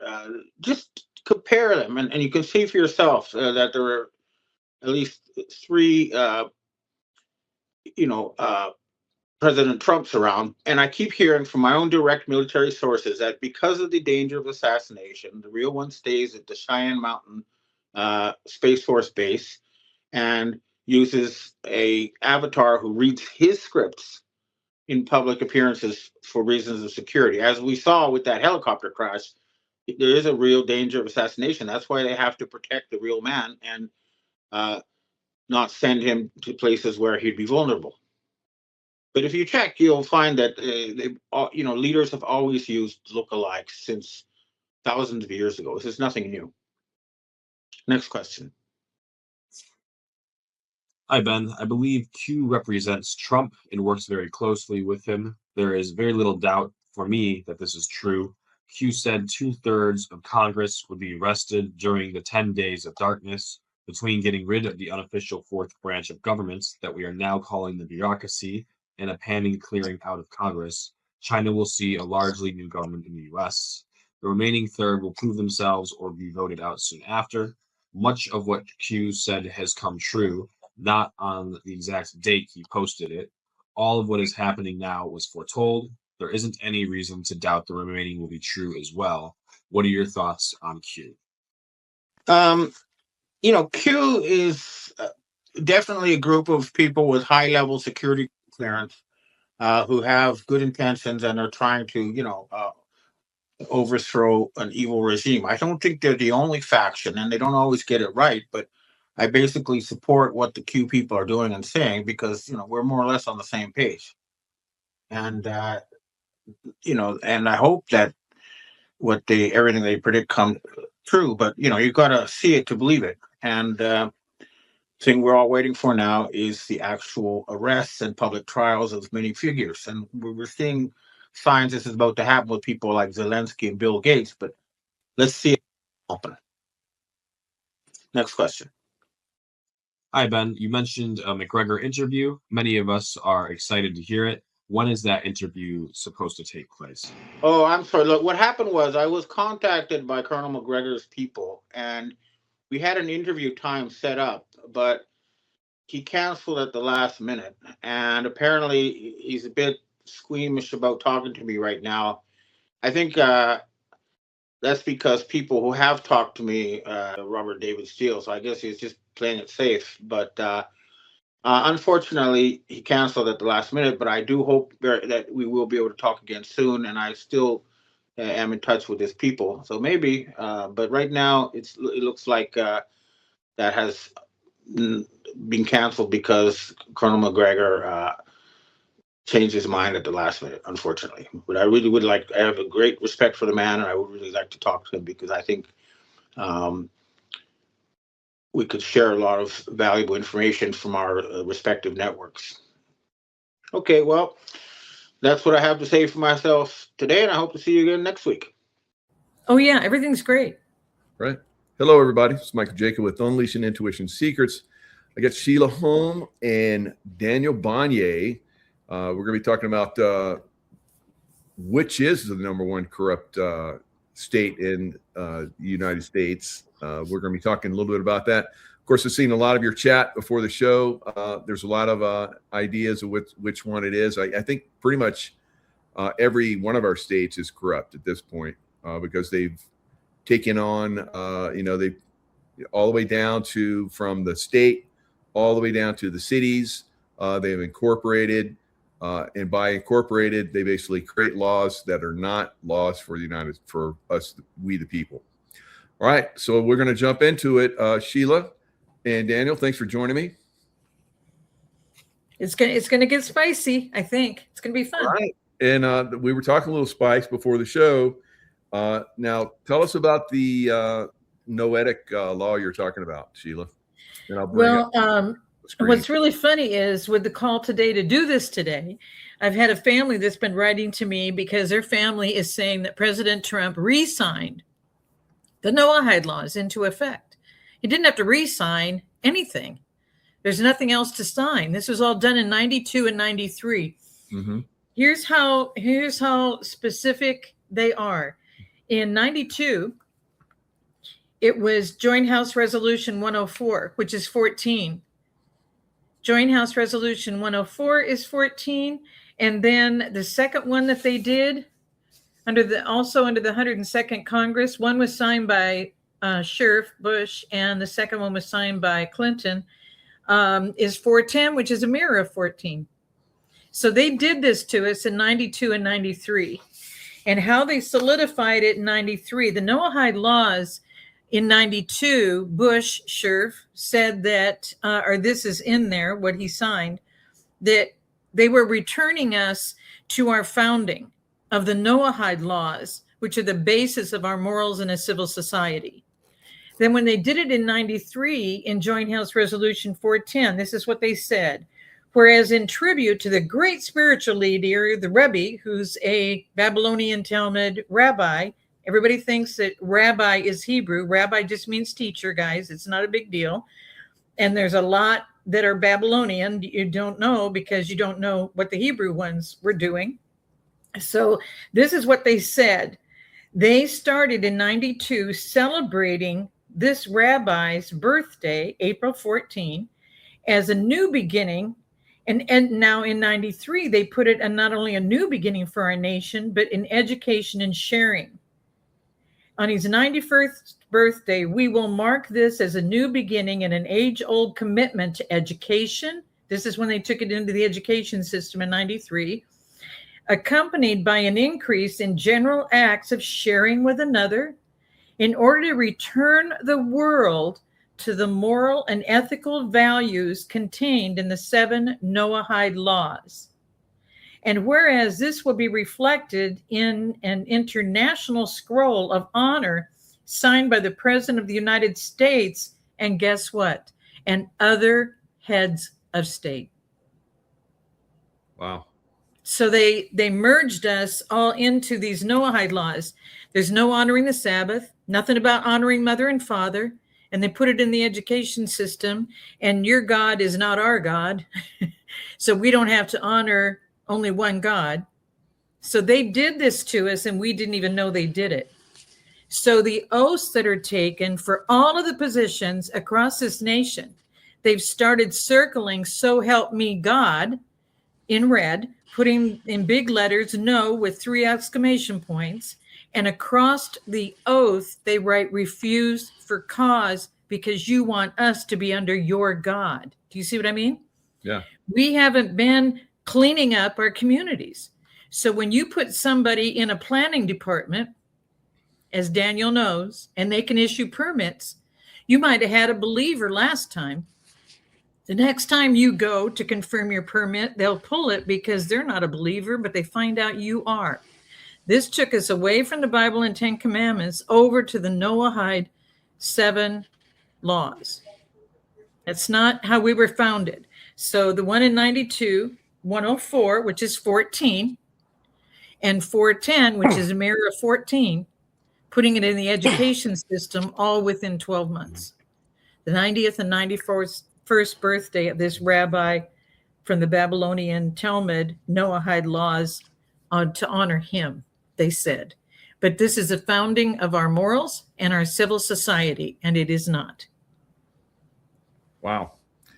So, when they, was it 1871 is when they, made the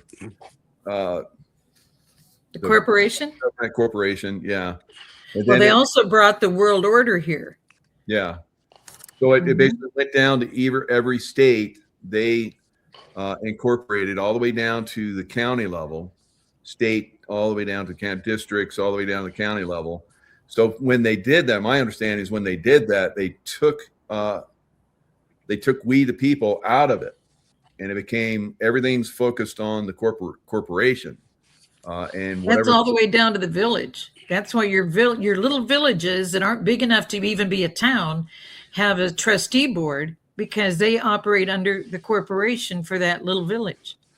And then the corporation for the town, but nobody seems to know about it because they don't know who holds all these corporate titles or who owns us.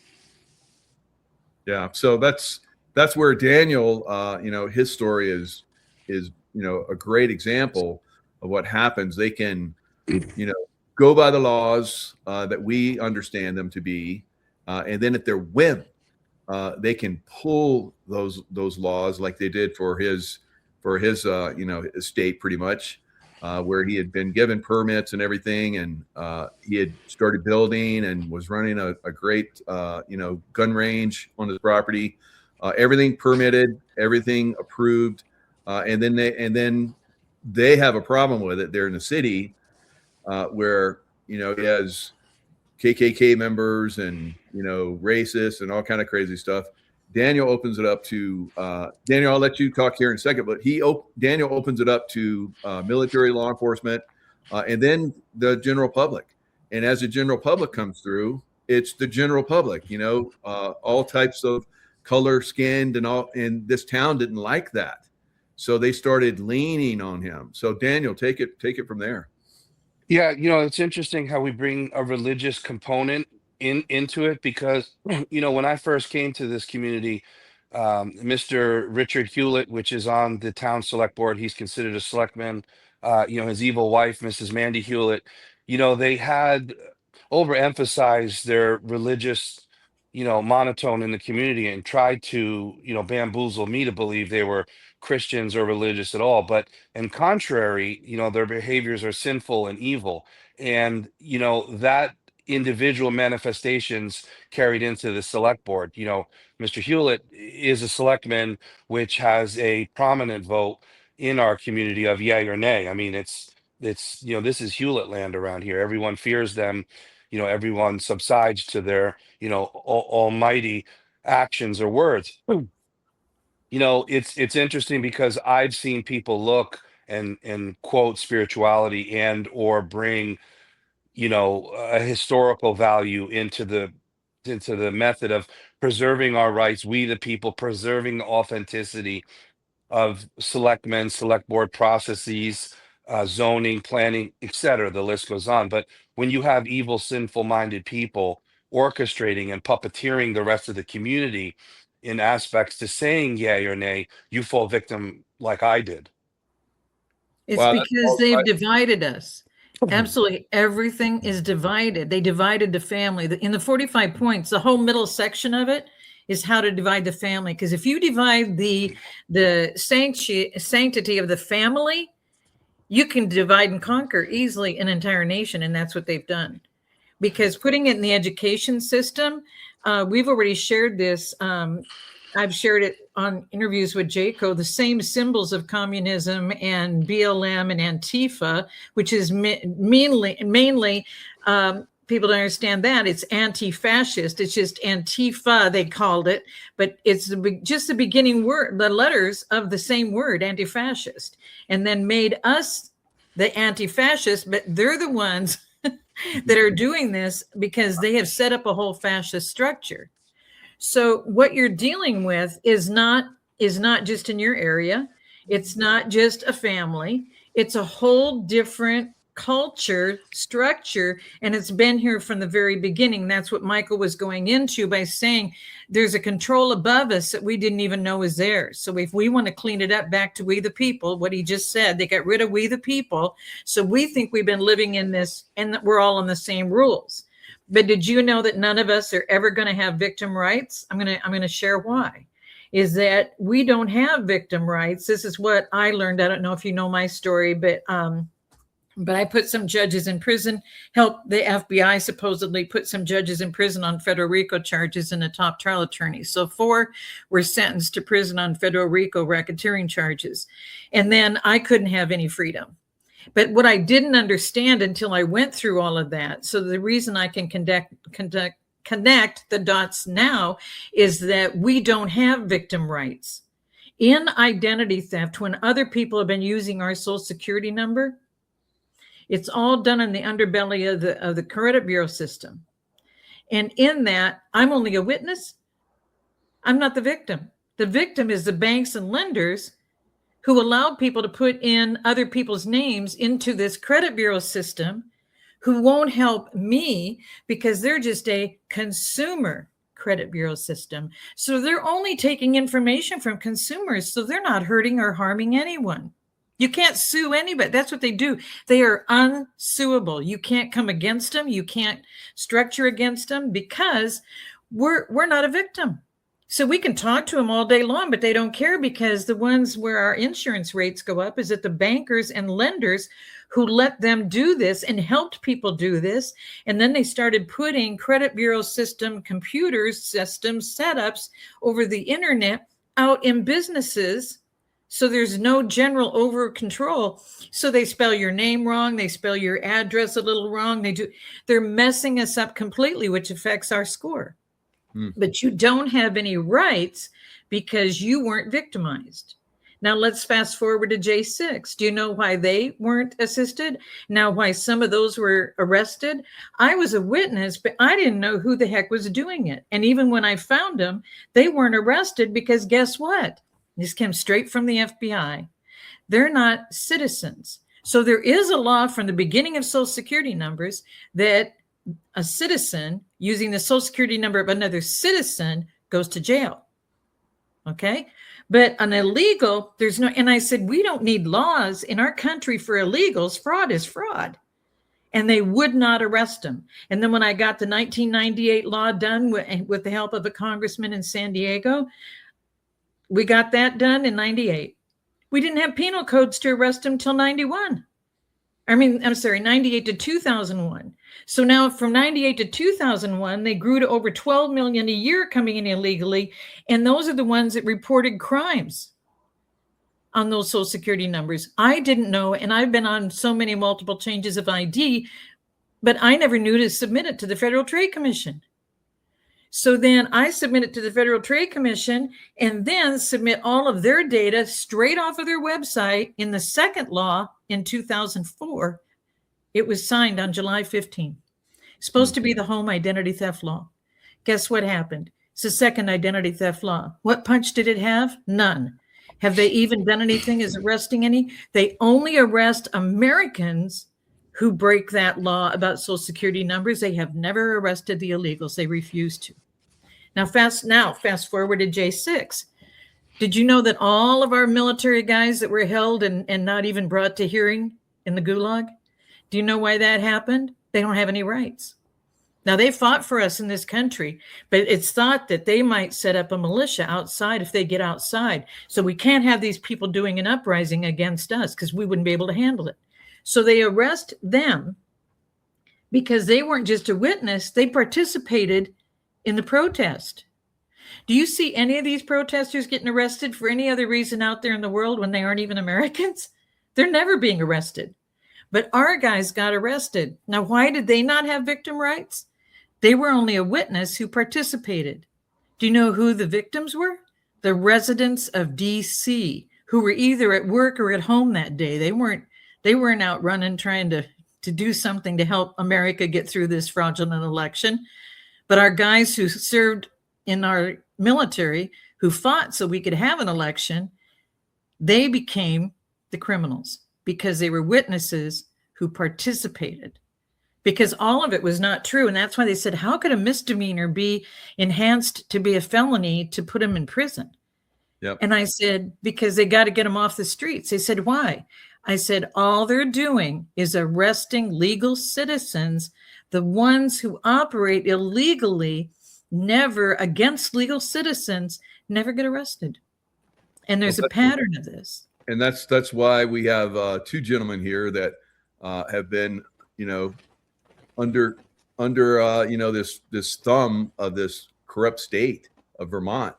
We have Kevin Hoyt's been kind of out of the picture here for a while. So shit, that's Kevin Hoyt. Yeah. Welcome back, Kevin. Welcome back. Thanks for having me. And a couple of my heroes. I'm a big fan, Sheila. And Daniel, you're the man. I saw. Thank you, brother. Mike was having this. Thanks for standing up again, not just for yourself, but for every one of us. And Sheila, you laid this show out beautiful. You talked about the destruction of family nucleus, and again the corporation, and again the laws, the rules, the Constitution. I love them, but they only apply to us, the little guys, right? So I wanted to get involved with this because, again, I've been exiled from my home. I guess I'm here to defend Daniel. First of all, I want to talk about Daniel's story, but I think I owe. Thank you, sir. Well, I owe my followers a little bit of an explanation too. I've disappeared, for about 7 months. I haven't podcast. I want to let everybody know that I never gave up. I'm still working.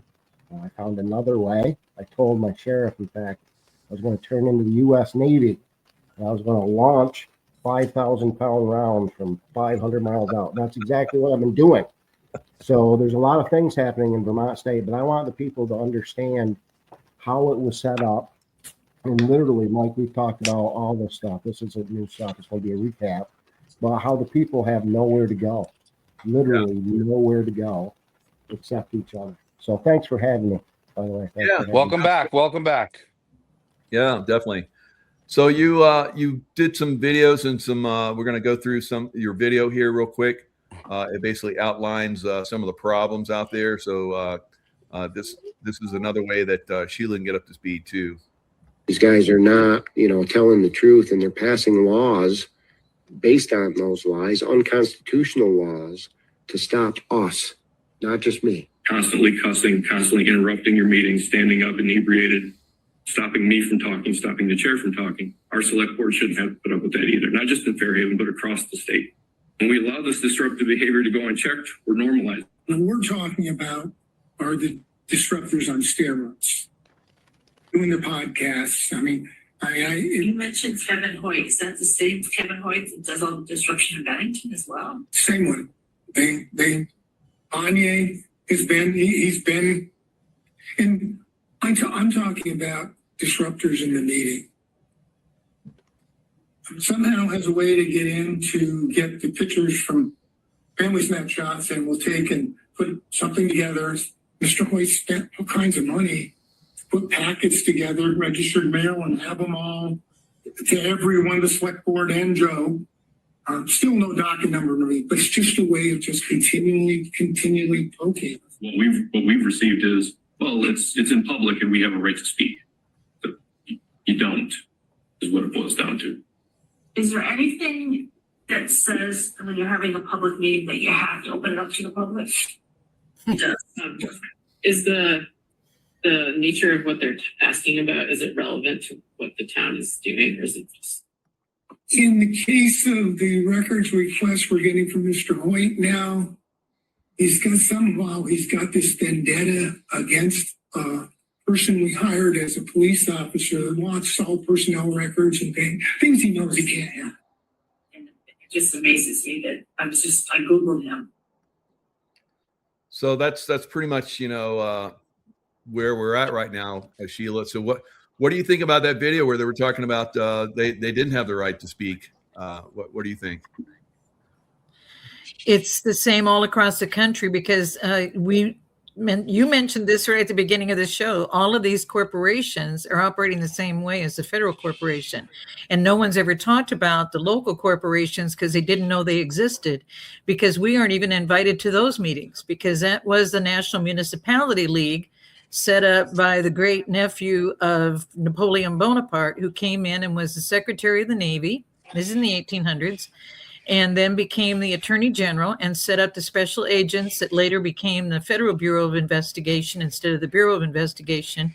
And that's when Hoover was put in when he was like 26 years old as the director. And look at what happened with him. He kept files on who? American citizens. He didn't keep files on any of the illegals coming in. And so the change of the culture in 1820, it was the guy who ended up becoming President, Monroe. Monroe was in Congress and gave a report to Congress of tyranny. And he said, it's coming in so fast. If we don't stop this, everything that we came here to get away from is going to be on our shores. And that was in 1820. And then he became president. In 26, they took out Jefferson and Adams. And in 31, they took out Monroe.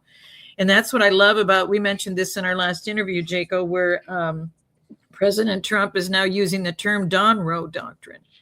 But all of this was set up against us. And when you have all of this going on, but yet look at us, how many of us get involved in who is on your school board? What's happening with their family? What do these people think? Because we don't know the people anymore in our communities. And what they're saying here is, you as the public don't have a right to know what we're even doing in these meetings. What does that tell you? That tells you that they are not working for you. They all got to go.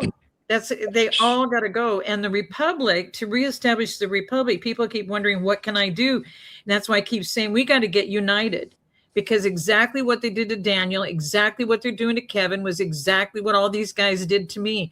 And I whispered this in the last interview that we just did on Friday. Yes. Well, you know that Sheila, she's in an FBI issue. You know, I don't think I would do any communication with her. You're not calling her or anything, are you?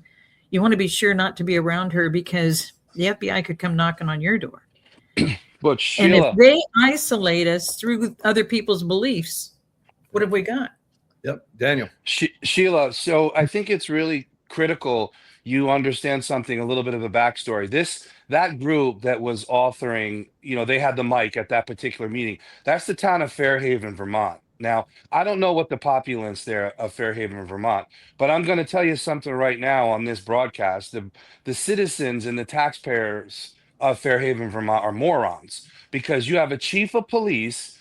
I talked to law enforcement from a bike cop to, a deputy to a chief commander. Okay. Then they have another cop, alleged cop, that's been arrested 4 times for DWI, 4 times, 1 time a burglary charge, and then a temporary order of protection and a permanent order of protection with a firearms relinquishment. Those are the officers that are officiating law enforcement duties. Chief Humphreys has a Brady letter. I just looked at their tally last month of their tickets. If any person has ever gotten a ticket from this Chief Humphreys, you just take the Brady letter to court, it's going to be a dismissal, because he has already been proven under the state attorney general's, umbrella, that he is not authentic and he is scandalous and unprofessional. So those are the people that want to muzzle people like Mr. Hoyt. Those are the people that want to shout out Bonnie. I've never been there. I've just, my film crew has put them on notice that, we're relinquishing the truth. We're advocating for change. And, they just want people to be able to be muzzled and stifled. So they do the bill like that. Yeah, it's not, they're not accountable to our laws. No. Their own laws. And right. So they're not being held accountable, Kevin. They named me about 10 times in that bill. That was S59. We nicknamed it the Stop Kevin Hoyt bill. Daniel, you were named in that too. Were you invited to that closed door meeting? Did you get a I've never been invited to any of them that are about me. The paramilitary. Yeah. Great big shout out to Joe Gunter, by the way, and Glenn Travers. That's the town manager and the chair for Fairhaven, where, again, Bill Humphreys, Wild Bill, is our police chief. But he's also, involved in constable and law enforcement over in Paulet, Vermont, Daniel's hometown. He's involved across state lines in Granville, New York. I mean, these guys are beyond evil. And that's just the law enforcement. We actually connected the 2 rings, I'm going to say, through the prosecutors. When you get into the prosecutors, it's even better. All the things that Daniel just said about, we got a cop that's not a cop, literally been impersonating an officer for over 2 decades, hired by a 2-time convicted police chief with a Brady letter. You can't make that up. For everybody, I watched all Daniel's other videos. There's a lot of comments. That can't happen. It's not that way. This guy's a liar. I'm going to tell you, I'm here to verify. It is that bad in Vermont, and it goes all the way to the very top. But the prosecutors involved, there's one, happens to be the Bennington town lawyer. That's Southern Vermont, my town. Her name's Merrill Beck. That's Daniel's prosecutor, right? At the same time, her husband is named Jared Bianchi. They always have last names that are different. So unless you're local, you can't connect them, right? But Jared works for my prosecutor, my state's attorney. That's my, persecutor, I want to say. That's the guy that's after me. And the stuff that we had on those two alone, Daniel, you want to get in? I want to talk about Jared. Or Michael, maybe you can. Did you know you could have a sealed autopsy? I didn't even know there was such a thing. Did you know that, Sheila? You probably They did, do right? their rulings the way that they control things. And if we back up a minute, your sheriff is a constitutional officer.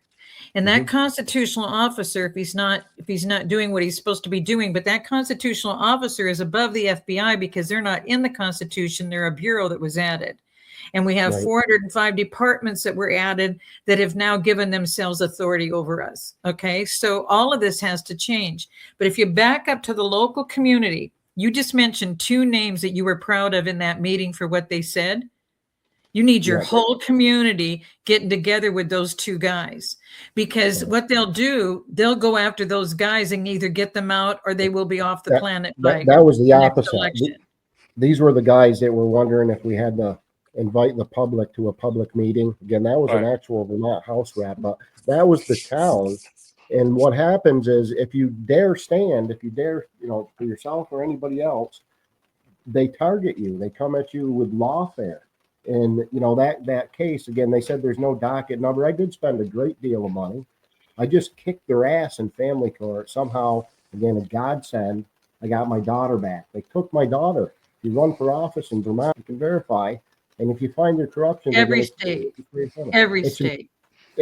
is every state. Hashtag recall. Mike, we've been talking about this forever. Go ahead, Dan. Sheila, the issue is rallying people, right? I have to be very careful because 1, I have a lot of respect for Kevin, okay, and 2, Kevin's a Vermonter. I'm the Flatlander that came here just to try to go into retirement, own some land and frolic and be left alone. But in the same token, I have millions of people that my advocacy is touching. And in those millions with an M, I have to remind people that here in Vermont, to get people to rally for change is like herding sheep. It's like, it's very, very difficult, even when you prove to them. I want to back up for a second that will really pontificate what I'm trying to advocate here, right? When Chief Humphreys was going for additional positioning, funding, or whatever, people in the community were kind of on the cuff. But then you had Daniel Bonnier that would go up to a woman and say, "Ma'am, do you have a daughter?" And then she would say, "Yeah." So it's like, okay, you're going to vote for, let's just say, approval or appointment or whatever, right? We're in a hypothetical world right now. Something to benefit Chief Humphreys. Okay, you're going to vote yes for that. But then I said, hey, listen, can you let your 14, 16, 17-year-old daughter go in the police car with Chief Humphreys? And that very woman that voted yes said, absolutely not. They're scared, now, Daniel. Have you lost your mind? You won't let your daughter go, but you'll vote for him. So you see what I'm saying? How do you get that person to rally for change? Well, this is what has happened is there's a control above the county, city, town, village locations. We're not realizing there's a control above. There's corporations over all of this. And George Carlin said it. They're in a club and we're not in it. So you never go alone. You always get people going with you. And that's why they've kept us so separated. I had hundreds and hundreds of friends. I was buying dinner for all sorts of people because I owned a corporation. I was a good person. Everybody loved me until I took the judges for task because it was a hostile takeover of my corporation. Then all of a sudden, I don't even want to be seen with her. I don't want to be talking with her. I don't want to be. And so I already had all those friends, but this is back in the end of the 80s into the 90s. So I've been dealing with this for more than 35 years. So they still won't let me go because they've erased me from being an American in 2012 and again in 24. So I couldn't even renew my driver's license. I had to appeal to get my driver's license. But even after I did all of this, I fought all of this and went through, people actually said, well, the FBI helped you so much. I said, they didn't even list me in the case. So every court in the entire county filed cases against me every single month to wear me out. In 2012, when they erased me, you know what the one question was from the FBI agent over the entire office in San Diego? We just want to know, how are you coming through all this and not committing suicide? Wow. In 24, you know what they said? You should be fortunate. You're not important enough to remove. What does that tell you? Right. Well, I know Jocko, he could chime in on this. It's a lot about how the military or government agencies break you down to build you up. But the issue here in Vermont, and no offense to Kevin or any other like-minded Vermonter, is that they break you down. They just refuse to allow you to build back up. And building back up is a voice or advocacy which they want to stifle, just like the bill Kevin's talking about. Just like now they're doing other things to farmers and small property owners. Mm-hmm. It's well, worse. we're so separated. We're not connected. Did you know I had people looking up DAs, and even the DA of Harris County, the biggest county in Texas, Houston, Harris County, you can look it up. Did you know that the DA they elected had a suspended license? Wouldn't have been able to keep his practice going? Hadn't taken his education courses, done anything to remain as an attorney? Did you know that the attorney that approved a fight against a senator who came to the all-house meeting in Georgia, did you know that that general counsel that was hired by the Speaker of the House in Georgia, he didn't have a license to practice law in Georgia? Pete, we aren't watching what's happening. They're getting away with stuff because here's how it started. You want to be a pastor in this town? You want to be an accountant in this town? You want to be an attorney or a judge in this town? You want to be the sheriff? You got to belong to the club. If you don't belong to the club, you don't get to do it. And if you belong to the club and you don't stay operating with the club, then we burn your buildings. Once we're done burning your buildings, if you still hang in and you don't want to cooperate with us, it gets worse. Because these guys took oaths in secret societies, and that's why all of a sudden, without a cloud in the sky, a granddaughter will be hit with a strike of lightning. It happens all across our country. None of this is different, and none of this is new. They took us over with centralized banks and a national bank that's against our Constitution by 1791 and put branches all the way from New York down to Savannah, Georgia. None of this is new that we're operating with, but we've got to, in our locales, unite together. That's why they destroyed the family, Kevin. When you mentioned about family and about your daughter, and you know why they do that? Because that way they can control you. I was going to say, I you would want your still daughter be there. back? You're going to I cooperate? probably would have went to jail, Sheila, if it wasn't for my daughter. I'd still be there. I would have fought. When it was me, it was different. Now it's her. Yeah. It changed everything, right? But yeah, in a blessing in a way. And the problem is, even if that little tiny clip that Michael just shared about the select board meeting was so important, it ended with, "Oh, I just Googled him." Don't Google me. I tell people that when I meet them, right? They set you up for this. And again, that targeting. The docket numbers, I had 4 lawsuits against the towns of Paulette and Fairhaven. The basic would bankrupt them. I won them. I had them against the ropes. These guys could not answer my simple FOIA request. Who certified Concavino? Can I get a copy of the, polygraph and who signed off? And, the guy that actually signed that admitted it wasn't him. It happened in Fairhaven, which tells us it's Bill Humphreys. But then he had a heart attack and died. Like all these questions that we're asking. And there's a key word. Again, when you stand up, though, they target you. I just won in family court somehow. I was literally kicking their ass in civil court. They were in a lot of trouble. And then they come at me. My latest crime is I didn't even argue with anybody. But then I look at Daniel Banye, And again, normally Kevin would, you guys know, I would have fought that. I think I could have beat that if it was just me. And look what they do with a simple misdemeanor from an environmental court. What the hell is an environmental court? An environmental court gave Daniel Bonnier a misdemeanor. The next thing you know, they're throwing his family off of his land that he bought. He had permits, he had all that stuff. They revoke this. The media gets involved. A key word you said, Sheila, was RICO. Hashtag RICO. Mike, how long we've been saying that? Right? Yep. I want to run down, I think it's the same in every state. So if we want to just do a real quick recap, Mike, I want to try to show people how it works in Vermont State, at least with my town. I'll connect it to Daniel and right to the top, above politics, actually, because I think it's the same in every state. Is the slides when you were going through them, Mike, I think you had them backwards. You start at the other end, not the video, but the other end. I want to kind of tell this story. And when we get to the overlapping part, I'll tell everybody how it got set up 25 years ago in Bennington.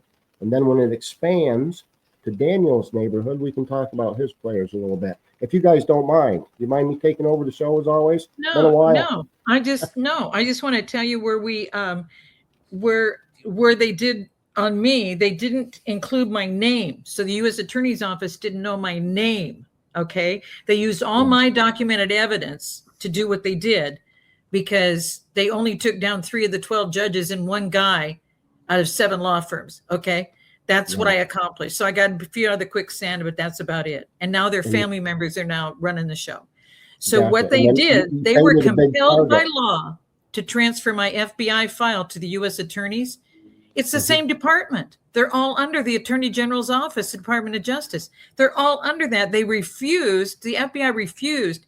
Federal grand jury sent him cease and desist to send the file. They refused. They called me, had me go to the FBI and ask for the file. They said they were going to mail it the next Tuesday. This went on for 5 years.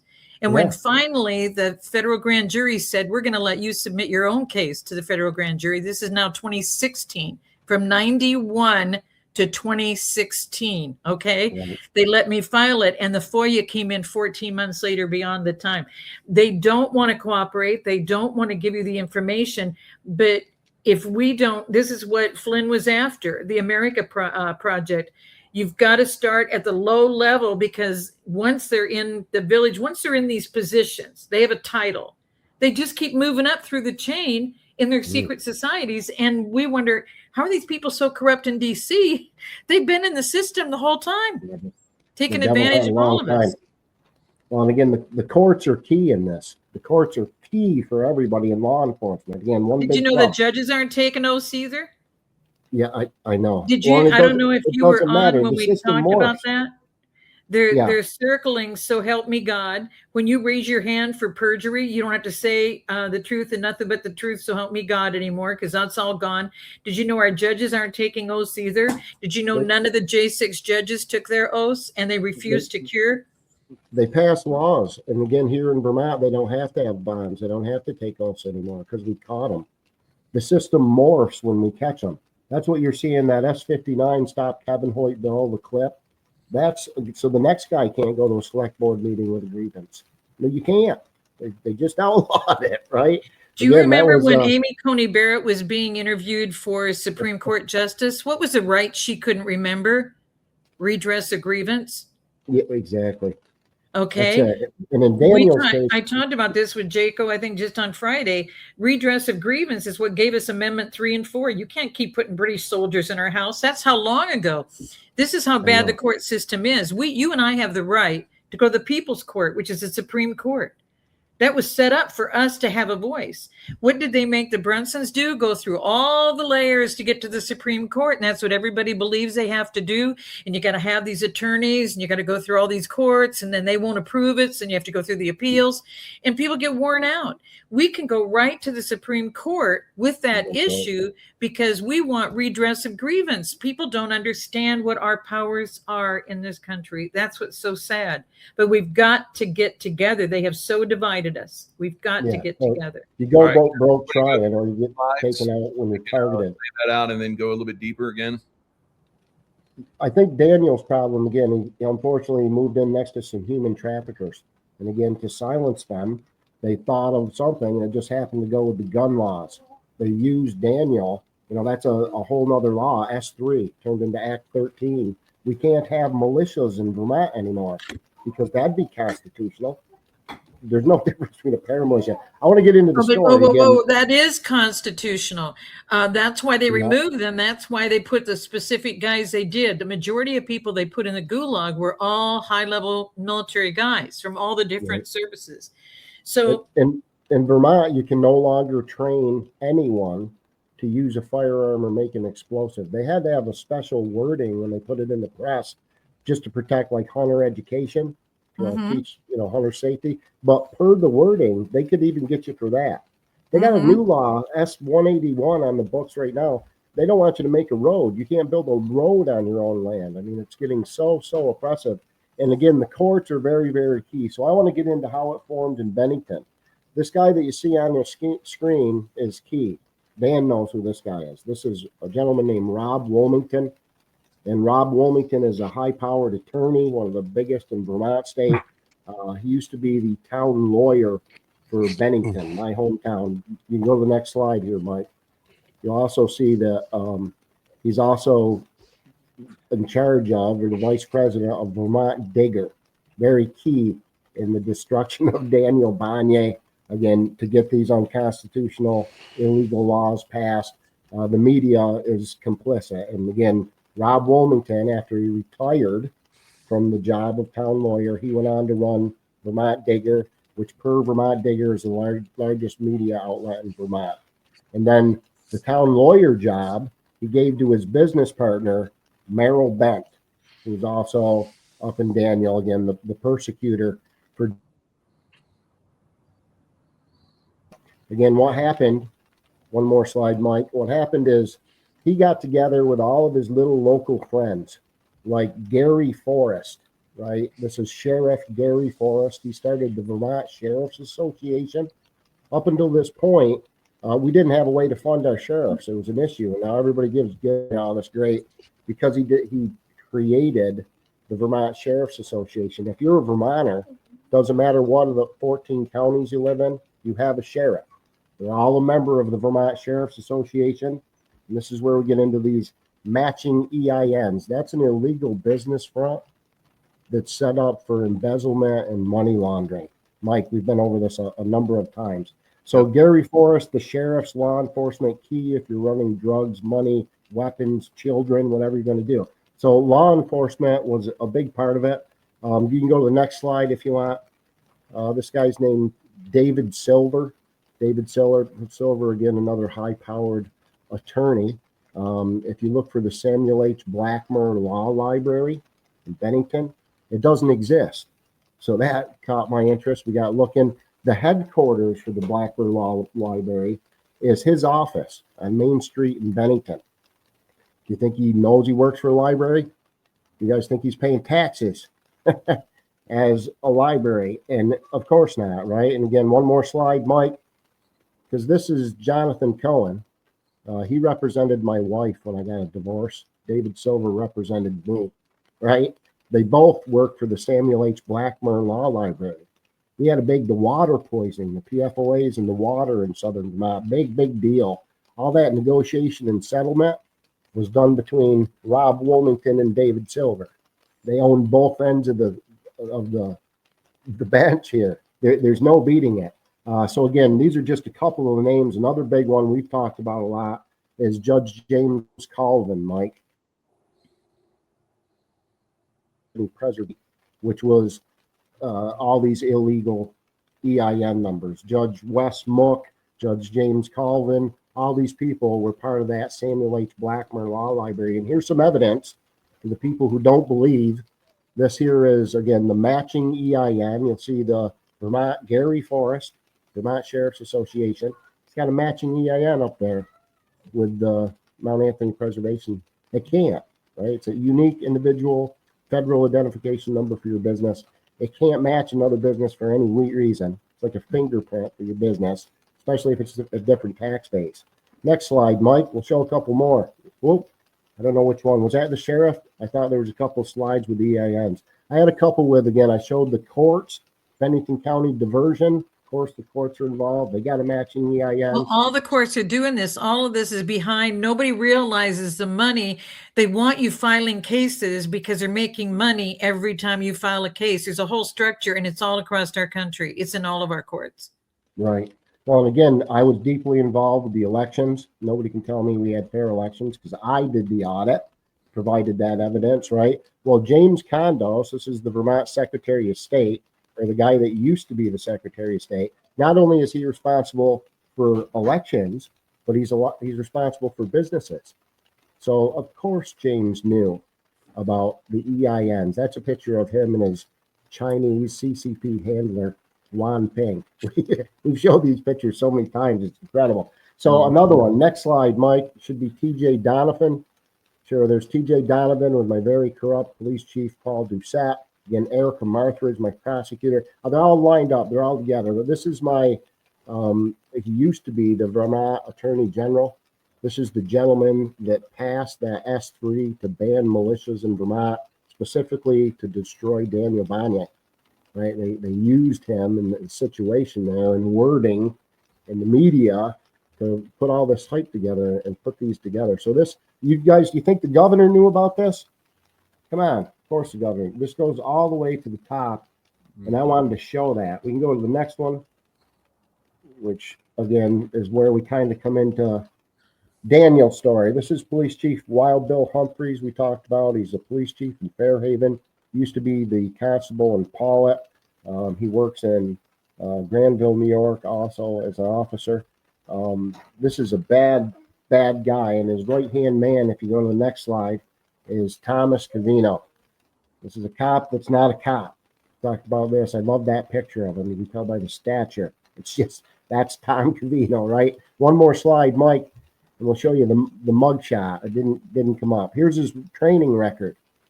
If you look down at the very bottom, you'll see his fake career in law enforcement started in 2000 as a Bennington County sheriff. That would be under Gary Forrest.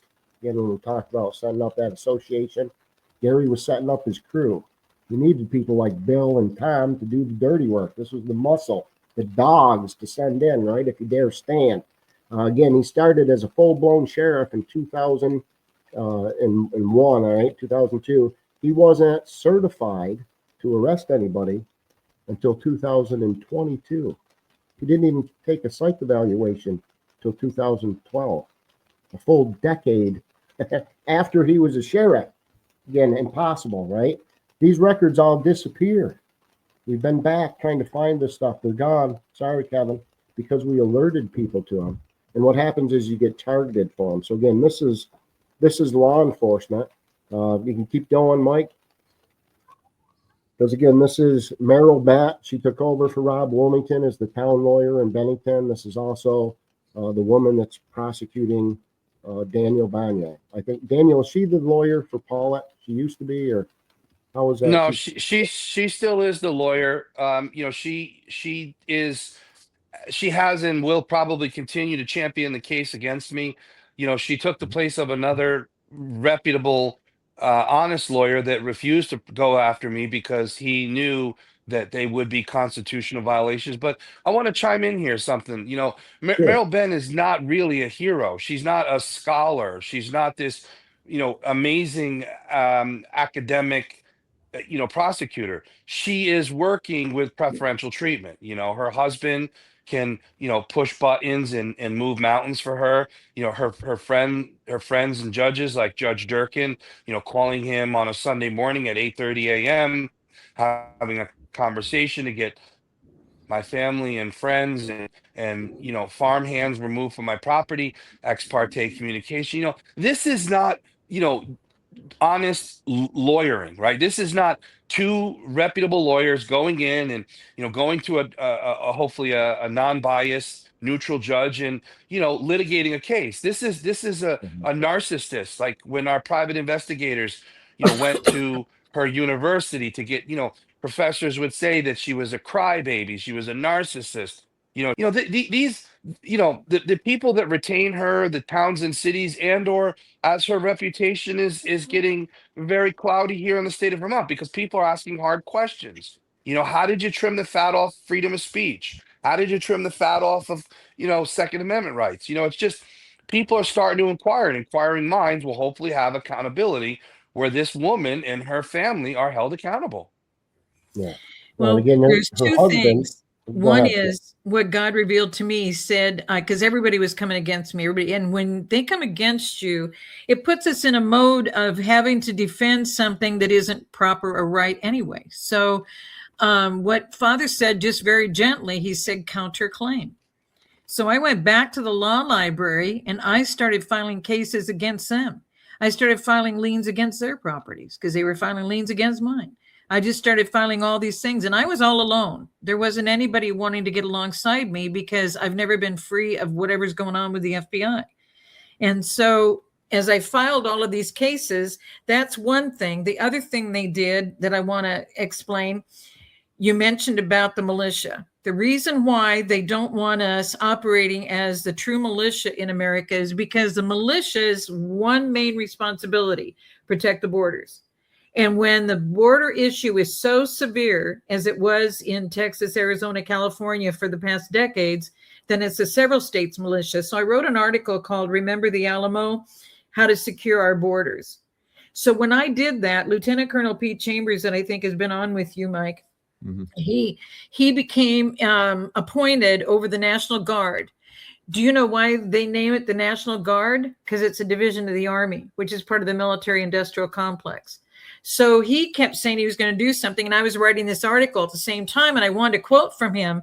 And when I explained to him that they did this on purpose so the militia wouldn't be available to help us straighten these things out and not allow these people in, because once they come in one border, they go through all the other borders. And that's why at the Alamo, there were people from Tennessee and Kentucky and et cetera. And they can't, the powers that be in our communities can't let that happen. So then Lieutenant Colonel Pete Chambers found out that he couldn't make a dent in being over the National Guard of Texas. So he went over to the Texas Rangers, because the Texas Rangers are higher level than the U.S. Marshals, just like the sheriff is higher than the FBI. So he goes over, he's in charge of the Texas Rangers. Do you know what Governor Abbott did? It's now the Texas State Guard. That's, guess what?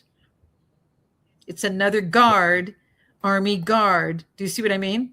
Yeah. So what they do is they just keep changing things. And so I don't want you guys, I want to give you as much encouragement that it's not just in Vermont. It's not just in Maine. It's not just in Texas. I mean, nobody would have figured there's 2 mosques they're building every month in Texas. And people are like, what do you mean? We've had 3 cases of Sharia law in 3 different courts of Sharia law, and we're not supposed to have Sharia law.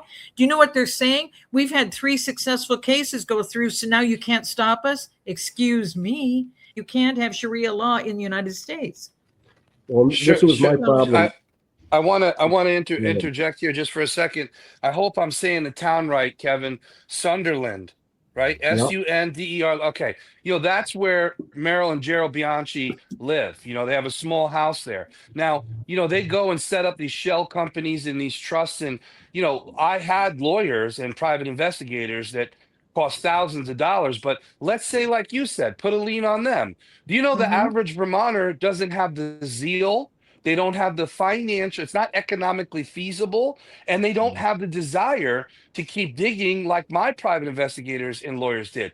We found where they live based on, investigation, because they hide, they cover things up. They leave so much ambiguity behind that, let's say a Kevin or you or someone in Bennington had some grievance that could get monetized or have some type of monetary compensation behind placing a lien or some other type of financial structured sanction. You wouldn't be able to find them. Because maybe after a couple $100, a couple $1,000, or not real hardworking, driven private investigators, found them. What do you do then? I did all my own research. I didn't have any money. They drew me out in court for so long that I didn't have any money. And they took everything from me, multiples, before they even went to court, all hostile takeover. Then at the end of court, they wanted 2.5 times the amount of the SBA loan on top of that. They already had my accounts receivable. They had my equipment. They had everything. I had nothing. So I had to do all my own research. I had to do all my own filings. And you know what I did? I found out, use the same thing they did against you, because they'll put a Liz pendants against, which clouds the title, which they can't do anything until they free up you. But see, here again, we don't have the power and strength with us because we don't have we the people fighting with us anymore. No, I'm 100% about it. They program people and set them up. And that's what we don't have. And so people keep wondering, how can you be so strong? I said, who else could beat me up? I've already been beat up by everybody. The people are fearful. We need to educate them so they can get out of that fear and start to get active with us. Yeah, well, exactly, Michael. And doing that, Michael, is holding them accountable at the source, right? You know, like I don't know Mr. Bianchi's family, you know, on the side of his, no one knows how she died. But let's just say, hypothetically, one of those members, a grandparent, that beautiful woman's sister or brother, whoever, wanted to go after Bianchi and they can't find him. It's that component of, people say I'm clandestine. You're buying a house in a community, putting in a shell company, switching that to a trust. You're making it almost impossible, not impossible, but almost impossible for a person that has limited financial resources, limited, technical legal skills, etc. So what she's saying is true, but how do we get we the people to that level of saying, okay, listen, we need to put a sanction on them. We need to find out where they live, or we need to put a sanction on them. We need to find out, their legal residence. Do you understand what I'm saying? I got it. There's a document I just put in the present, Michael. Okay. We're trying to deal everything that you've gone over today. I mean, it's just summarized because I know we've been on almost a whole hour already. I'm going to summarize some of this. We've been focused on names of people, individual people with their titles and their powers and everything else. They're not the ones that are important. It's just like people sitting back, and every time I do an interview, they go, well, Sheila, you said this, but what do you think Trump's doing about this? If you keep focusing on what Trump is doing, you will never clean up your community, because they're doing the things. He's giving us freedom. I'm able to say more things now than I've been able to say since 1991, guys. And I'm so proud of where he's taking us and what he's revealing, because we've never had these freedoms. We've never been independent. He just is getting us away from England. We've been under the crown of England the whole time. In fact, the titling, I just went over this in our interview, I think Friday, Michael, is that the titling for kings and queens in England, they were the king of the Western Hemisphere. Okay, His Excellency or Her Excellency, President of the United States. We didn't even know. So I just brought up the military accountability letter that was sent out at 4 a.m, just like when our guys took down the Georgia Guidestones at 4 a.m. We have obliterated their structure.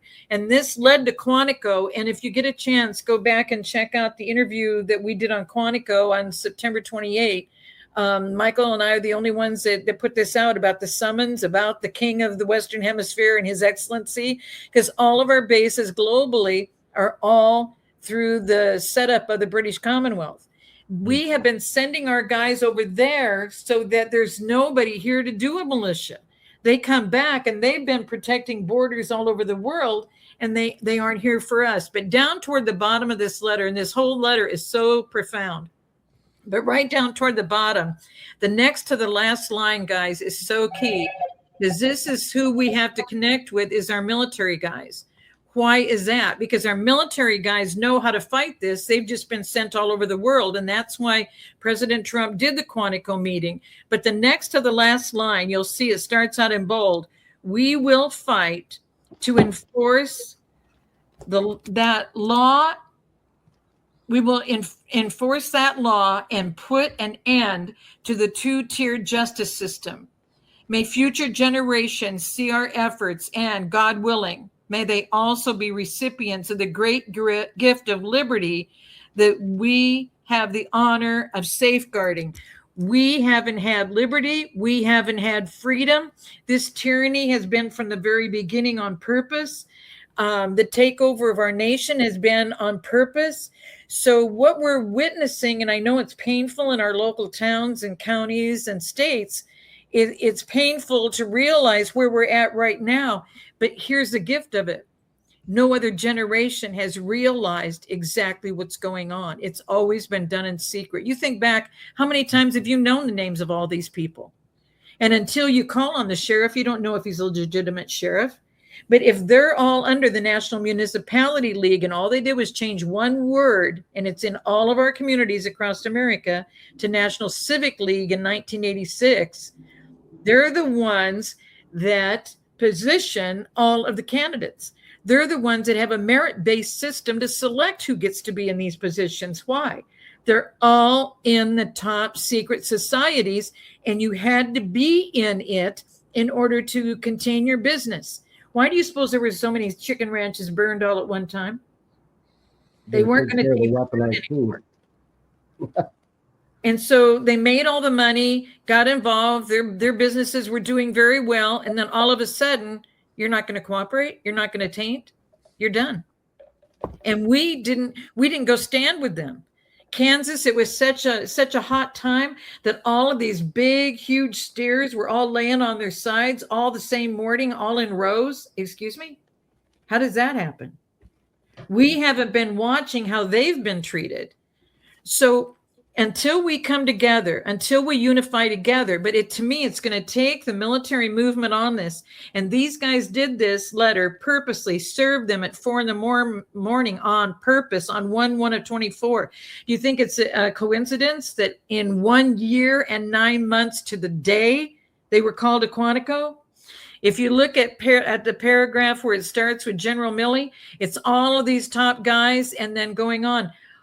The control that you see in the military, the control you see in the courts, the control you see over the corporations, the control you see in medical, it's all the same. They're all in the club and we're not. So we can name names, we can name attorneys. God has blessed me with repenting of all of it, anything I had to do with it. I can't even remember their names anymore. One was named Adam, so I can remember that. But that's the only, I don't remember any of the other names because I've moved on. They have not moved on. But the only way I can get through this, and the only way I was able to file all these things, is that Father helped me in the law library do all of it myself. I haven't had an attorney involved in any of my stuff all of these years. And it's been phenomenal ever since I started filing counter. I always said I don't need a lawyer to lose in court, but the problem is I went in knowing that you can't win. And Daniel Gagne is a perfect example. Michael, when we went through J6 with Cindy Young, they decide what witnesses, what evidence. They decide, again, I was told I can't use the First Amendment as a defense in court. And when you catch them, I caught them, I was winning. I had them on the ropes, right? Again, simple FOIA request.